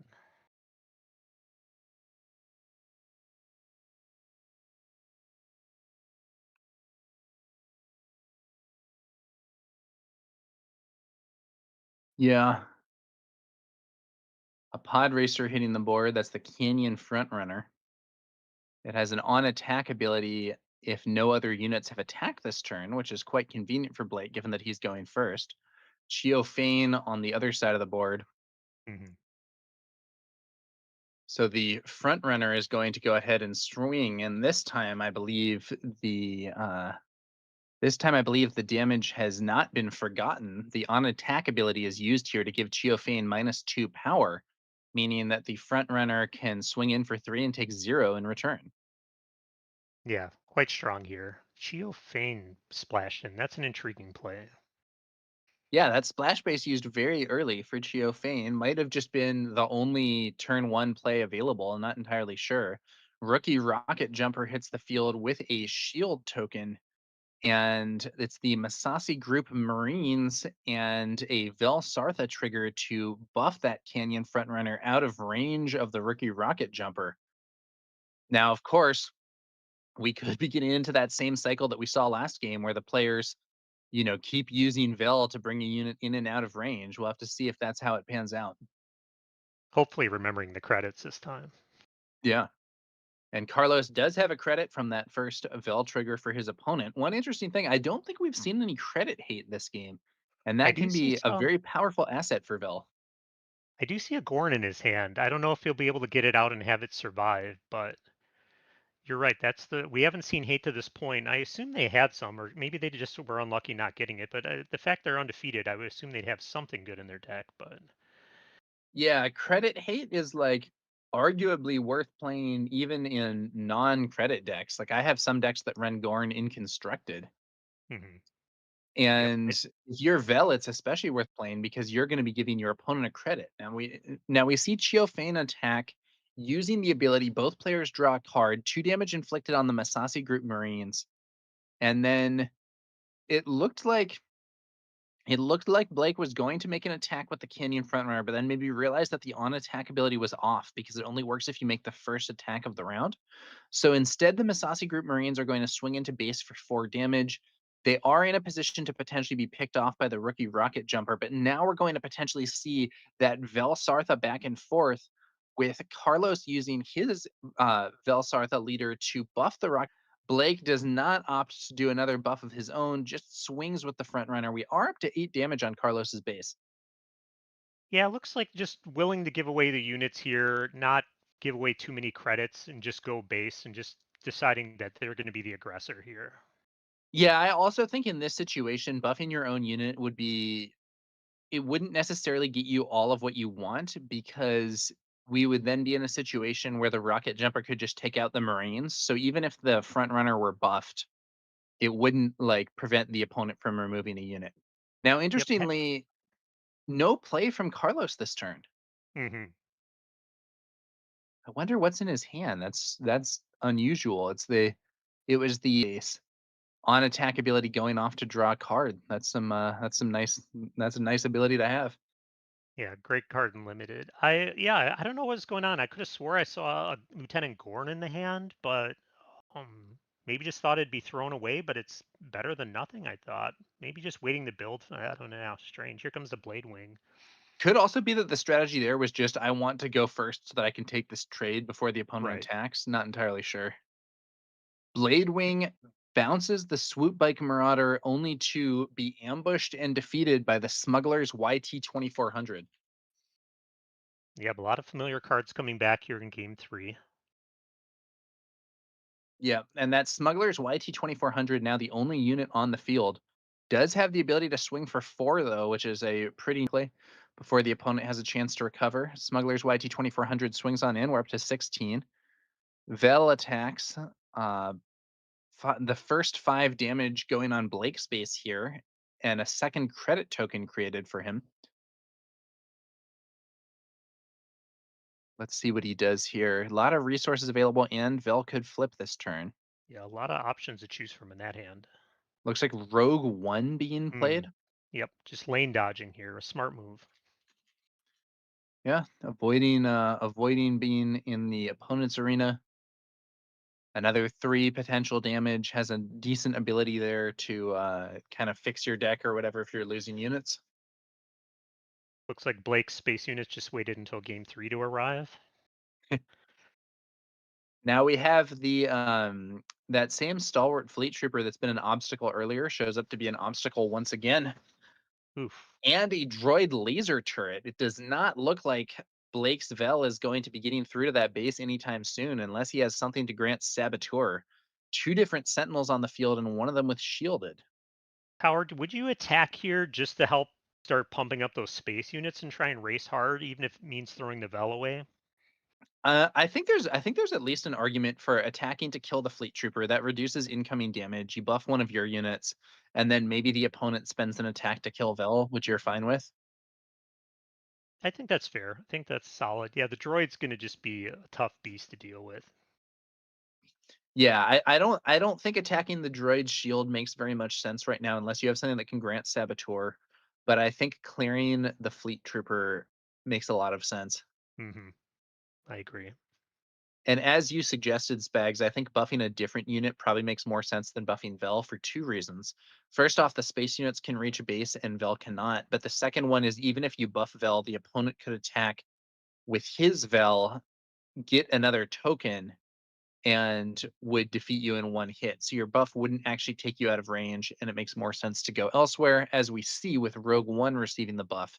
And then an additional card being played, it's going to be the return of the Swoop Bike Marauder, which, like Vel, might struggle getting through that shielded sentinel. But at least draws a card, which, just looks Yeah. like he's searching for answers, something to finish it off quick in space. And it's getting close. That space damage is up to 8 this coming turn.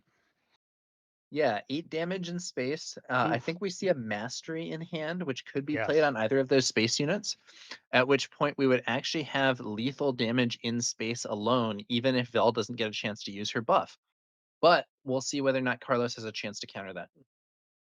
Yeah, it might have some kind of answer, some kind of removal, maybe a ship, maybe. I don't know what kind of sentinel they could have. Not I much think in space space. sentinels are not in the strongest place right now, post rotation. Some of the best space sentinels that we've seen have rotated out. So cards like Bright Hope, for instance, was a classic from Spark of Rebellion for command heroism. Even cards like Conquered Dawn Interceptors, a lot of our options for space sentinels are no longer really available. And There have been some newer releases, but they're not really so good. Like the Defense Fleet X-Wing from Secrets of Power is basically Conquer Dawn interceptors, but worse. Yep, agreed. And it looks like, indeed, there is no stopping these space units, and it is going to be a win for Blake. Yeah, game 3 came back with the space units and just they weren't able to stop it. Interesting mirror for sure. I was surprised to see that many missed plays relatively late in the game. There was one turn where neither player did anything on turn 5. It's possible that was a scenario where one person passed and the other person took the initiative. Hard to tell without the player audio, but yeah, interesting scenario. For sure. And it looked like there were, especially in limited. Unless it's like the true super end game and I'm taking initiative to win on the first action next turn or whatever. But we do have a backup match here, and this time it's going to be another Vel Sartha. And on the other side of the board, we have Hera Syndulla. Yeah, Morvel, not surprised to see that. And Hera's intriguing. What do you think of Hera in this format? I'm not sure. So she has an ability that is like even, it adds even more splash power, which is nice, but I don't know that that's what I most want here in a format where I already feel like the splash power is pretty good. Um, I personally probably prefer Vel's ability to add experience. I think giving experience to units has historically been an extremely strong effect to have in limited play. Yeah, especially for no cost, just an action basically. The Hera is intriguing. Like I think if you get the right units, or you just have just a panoply of good cards, or a lot of Spectre units, it's good. But when I faced it in the few limited events I've done so far, I find if you can just keep her off the ability, you kind of can just brick the opponent sometimes. Yeah, I think if it's a deck that's really reliant on Hera's ability to make a bunch of its plays, that's not a situation that's very that's not really a situation that's very good for you because it's not stable if the opponent starts killing your units. Right, right. Agreed. I think you have to look at it as almost like a super splash base in that regard. Because I mean, if you, like you said, if you're just really relying on her, you could be severely disappointed. At least kind of a speed bump for an opposing space unit. Uh, Yeah, on Now, what happened there? We saw Chopper being played. right. Um, and got yeah, okay. So Chopper was Hmm. played with the one experience, and then also Vel's ability was used for another experience. Hmm. And that little counter next to the patroller is, I think, a credit token. Correct. Chopper is an interesting unit. So he's a 2-cost 1/2 with raid 1. When played, he gets 1 experience. If you control a cunning or vigilance unit, you get 2 experience instead. It is worth noting that the splash base has already been used there. Yeah, an interesting first turn play. Once again, like maybe you just got to take what you get in this format. So maybe you didn't have much choice. Yeah, and now we're going to see, I believe it was the Cartel Heavy Fighter, Hmm. which honestly the Alkenzi Patroller is kind of fine with. The Patroller attacks base for 2. That Heavy Fighter could attack and defeat it, but would be a trade. Chopper swinging for base and a Leppy Lookout entered the field on Hera's side of things. Yeah, I've seen a lot of Leppy lookouts today. Very strong card in this format. I feel that early shield and 3 damage. It's tough. Yeah, 3/1 shielded for 2 is honestly really strong. The main disadvantage of Leppy Lookout is that it's extremely vulnerable to -X cards, but it's not as if you're going to run into Mother Talzin in limited. No, but you might see Aura Sing. You might see Aura Sing. Leppy Lookout's a very bad card against Aura Sing. Ooh, and there's a big Hera play. Zeb Aurelios with the splash bonus from that Leppy Lookout doing 5 damage and defeating Chopper. That is very strong. 4/4 Sentinel on the field as well.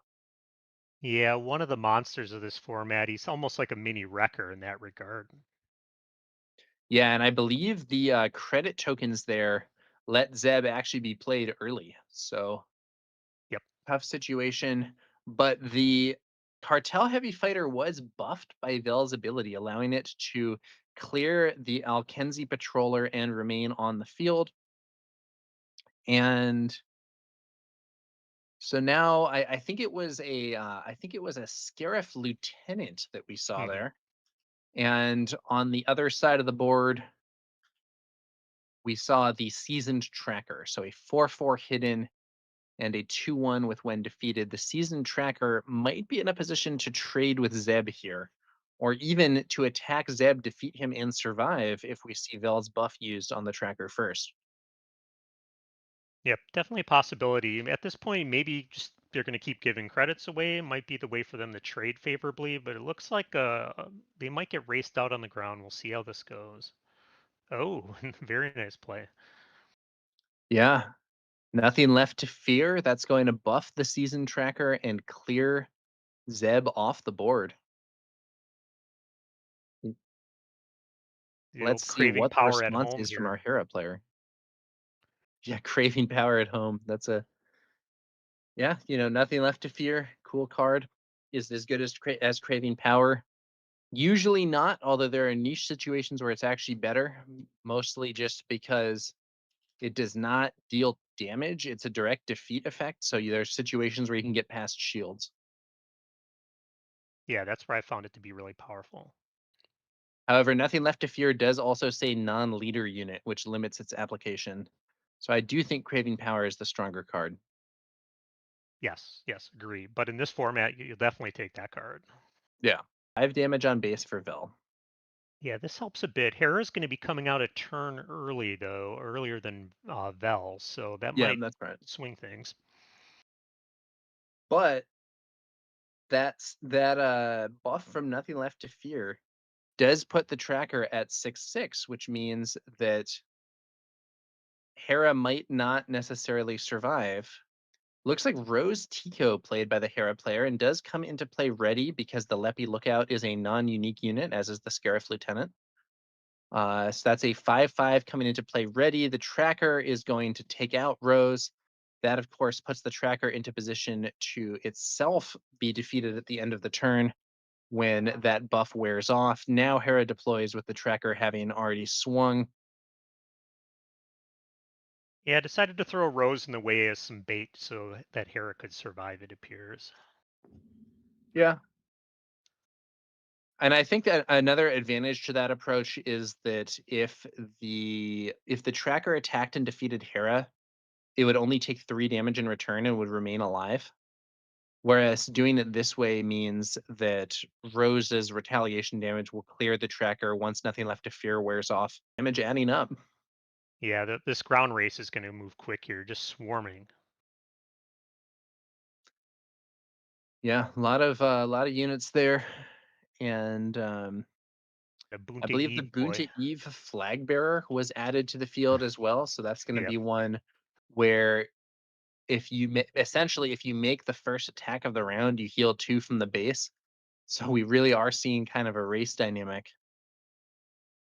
Shout out to That Bunte Eve. yeah, yeah. I mean, it's very fitting that a race flag bearer would be a good card to have in a race dynamic. We now do see that cartel heavy fighter making another swing. This time it's going to be, I believe, for 5 damage with those 2 experience buffs on there. Yeah, but just not winning this race, even with the Vel flip, it appears. We'll see what happens. 15 damage on Hera's base, 16 Ooh. damage on Vel's base, and look at that, the droid laser turret on the field. That is a major obstacle for Vel. We got walls coming up on both sides here. Yeah, Canto Bite Security hitting the field, a 3/5 Sentinel, which isn't a great stat line, but it has a very interesting ability. On defense, it actually creates a credit token. And that's going to create a situation where, yes, the Hera player could deal with this, but it would give Vel 2 credits because 2 attacks will be needed to clear that security squad out.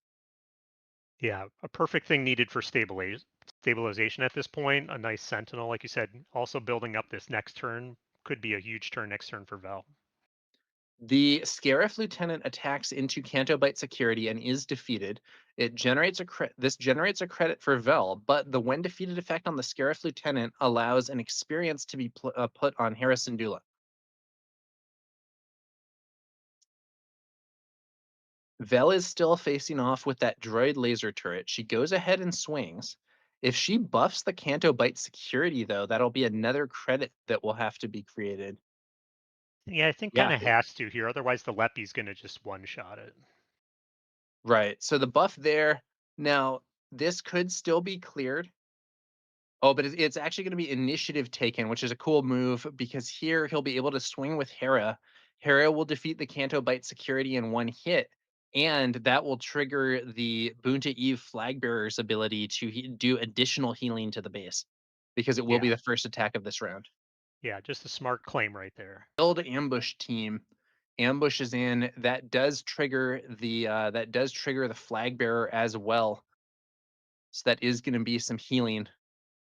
And it Mhm. looks like We have a reader. it yeah, it looks like Mike taking a read at what the flag bearer actually does. Not a super commonly played card, but honestly that ability is very strong in this sort of situation.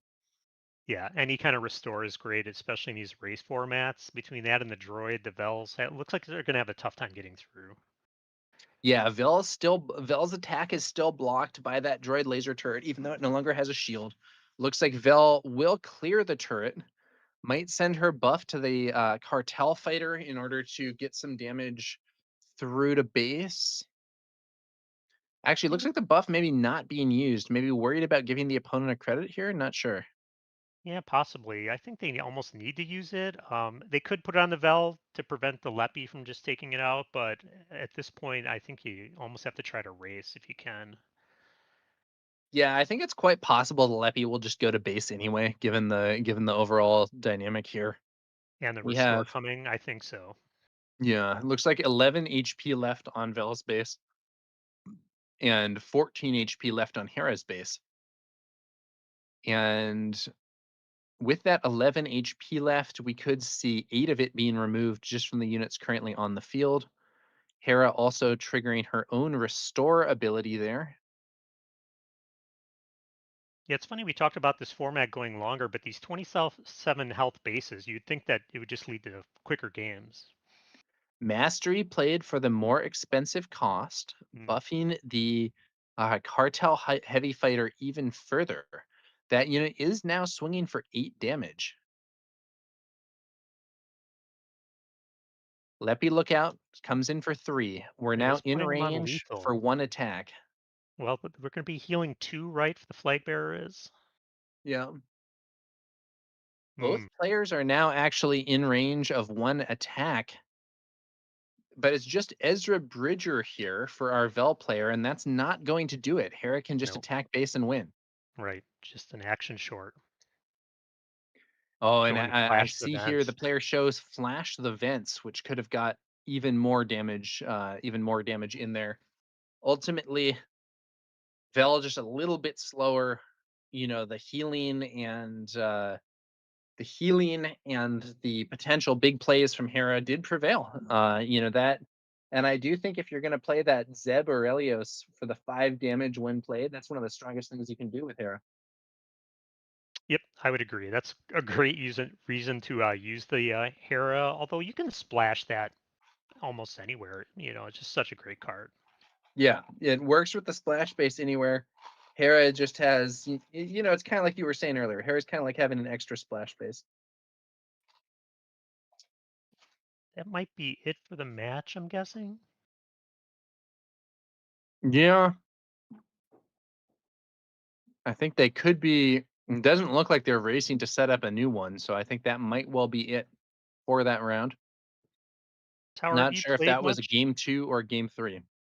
Yeah, probably. Maybe just a game 2. Hard to say. Have you done much limited this format then, Tower? Or I have not this time, but I've been kind of studying the format, and I think it's very interesting. yeah, I would agree. I think it's one of the better limiteds we've had in some time. Maybe just there are obviously tier lists of leaders, but we don't have that Leia, problem where Yeah, she's yeah. just a plague. Or an even more extreme example would be like set 3 Anakin, where Yes. yeah, I mean that was insane. Some of the past limited formats for this game have had specific leaders that are at a very high power level. Yeah, or just the other ones are just like greatly reduced. So if you won the lottery of cracking it, you probably won your event.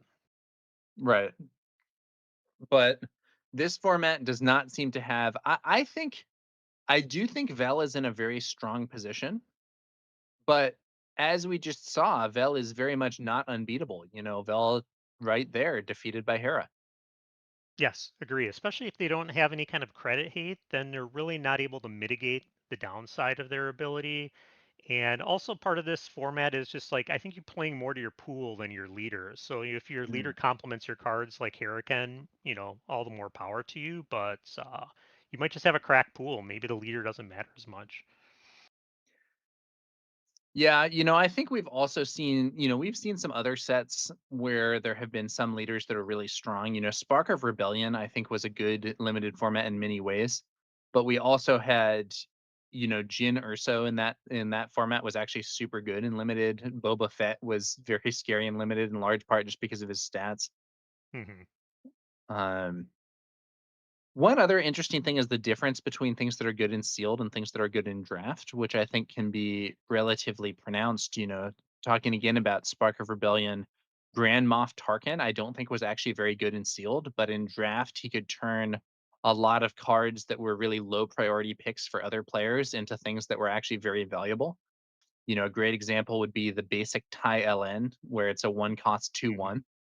It's like that's not really a super exciting card. Like, yes, it's a turn one play, but it's not that efficient. But with Tarkin, you play that and you buff it, give it an experience. Now you have essentially a 2 cost 3/2, and you can just keep scaling it up afterwards. So that was very strong.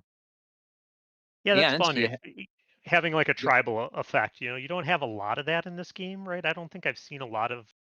I think another trait synergy effect that we saw a lot of was the Republic and Separatist effects in Twilight of the Republic, which unfortunately weren't really.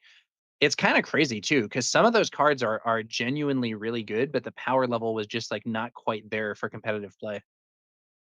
Yeah, it turns out that exploit mechanic just it was not it for sure. Yeah, but I Sadly. mean, if you think about like, I don't know. So at that time there was I think so that droid commando that was a 3 cost 4/3 that had ambush if you had another separatist. Mhm. That's like a legit sick card. If like other separatist stuff were good, that would be like a powerful card. Oh yeah, definitely. I love that. That card I thought had potential. Dooku obviously was really fun from that set. Malevolence, there were some neat cards that just never hit that like tier one of competitive play level. Yeah, and the Republic trait synergy had some pretty cool stuff too, that as a card that could really turn the tide in a race. Yeah, Yeah, yeah, just ultimately used though, for wasn't trades. quite there. No, no. Yeah, sadly, just probably the most underpowered set in retrospect. And that was a fun format in limited. The issue being how overpowered Anakin was, but some of the mechanics that came in at kind of a low power level for Premier constructed in Twilight were actually a lot of fun in limited play. Yep. Like Yeah. I those tokens were a lot more relevant in limited than they were in Premier. Oh, definitely, for sure. Yeah, like if you just took Anakin out of that format, right? I think it would have made that limited much better, right? Just, more I've appealing heard of for. some groups that actually banned Anakin where they were like, okay, if you if you draw if you draw Anakin, we're replacing it. You have Ahsoka from the starter instead. Yeah, or just crack another pack or something. That's funny. Yeah.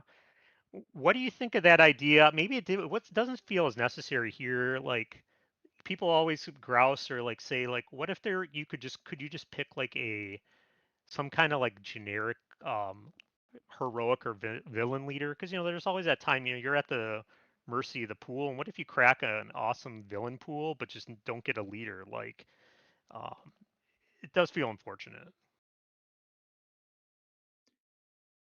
Yeah, I think it's especially in, how would I put it? I think that especially in draft play, you sometimes end up really constrained by what your leaders you have access to are. Yeah. I would agree. Yeah, get this tower. Last set I made top 8 at the limited PQ in Chicago, and here are my first 3 leaders I cracked in my packs: Satine, C3PO, and a Satine. Ouch. Suffice it to say, I didn't win that tournament. That's not where you want to be. No, no. After going undefeated in the Swiss, yeah, that was tough. But hey, c'est la vie.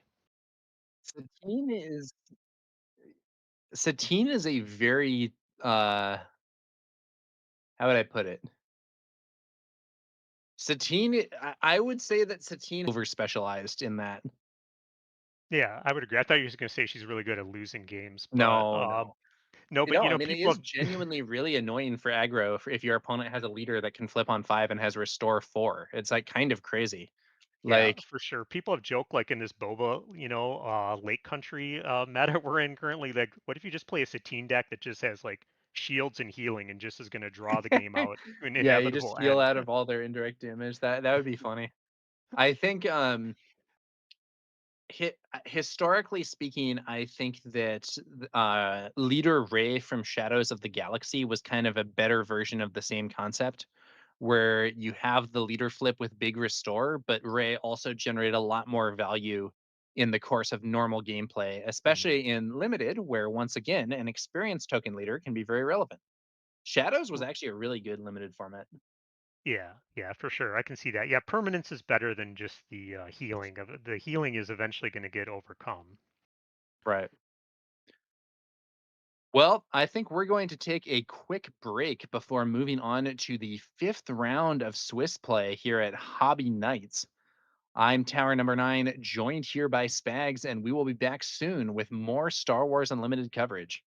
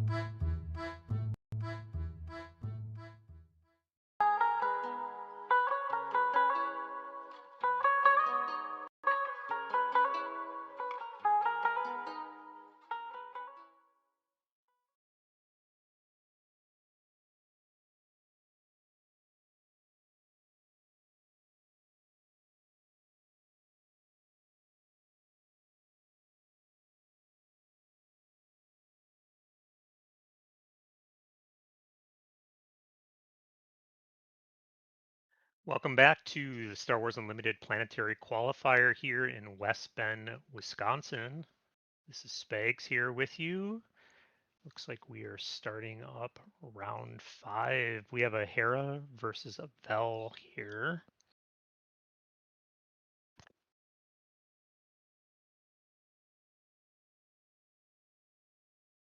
Blue-green, All right, looks like heroic. Tower's getting back in a couple, so I'll try and fill in for him.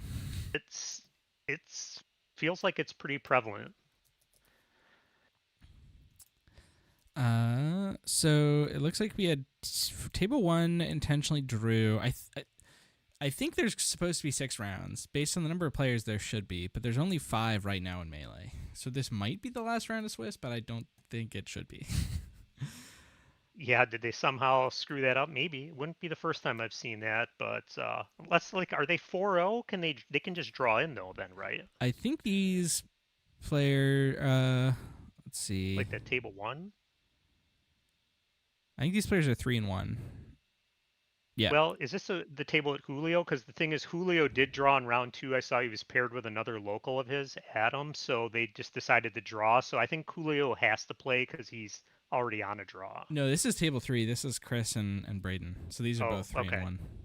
3-1, yeah. Then you kind of have to play. Okay. Decent starts here for both. I see a Val Sartha, or I see a Cinta coming out probably this turn. That's going to be a strong play.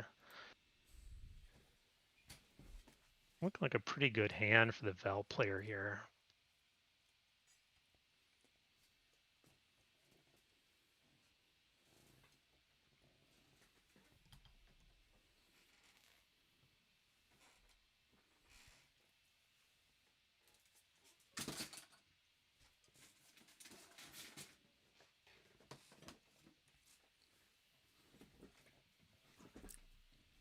Ooh, the Dexter Jetser guy. Yeah, What's his exactly. Nice little pump here. The hidden hand.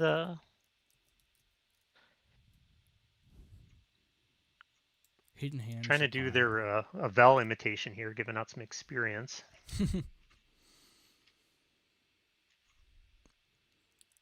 Ah, That's betrayed trust, it looks like. yes, yes, indeed. Nice early play to negate some damage here. Stintakaz hits the field. All right, I'm going to mute now. Tower's back. Yeah, Sintakaz just, yeah, extremely powerful in a Vel deck. Yeah, natural synergy there with the ability to give tokens and a unit that gets buffed when upgraded. Liberated Wookiee attacking into the unit there, and I believe thanks to betrayed trust, suffering no combat damage in return. Yeah, I didn't really give this betrayed trust a lot of thought, but it does seem to be doing a lot of work here. Yeah, so that another advantage to this approach is that by attacking into the follower of the code directly, instead of attacking the base, it means the opponent can't attack and get some value out of restore, which you would normally get even though the betrayed trust would be in effect, I believe. Yep, and here comes the wall. Yep, Sintakaz up to a 4/6 and now a 4/6 Sentinel. Tough for these little scrawny units to deal with. Yeah, I mean, Liberated Wookiee could swing in for 3. Wouldn't be defeated in one go, could potentially swing again next turn and trade. Wouldn't be the worst ever. The real question is whether there's a cleaner answer. Be really nice to have like you know, a Kanan to bounce Cinta here. Doesn't look like it's forthcoming though. Nope, just doing it the old-fashioned way. Let's see, and a Rebel Blockade Runner. That's, I mean, that seems to be a decent card in general, but definitely There ambushes and defeats Cinta. taking Follower advantage. follower of the code still on the field. Yeah, that's where the credit really came in handy, allowing a little ramp this turn. Yeah. And that, it is kind of an example of how Vel's ability is double-sided. Yes, it allowed Senta to become a big obstacle, but at the same time, it also gave the opponent the credit that allowed them to bring out that circuit challenger a turn early and deal with that obstacle. Yeah, I like it. It's just kind of a cool aspect of playing cards, right? Like anything from poker to this, it's like make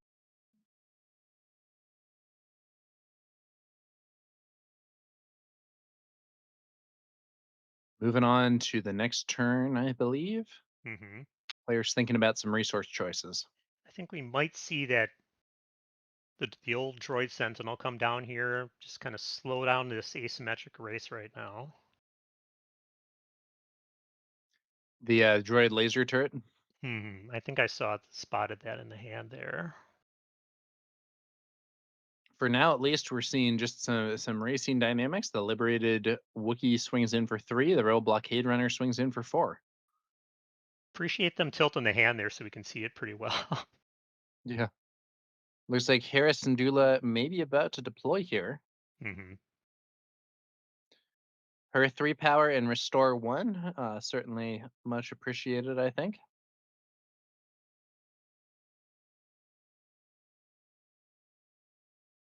Hmm. 5 resources. Syndicate Now security let's. coming down. Now wait, what happened there? Okay, yeah. Syndicate security team. hmm Now I believe the Syndicate security team does not actually have Sentinel, but does have Grit. Is that correct? That's correct. Yep. So not necessarily something that is going to be that relevant this turn, but could prove to be a big problem for our Hera player later. That stat line, we could see it take out the liberated Wookiee, get buffed. Ooh, mastery on Hera though. Mastery is a very strong card in this format. Agreed. I think that Syndicate's going to be dealt with immediately. No, but decided not to shore it up. Yeah, we could have seen a buff there. I guess the downside to the buff, we could potentially have seen an attack from both Hera and the supplier still clear it. Hmm. I think maybe Hera's just going for a race here. It looks like. Hmm. We'll see. Yeah. Looks like What it's a would you do? tough choice there. Do you clear the syndicate security or do you go base for 6? Yeah, what would you do here, Tower? Would you just decide to go for it here? I base. The Hera's going to be hard to kill, and the Restore 1 is going to add up. Yeah.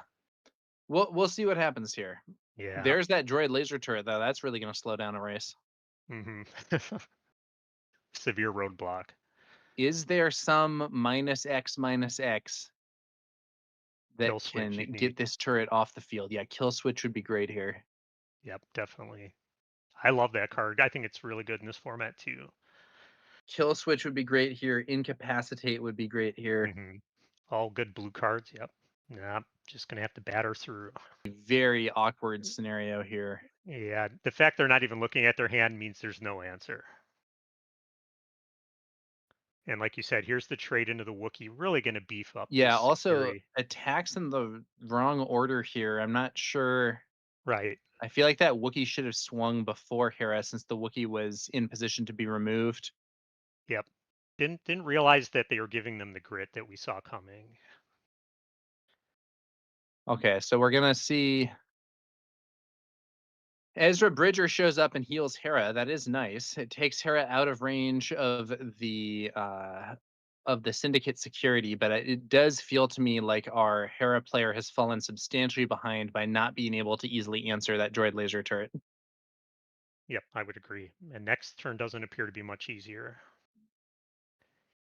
And It's he's gonna funny have a too, the droid laser turret in some ways could be considered. The droid laser turret is just vigilance, and that means the droid laser turret can be put in a lot more decks. I yep. think our Hera player scooping it up. I think so. Being at 18 damage already, that is looking very tough. Next turn was going to be an avalanche. Yeah, interesting game there. I wonder if it would have gone.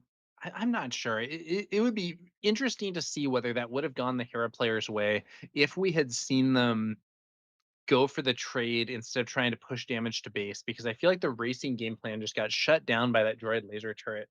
Whereas if the focus had been a little bit more on like board control, maybe that's a little better into that scenario. I don't know though. Yeah, that's a Tough. really tough call. The droid just really changed the math, I think, in that matchup severely. And the problem is trying to trade with Vel is pretty tough because we see they can just keep shoring things Yeah. up. And it wasn't even just the droid. It was the droid followed by the shield drive outfitter to put that shield right back on. That felt like, oh man, now it's real trouble. Yeah, that was the icing for sure. Having to attack into a shield is not optimal, but it was like, oh well, at least there's this like one power unit where I'm not wasting that much, only for another shield to show up and to eat a 7 damage Hera attack. Seeing that would really help a lot against these. Obviously, like the Sabine unit would be awesome, but once again, not in any of these colors they're playing. Yeah, interesting to see how these matches go. Ultimately, I think that we were discussing earlier, Vel, Vel is not a I wouldn't admitted though that experience is really good. And in the It just seems like it's gonna like allow for a more stable board environment for them in the long by run. the way that they had their no, this is turn 2. Oh yeah, Yeah, you're there was right. They missed a no turn turn 1 one. play, patroller Oh my turn 2. god, That is you're not where right. you want to be. Oh no. Missing your turn 1 play is always bad, but it's actually significantly worse if you are playing Hera in particular, because missing your turn 1 play with Hera means that you are further away from getting her leader Mhm. ability going. And your turn two play is this patroller. That's you've also missed a drop. It looks like Yeah, very very undesirable scenario here. unfortunate. This could be a quick one.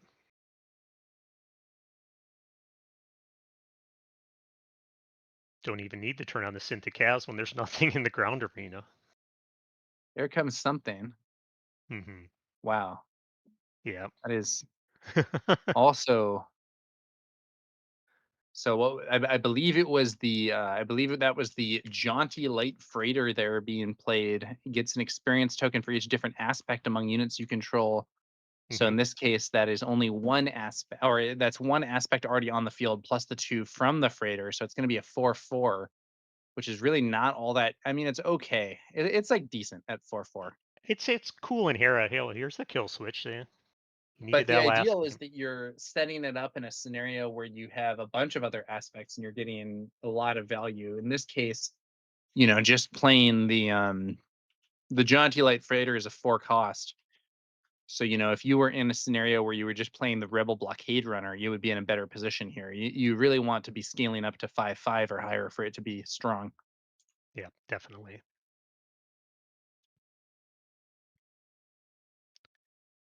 That's another one where missing that turn one really hurt. Yeah. Chewbacca also coming down, another beast on that side of the field. Not looking good for Hera here. I agree. It's looking he is really looking rather bad for Hera. Very slow start Yep. Like against an opponent that is strong and fast and has healing stuff available and has a lot of different problems. Oh, hmm, there's Kanan though. Kanan bouncing Chewie. That's one of the stronger plays you can make with Hera. That's certainly a fair chunk of value.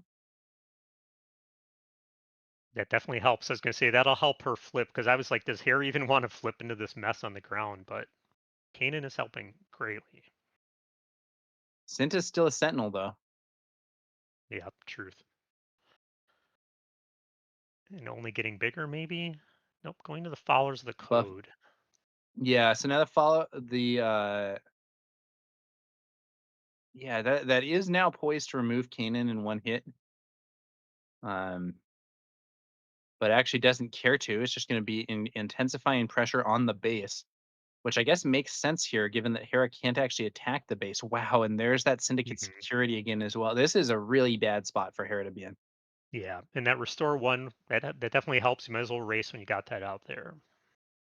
Hera swings in to Cinta, inflicting 3 damage and taking 3 back. Yes, Cinta's buffed, but also debuffed. Yeah, just more damage to base, 15 damage on. Our Vel player, I think, has identified, hey, my opponent had a slow start. I have a deck that can throw experience on my stuff. I can be the aggressor here and really just try and run away with this game. And thus far, it seems to be working. Well, it's looking like lethal this turn, I believe, Tower. Hera needs to find something well, so is it lethal this? So Hera has restore 2, so that would be that would take us to 13.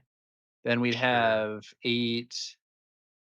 Oh no, it would be because we could potentially see Vel's buff. We could potentially see Use her twice. right. Yeah, yeah. I no, I think we're looking at lethal this turn unless Hera can do something to disrupt that. Our favorite But it's boy going to be the here. Hera player who's disrupted by that droid laser turret that caused so many problems last game. Now it's here again. That Not little guy's been an sure if there's an MVP. answer, and even if there is an answer, Hera needs to have answers to the other stuff as well. Yeah. Ezra Bridger shows up and heals Hera. That's nice, but that's not really what you need here. Yeah, can't get through that droid. I think we're gonna see a scoop up here.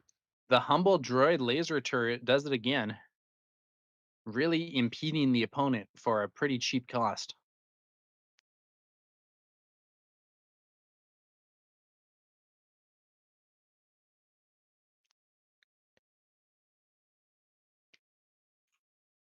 Yeah, I guess Bell Hmm. didn't really need to go for it this turn because like they've easily got it on their first action next turn if need be, it seems like.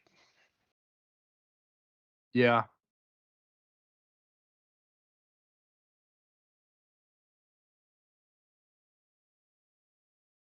Yeah, too little, too late there. Not Hera's strongest showing here, unfortunately. I think Hera's a cool leader, but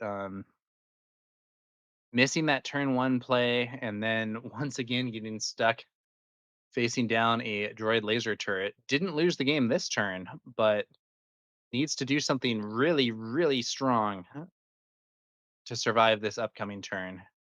I'm not even sure what it would be. Like, even if you play Zeb and kill the turret or kill one of the other units, you're still just going to get overwhelmed. Looks like our Yeah. Hera player realizes that, and it is a scoop. That's going to be a win for Velsar, though. Yeah, I don't think there's a single card in this set that would have gotten out of that situation.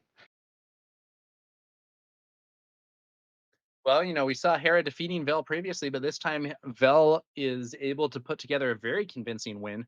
Hera Syndulla definitely not a deck that likes missing that turn 1 play. No, unfortunately, they need against Vel, they probably need a pretty optimal start, and that was beyond suboptimal. Yeah, and it is kind of funny also, you look at some stuff. I think there genuinely are scenarios where you don't really there are some decks that don't really care if they miss their turn 1 play. Like, they're not thrilled to miss it, but it's not like that big a deal. You know what I mean? A good example of this was in the past. Sometimes people would play Boba Green. That was a very strong deck at some points in the game. And one of the things about Boba Green was, in at least some matchups, people cared more about hitting ramp than they did about hitting Hmm.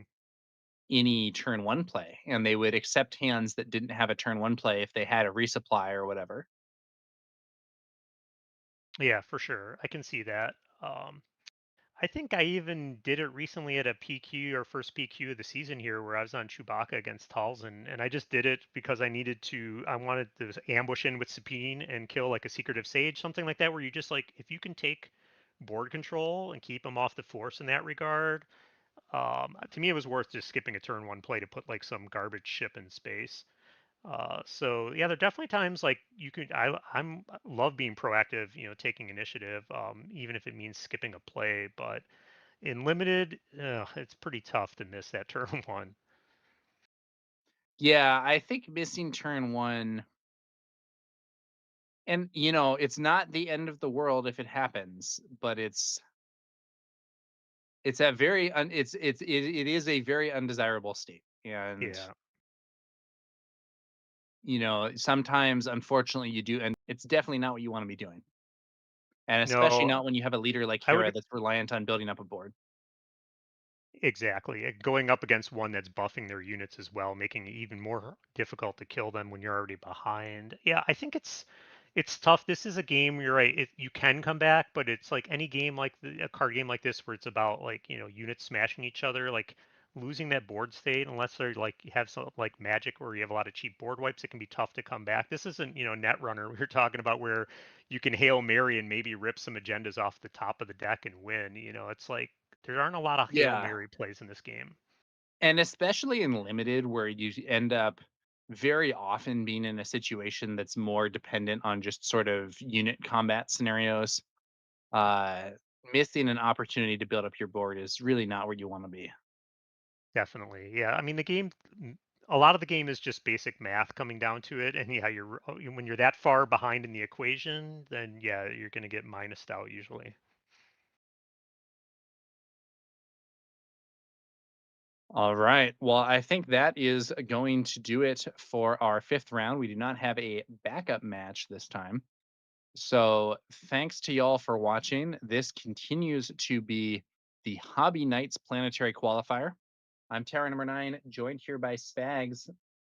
We are going to, I believe, have one more round of Swiss play.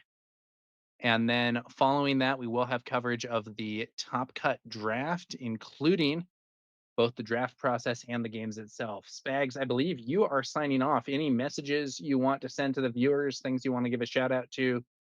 No, just shout out to Late Night. Shout out to you guys, Rebel Trader and Tower. I love your commentary. Great stuff. Yeah, actually, this is a local event for me. I normally would have been at this tournament, but I've got a show in Chicago tonight. So since I was around waiting to go down to Chicago, I thought I'd jump in and yeah, thanks for having me on.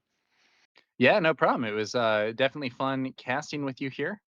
And yeah, I'll catch you later. Sounds good. Thanks. Am I reading this right? But is that the Force Red base? I think, but Yeah, it looks yes. to me like he's splashing some yellow cards in there, or am I just seeing that wrong?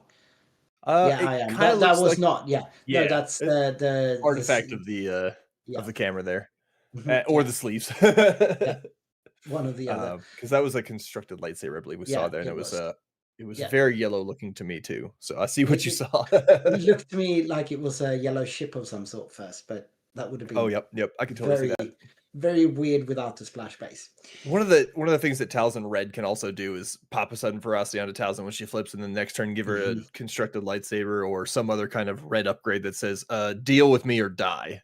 Yes, and it can be so fast at that point. The tempo of that is just insane. Yep. I think like the main argument for the yellow version is how well it can deal with some of the really strong ground-based decks that we've seen so far. 100%. But the Talzin Red, I think, has I would call it upper mid range of the metagame part. Like 4, 5, and 6 are all pretty dang strong for both of them, but the yellow one probably edges it out due to Stranger and stuff like that. Yeah, agreed. Now, we do see a no disintegrations in the hand of our Talzin player. Yep, that'll be interesting if they get desperate to deal with the N1 to notice integrations on it, but I don't know if they're going to be that desperate. Feels like too much desperation for me. Yeah, we see a Talzin's Assassin in hand, and I believe that's probably the plan for how to deal with it. Much more reasonable. Also, be able to just kill the red 5 with it together with the Talzin ability. Seems good to me.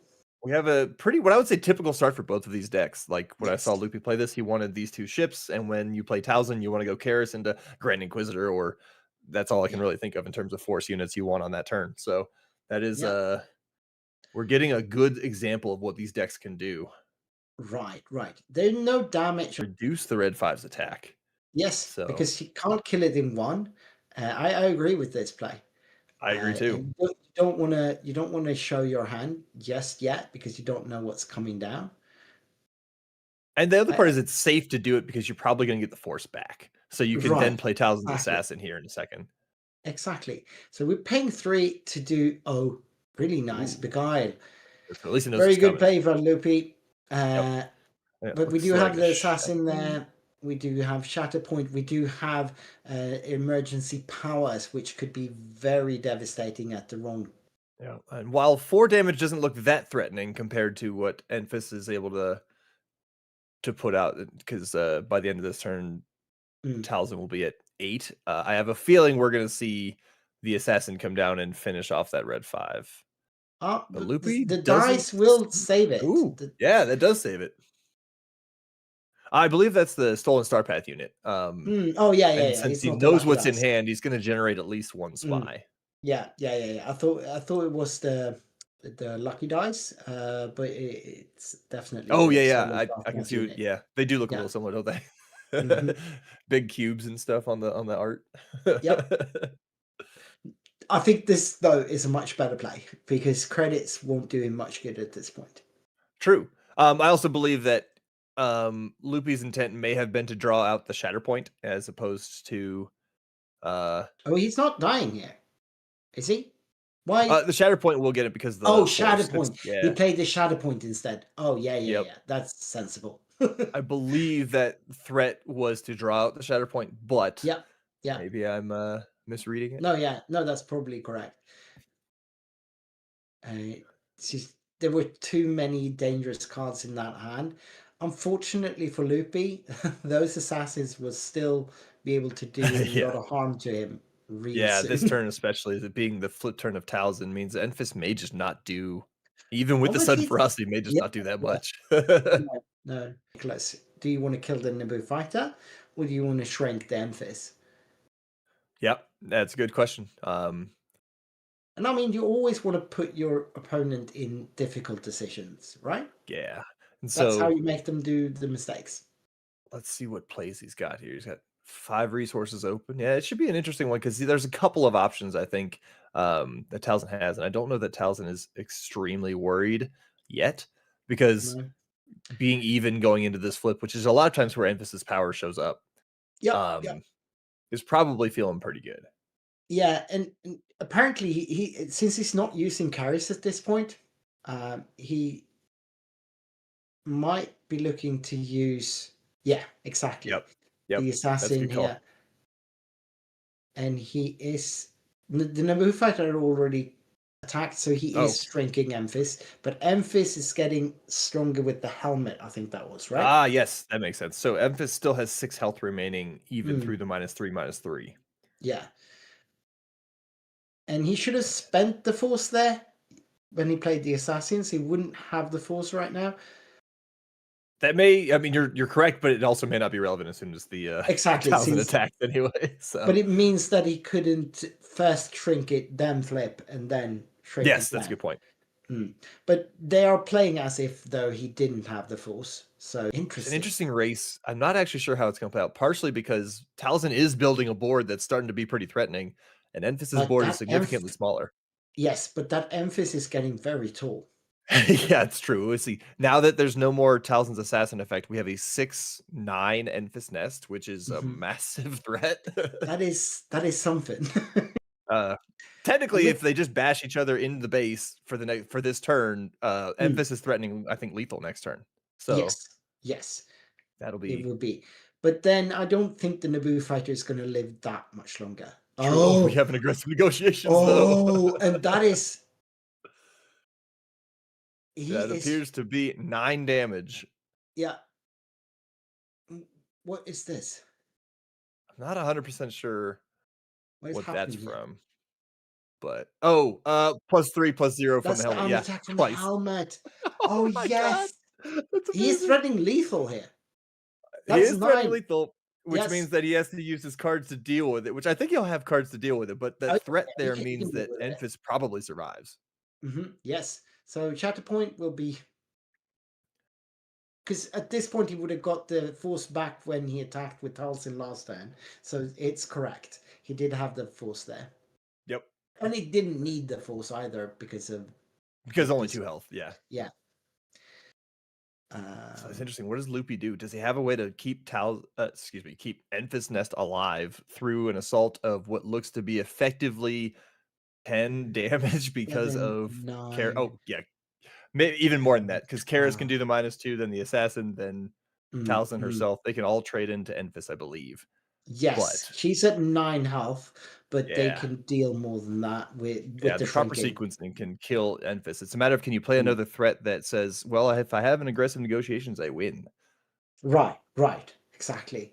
But he needs 6 more damage, right? No, yeah, He needs 7 7. more damage.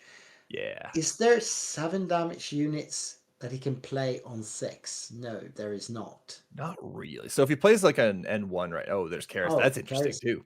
It's I was very thinking like, interesting. so an option would be an N1 in space, right? Then Trading with that you that. could do aggressive negotiations, but yeah. Okay, Then so Karis goes down. Loopy has already claimed, I guess. No?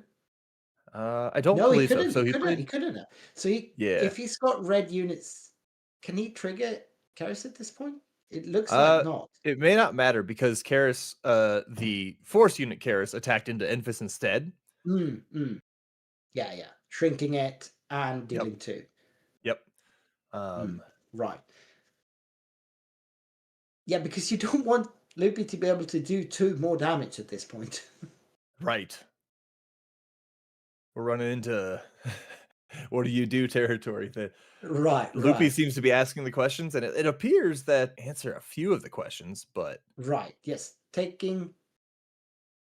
It looks like he's taking Emphys off the board here. yep, Enfys Yeah, is going down. yes. So the answer is make Loopy have the aggressive negotiations with Karis Nemec. I'm gonna just call him Right. Nemec from now on. It's a lot easier. Yeah. Oh, and Nemec also agree has to hidden. do That's that. a good point too.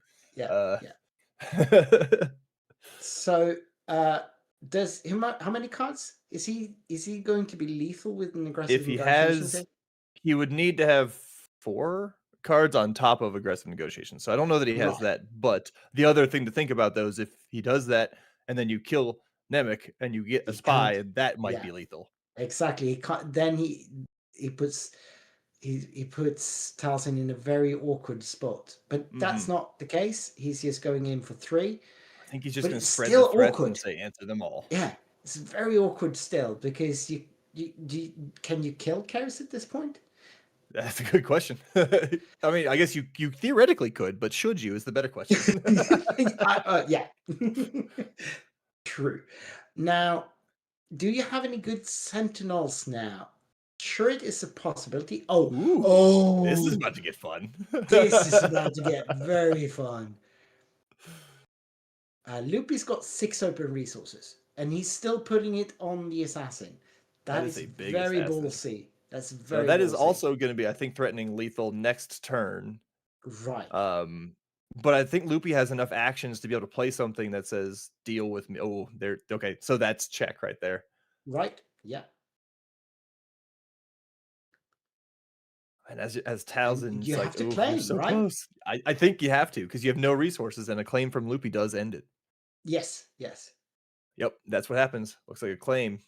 Claim from Nicholas. Well, and he's got his hand on the deck, so my assumption is that means Yeah. it's a claim. He's waiting for Loopy to play No, the. he's Oh, waiting for jeez. Loopy. Yeah, that looks like double Loopy's lethal just here. going, yes, please. Yep. And it looks like there's too many that's the fist threats. bump. Yeah. I love that. That was such a good game. That was a blast to watch. That was fun. It was cool to see because Taliesin was doing a good job of answering many, if not like obviously not all of the threats, but many of the threats that kept popping up. And for a little while there, it looks like Taliesin was starting to turn the corner, but Yeah. Loopy just kept playing threat after threat after threat. Right. I love this Enfys deck. It's very aggressive. It's very answer this question. Do you have an answer for it? Okay, cool. Do you have an answer for the next one? How about the next one? And I mean that's a very good way to play this game. If you're putting really tough questions to your opponent, you make it. Bother Loopy to get the list. I know he's posted it at least one place. I think I saw a. Oh no, that must have been the sideboard because I saw some Arvins there.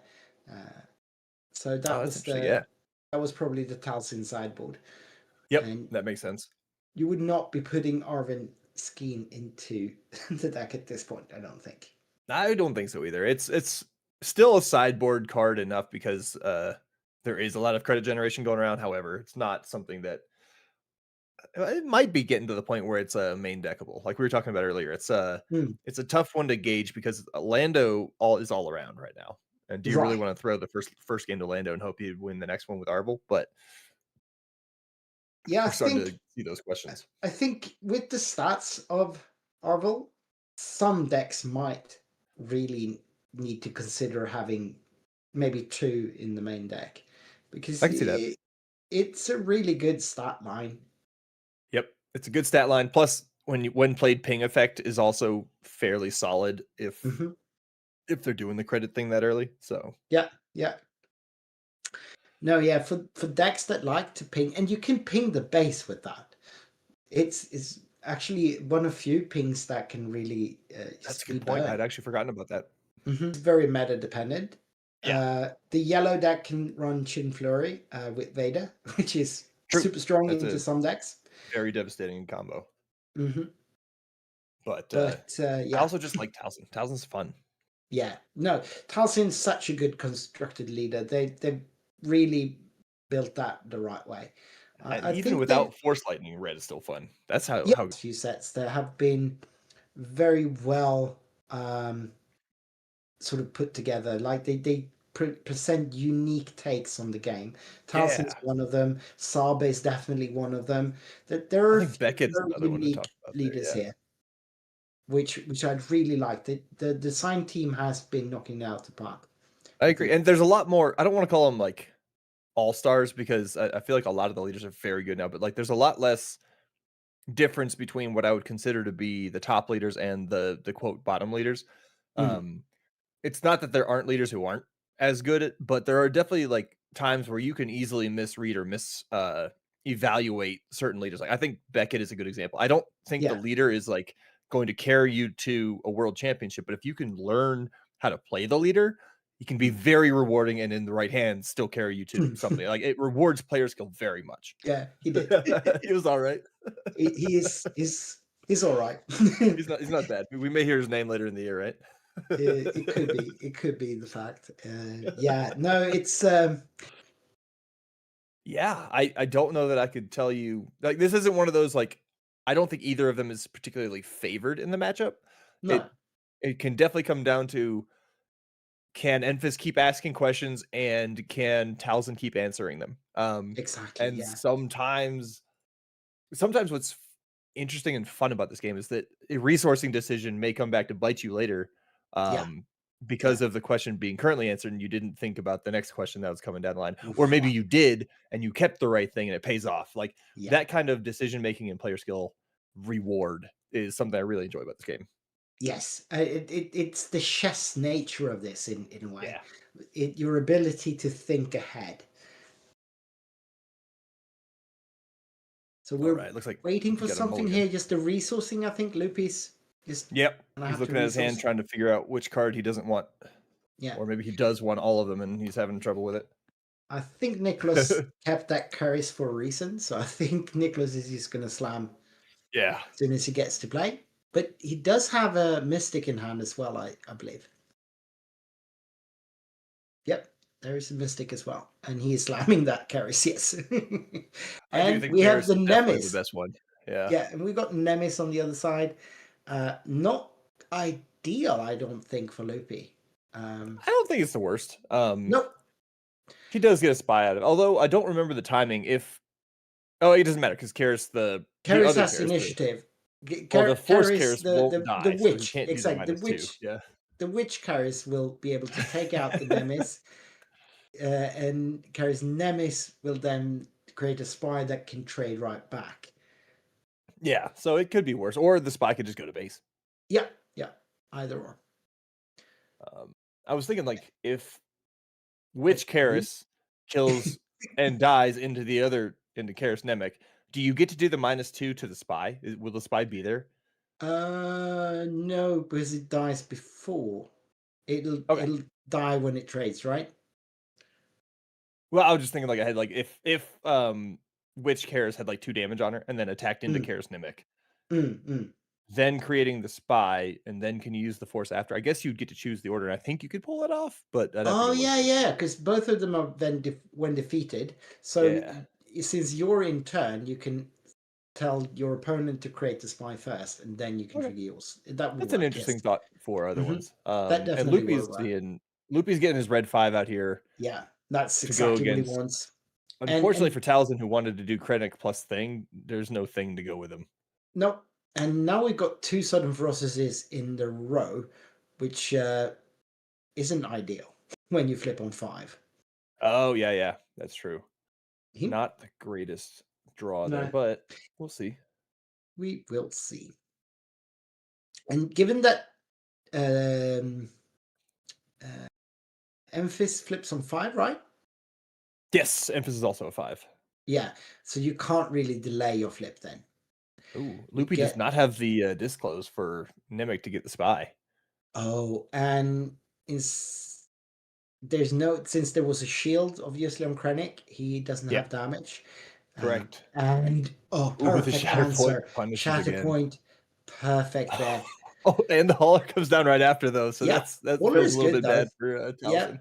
Yeah, Hauler is good here. Yeah. Uh, It's another one of those back and forth early games Yeah. that I don't Really feel like either of interesting. them are super advantaged right now. Not at all. They have arena split here, which might favor Talcin a little bit because both of these decks still need ground in some capacity. That's true to some extent, though I will point out quickly that Talzin generally has trouble with space. So having used Yeah. a Shatterpoint already on a space Yeah. unit to now have to Yeah. deal with a Hauler in space might cause a problem later on. Yeah, that Hauler might remain for quite a while. Yep. It's an interesting chess match here. So does Loopy have another Enfys into helmet plus sudden ferocity kind of turn looking ahead of us, or what do we got? Who would know? He is. Oh, it's Han Solo on the Hauler. Oh, Solo on the Hauler. No. Yeah, that is very good. That's massive. Still keeping 3 open, threatening yeah. Talcin has neither used the ability nor any resources, so a lot of actions still. One resource left. No resource because of Krennic ability. Right, yeah. I was like, how did he Yeah. not spend it? It's because No, of yeah. Krennic. That's why. Yeah. I It's love a Krennic. very good play. Krennic into Owen Lars is such a good play. I used to play Gar Saxon. Oh yeah. That's a ECL. very good one there too. And that was my favorite opening of course. So now we Okay. use Talcin ability here to shrink Emphis a little bit.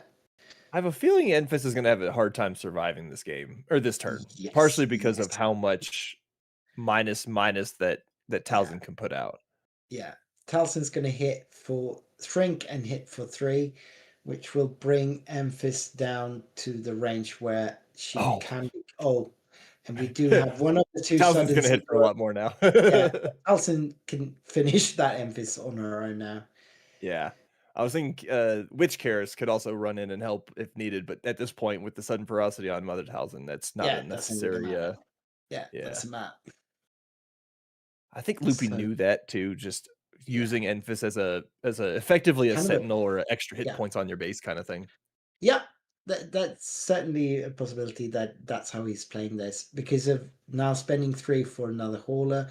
Yeah. Does give a very solid space presence here. So doing some quick math, right now we have 10 damage threatened in space on the Enfys side, right? And what Enfys did by just coming out and doing 3 is protect the base for roughly 7 hit points. So that race that is being run now, I won't say it's super advantage, but it's at least close to even. Yes, because we've got 10 power in space against, what's that, 4 plus 6, 10. 10. Well, it is favoring Talcin because of the shrink and the restore. I think it's favoring Talzin a little bit, but Talzin's also starting behind with 28 and a few. More than the other way around. And the restore plus the hauler there. So we're looking at 19. Mm-hmm. As the Talzin player, you have to start considering also how much time do I have before aggressive negotiations shows up. And so that's a good point. I can't, and I do see an emergency power, those break glass in case of emergency kind of situations and just win the game. I see a constructed lightsaber too. he's still not spent the resource. So he could put 4 at this point, but it looks like he's considering other options here. Lethal here. Because That's a good question, Loopy yeah. is presenting lethal right now. Yep. For next turn. But Ooh, that is system shock to remove Han. system That's shot a is good play. perfect there. Yeah, that's a Removing good play. harm, no more lethal for you. Not that far off though. A aggressive negotiation still there. Oh, so we get Yep. the blockade And runner. it does appear that the pivot to space was an intentional design choice here for Loopy. Certainly. And it So- might be really hard. We got a saber for Talsin there, but still not enough to I think put I'd in go check. personally with the constructed saber because it does add a lot of damage to Talzin. It's effectively 4. Yeah. So Talzin herself is doing 10. Yeah. But is that enough to put Loopy in check before Loopy Yeah. can finish it off? I think so. Like short of an Loopy's need aggressive 2. negotiations. Yeah, exactly. Aggressive is going to change everything anyway. Yep. So the And constructed it's would not like put... he's going to be able to clear up that space lane here. Yeah, exactly. He just can't. So, Yep. Going and for the he's same play spreading that we it were out talking for about. some reason here. Well, it's probably an insurance kind of thing since he doesn't Hmm. want all of the threats to be dealt with immediately. And there's so much tap down in yellow. Yeah, So, exactly. Spread yeah. the damage out a little bit to make it so that Mhm. at least there's lethal in range. Yeah. But there He's doesn't going seem to to be one. 22. Yeah, it doesn't seem to be an immediate, like, can lose the game in one action kind of play here outside of an aggressive negotiations from Talzin, though. Right. And Loopy does have lethal in 3 or showing lethal in 3 actions, right? 19 plus Yes. 8 is not enough. So without a pump, he needs 3 actions. But he does Okay. have a pump. When Lars might save Talzin here by restoring 2 yeah. and taking him out of lethal there. But if Loopy has Yeah. another pump, that's game. Yes. This is getting really close here. Yes. And still, like, Talsin still needs 2 actions to finish off Loopy anyway. So even if he restores now, he still needs 2 more actions, and Loopy Oh, is yeah. going to And get Loopy 2 has actions 2 before actions that. remaining. So That's he a good needs point. to kill something. I think he's talking it out like, okay, how do we do this? Yeah. He's starting with Owen, it looks like, is to delay things. I think that's probably the correct play. I did see a Talzin's Assassin in hand for Talzin. Right. I don't know that would work though Is because it enough? it's not going to quite be enough. Isn't it? Yeah, because he's going to now go to 27, which is 1 off. So Assassin is just not. It's 1 short It's of just enough. 1 short of saving him. Yeah, Oh man, and he's just the showing space hand. aggro gets it. Yeah, Oh, the space that was aggro. close. That's such a good game because it looked. was a great it game. looked like Loopy was falling behind, but it was not really. Talzin was playing catch up there. Interestingly enough, Talzin playing the insurance policy of spreading the damage out or spreading the potential damage out to Karis made it so that he was no longer checking Loopy. Exactly. If he would have put that saber on Talsin herself, he would have been putting Loopy in check. But then, of course, Loopy could have had answers for that. Yep. So I can understand the reasoning behind spreading it out like that. It was very close there. Yeah, certainly. I'm not sure. It looks like the backup table has already finished their games, so we might not be able to do anything here. Which means that we will probably leave you with a bit of a break here, and I'll actually take my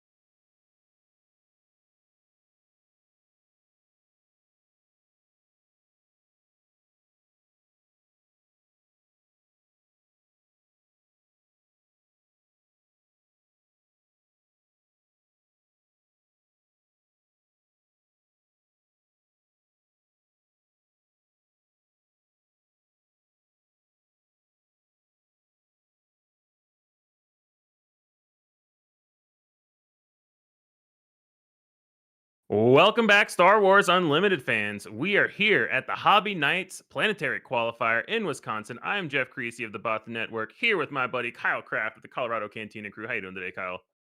I'm doing well, man. I was out on a soccer field with the kids most of the day, but I tried to watch as much SWU as I could. So I've caught a little bit of this tournament and what's going on. And this looks like our final round before top 8, right?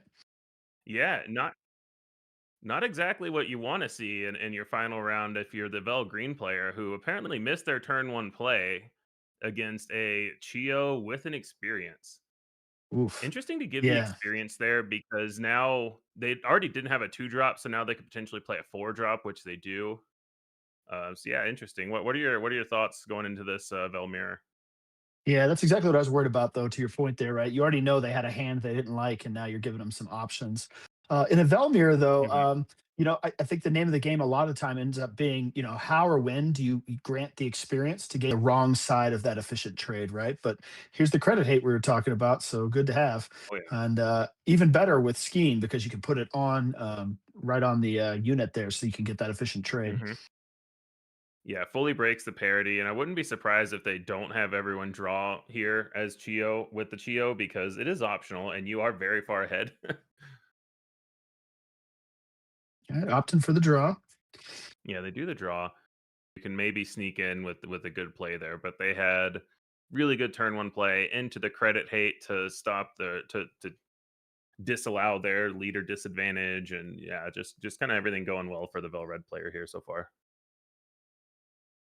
Now, you have an option here. We could trade into this unit right away, which is what we'll choose to do. I was wondering if we were going to go back into the experience arms race and try to buff up above the top, but we're going to just take the trade. I like the trade first. I think your goal here is to try. You want to get this Vel Green player to claim so that you can safely activate your Vel and then kill their credit. So I would imagine Vel Green is just passing here to prevent that from happening, and maybe they could uh, threaten playing a 2-drop. Yep, makes sense. As the Vel Red player, your job now is to press the advantage. You've been given this Mhm. gift of no turn one play from your opponent, and now let's start really taking advantage of that. Yeah, that's So an we were talking about interesting experience there. Sorry, go ahead. Oh, I say we were talking about it before the match, though. This is table 7, if I recall. Mhm. We're not sure if this is a win and in or if we're playing for the hope of in, right? We're not totally sure. There's definitely one person. It looks like so. They basically there were 3, 4, and O's going into round 5. The pair down lost, which kind of threw a lot of the standings into disarray. So Mhm. now it looks like one person that's not X1 is going to get in at least one, maybe two. So the standings are pretty interesting with in terms of outsiders getting in. So it's possible that one of these players gets in, but we're not sure. Yeah, the good news is there's something to play for, right? That's what we're saying. Hmm. So the winner here, depending on breakers, has a chance. Yeah. All right. And as we were chatting that through, the ambush came in. Really efficient ambush there, getting the takedown without dying. This is a way to try to start to claw your way back into this game, right? Efficient trades. Hmm.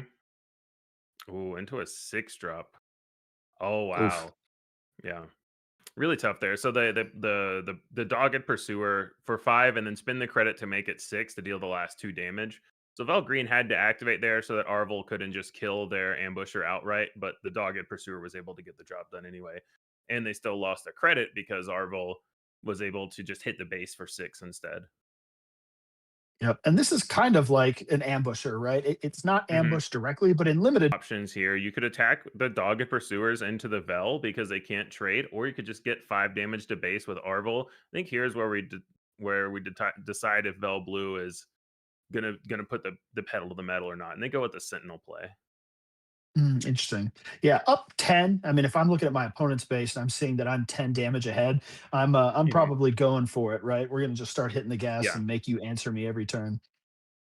yeah, because you would imagine that they need to kill the Arvel anyway. So if you Arvel into base, do they just attack back? But going with the dogged pursuer to clear not yet Sentinel, but assuming that the Sentinel was coming onto Senta into into Mastery. I mean, Mastery is a good way to try to claw back. Well, Mastery's gonna, Voltron up Val. It's gonna have a big heavy hitter, but it's only one Mhm. heavy hitter. Our Yeah. red player still gets So it might just be too little, too late on the mastery. And Skeen really punishing having the win played and on attack effect. It kind of lets the Oh yeah. Vel player here just kind of do whatever they want at this point. Hmm.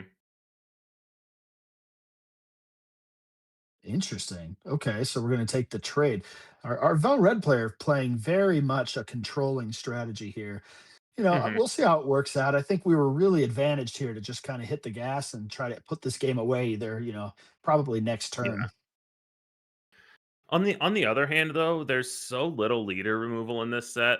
We knew that they had we saw the +2/+0 blaster in hand, so I think they're just saying I have the damage advantage, and you don't have anything that's going to kill my Vel. It could backfire. They lost their Arvel, so they lost their credit hate, their ping ability. No, it looks like we're just going to game 2 here. Yep. Yep. Yeah, I mean, I think that was probably the safer route. I mean, Hmm. had we not traded into Vel there and Skeen hit base, I feel like the Vel green player would have had to just trade first action back anyway. So um, Well, either here way, you're playing worked around out. something like a Haymaker, which Mhm. could be potentially devastating with the mastery already on as well. Unlimited. I rarely would even look at my other cards. I figured my limited deck was my deck, but these days I find more and more, especially in this set with the ability to splash, I'm digging Mhm. into my other options between games a whole lot more this set. How about you? It's interesting. I think you can with this set, but there are fewer cards in this set that I want to splash into. It's not like last set. You could say, "Oh, I need to bring in my Outer Rim Constables because they have upgrades." There's not these like easy. Oh, I have this card that answers low drop units. I have this card. Like you could maybe put in the tree remember or the axe forgets or the tree remembers either one if you see low cost units getting suited up or doing good things. But I feel like it's easier to sideboard those cards, but there are fewer of them that I want to sideboard. Well, that with a splash base, I guess maybe some of these cards that could have been sideboard considerations previously are just main board Hmm. cards now, knowing you can use your Yeah, base to exactly. play them, right? Hmm. Just so many options feels like with this set. Yeah. I also don't know about you, but I feel like my deck construction process takes a lot longer. I have to put a lot more thought Hmm. into it. Definitely. It's really interesting in the draft phase as well, as opposed to other sets, in terms of like reading signals and trying to figure out what's actually open and available. Is a Mhm. lot harder with the splash bases. Well, we see the buff here. I could barely see our Vel Reds player's hand, but I think I saw Skeen in there again. Maybe a hyperspace version. There could be two of them. Oh wow, yeah. Yeah, and Is if you're that the the Vel card on the green left here, there? think so. And if you're the Vel Yeah. green here, you've got to just spend the credit first action. You already seen an Arvel anyway, and yeah, it is an Arvel scheme in Vel Red's hand again. It is a different Arvel scheme, so they do have two of them. Yeah. Yeah. Our last one wasn't Also, like kill hyperspace. switch, That's which a is pretty good nice. pull, right? Yeah. Hmm. Oh yeah. So let's see if Vel green uses their credit first action. We see a Senta,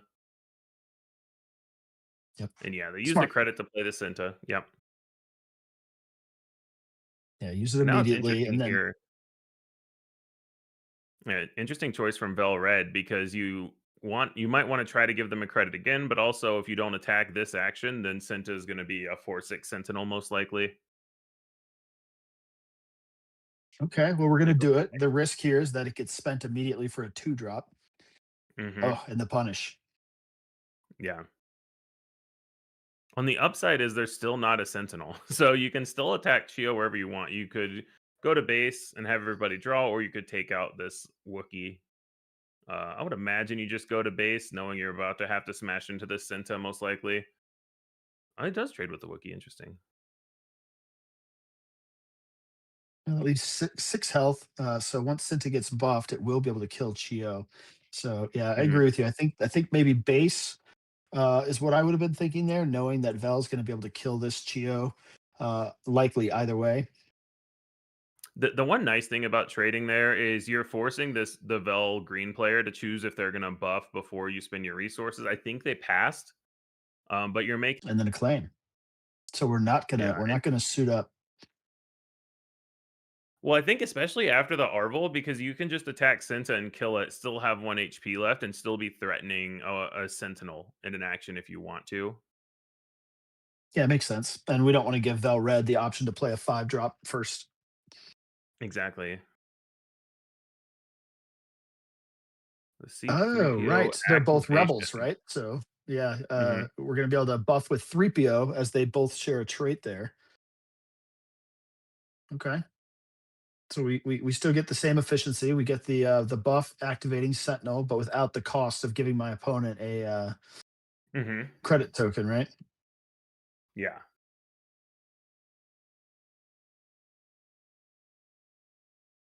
Yeah, so attacking with the C3PO and on attack, give an experience token to another non-leader unit that shares a trait with a friendly leader. So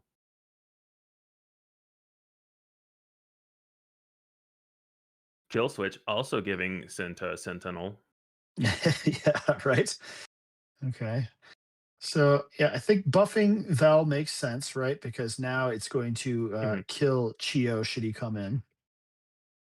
Yeah, and I'm interested here if the Vel Red player wants to destroy their own credit with the Arvel attack. Yeah, especially with the Vel Green player still holding up 5 resources, potentially, if you were Mhm. to give a credit, right? Yeah, Having not spent anything this turn, dangerous to give credits away. yeah. It's tough because you lose your Arvel and your credit, Yeah, the but card we can see you know. right now, I think on the top of his hand is Fulcrum, which costs 5, right? So if he were to give a Mhm. credit, you could Fulcrum up, I guess, funny enough, C3PO, giving all your other rebels a buff, and Cinta being a rebel could be an interesting sequence of events, but that's not what we're going to see. Incapacitate. Mhm. Yeah, so basically just negating that experience. So now you've got a 2/4 Senta with a kill switch, temporary buffs, and permanent buffs. So now Arvel can kill Senta by itself, not die back, and still possibly throw the credit if you want to, depending on what they spend their resources on the Velgreen side. Okay. Yeah, this is our 3/5 Restore 2 Marine. I found him to be a pretty Mhm. efficient unit, this set. Just one of those ones that you fill in your deck and just does work. Mhm. All right. We're going to clean up Cinta here. We're not going to die. And now we'll see how much respect Vel Red is going to give to these units because you could go full bore. You could Arvel into the 3PO, throw your credit into, or throw their credit that you're giving them now into the Marine. You could kill the Marine and be dead to a 3PO attack. Yeah, it looks like they're going to go opt for killing the Marine, and you would assume Velgreen is going to have to 3PO attack first action to get rid of this Arvel. Yeah, and I think what we saw in the previous game is that Tony definitely is taking the safer route in most games. So Hmm. I think that's in line with what we've seen him do through game one, taking the positive trades where possible. Yeah.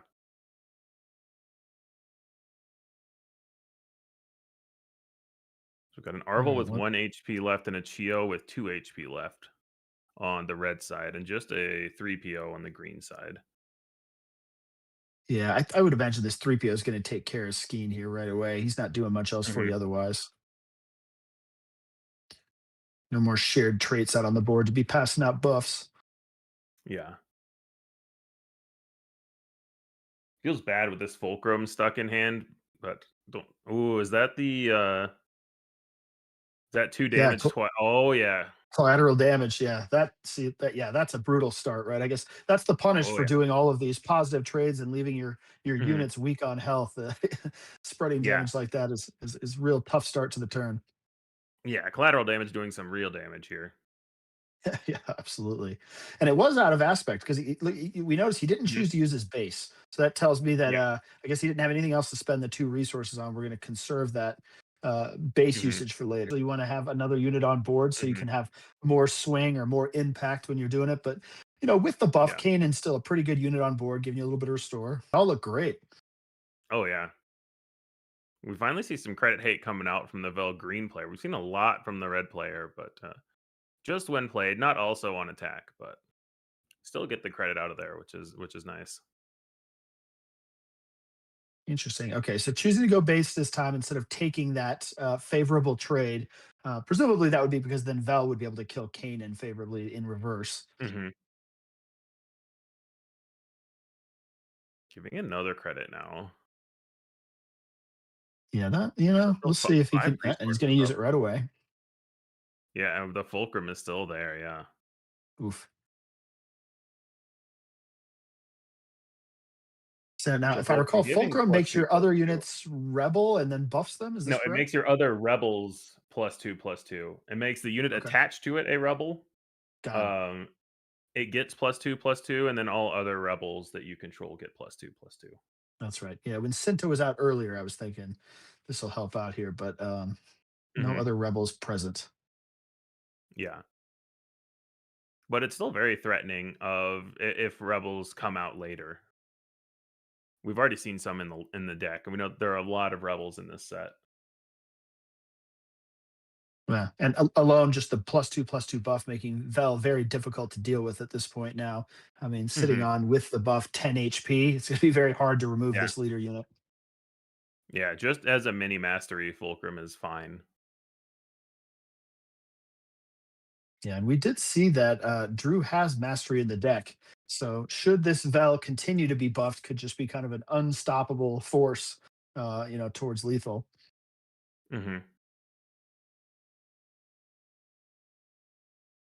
+2/+0 here on the Vel red side. Hmm. The credits are flowing now. Did you? Yeah, we've both decided we're just going to suit up our Vels and smack the base so we can see who Yeah, can get there first. yeah. I think with a lot of Vels, you see a hesitancy to activate early game because you don't want them to play up and play larger units, and then late game you say, well, you only have so many cards in your hand. You probably can't spend all your resources anyway, so I'm just going to give you a credit every turn. Yeah, you start asking the question, well, if you got it, you got it, right? If they have, like, say, the ten Hmm. ten green ship, but outside of that, just Ooh, I being a see a little Ben more, Solo. yeah, we're just gonna throw credits around. Yeah, Ben So I Solo. I believe don't think that's a I've seen one of nine those hit the drop with board the yet. base. Yeah, but if the Vel red gives another credit, then Ben Solo come down this turn, or you kill the Vel, and then it doesn't. Mhm. Okay.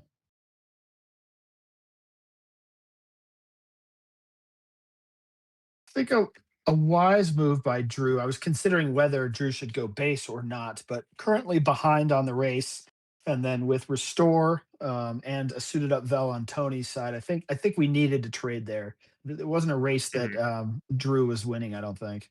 I was kind of mathing it Yeah, out there, and it was the right choice, in my view.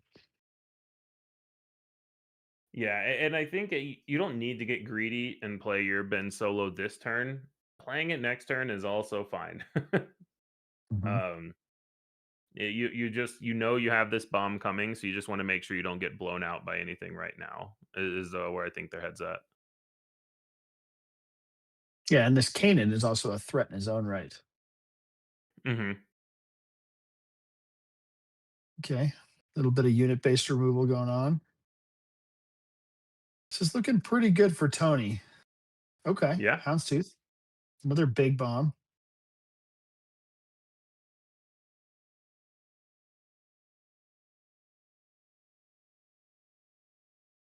All That one. right, Which one is we're that? It's 11 not the ahead it's here, though. the Houndstooth class vehicle, but not the Oh, Houndstooth. The shielded it looks hauler. like a Yeah. Houndstooth. Okay, yeah, Yeah. less scary than the Houndstooth with the Why built-in why removal. Houndstooth So shaped if not Houndstooth? that's right. Okay, well, I think Drew's in a lot of trouble here. We've got 3 units on Mhm. board, and with only 7 HP left on base, the 2 units that are sitting on board are pretty hard to remove at this point. We'll be able to take care Yeah. of one with Vel, but the other one is going to put in check with a hit immediately. Yeah, I think we're seeing here why it's hard for all of these really big units that are in this set to see a lot of play in limited. We've seen big bombs be effective in some formats. This one just has so many 8s and 9 drops in it, and this Ben Solo is just can't really be played right now. You're not close enough to finish the game with a hit. Well, and a lot of the bombs are, when played, do nothing, right? Be threatening, like Yeah. our 10-10 ship, some of these other things. If I'm going to be allocating that many resources, it needs to have an immediate impact. So, like a Mhm. Bo-Katan from the previous set, right? When played, Yeah. potentially wipe your opponent's board or prevent damage, but you Mhm. can't be playing big win plays, do nothing. We don't have enough time. Yeah. All right. So that's the thought process here. So, how are we going to mitigate the damage we're taking, right? Yeah. I mean, you just need something like a Lost and Forgotten because you've killed the space unit. You can kill whichever ground unit doesn't attack next, and then you need to kill that. But the problem is going to be the action in between those. What gets played from Vel Red to keep the pressure on? Mhm. But imagine you just swing in with Kanan here because it's more damage, and then any Agreed. two Yep. attack unit it puts them in check. We see no units in Ooh. hand though. Yeah, but removal. He could potentially first action take care of this Vel to protect his 2 units here, right? Hmm. Which And that must be what removal he's is it? thinking. Vel Yeah, has a do I take lot the of damage? health left. Vel still has 4 health Interesting. left. So he leaves the Kanan up. Actually leaving the Kanan up I like better because even if Vel gives itself an experience on attack, it's still For whatever else Tony has yeah. on board. And we know that Tony has no units in hand. So if there is a way to remove this unit, we've got a Mhm. chance. Yeah, and it could be a Lost and Forgotten. It could also just be trying to put a Sentinel in the way to buy yourself more time to play other units.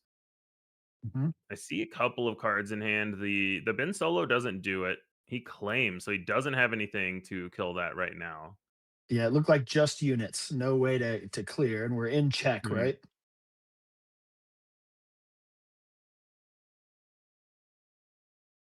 So we're looking to draw the answer. I think we're looking to just clear the spaceship here. Yeah. Yeah, interesting. So if we were going to play this anyway, we could have played it first action to clear Val and still have both of our ground units. I believe it Uh, says non-leader. oh, okay. Then not so much. Well, it looks like the answer was not drawn by Drew. So Mhm. that's going to be lethal, and it's going to be a 2-0 victory here for Tony. So I guess we'll find Yeah. out if Tony is going to have the required opponent strength of schedule to be able to sneak into the top 8. Yeah, really well played. I mean, we saw the strength of the credit hate in the Vel mirror, right? And it's really interesting. I think it's one of the tougher things, especially in something like a Vel mirror, to figure out when you're supposed to be the aggressor, when you're supposed to play more defensively. But yeah, that was really interesting. Even though it was quick 2-0, but still really interesting play lines and decisions. Hmm. Well, to your point, getting skiing both games, very powerful when you know we're going to be both Yeah. generating credits. But then, unfortunately for Drew, also whiffing on turn 1. I myself have Yeah. had this experience in my potential winning in opportunities and limited, and it doesn't feel Hmm. great. Oh yeah, definitely. A lot of times it's hard to get past the kind of mental barrier of you're in this, especially when it happens in game one. You're in this high octane environment. Your adrenaline's pumping, and then you say, "Really, this is how game one goes, where I can't do anything," and you kind of have to try to pull yourself together for for game two and hopefully for game three. That's right. Yeah. Mentally reset, get back in it. You still have a chance, right? Hmm. Well, such a quick match. I suppose we're going to find out, who's making the top 8 and more to come. Yeah, I do not believe we have a backup match. So what we're gonna do is we're gonna go on a possibly medium length break where this round is gonna finish. Then we're gonna have to do top 8 announcements. We will be back to showcase the draft, is my understanding. So we will be observing and commenting on the top 8 draft before we get into the actual top 8 matches. So make sure you want to see that. You'll get some expert analysis.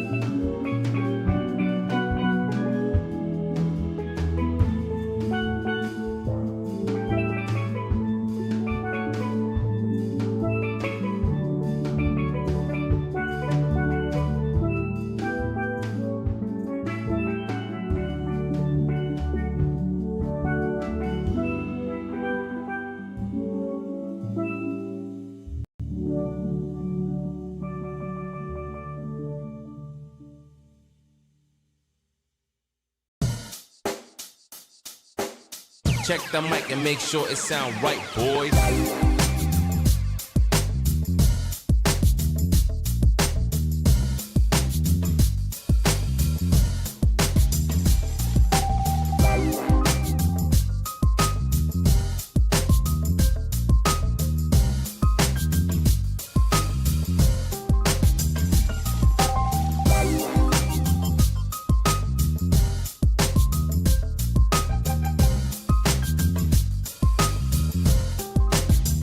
Sound right, boy.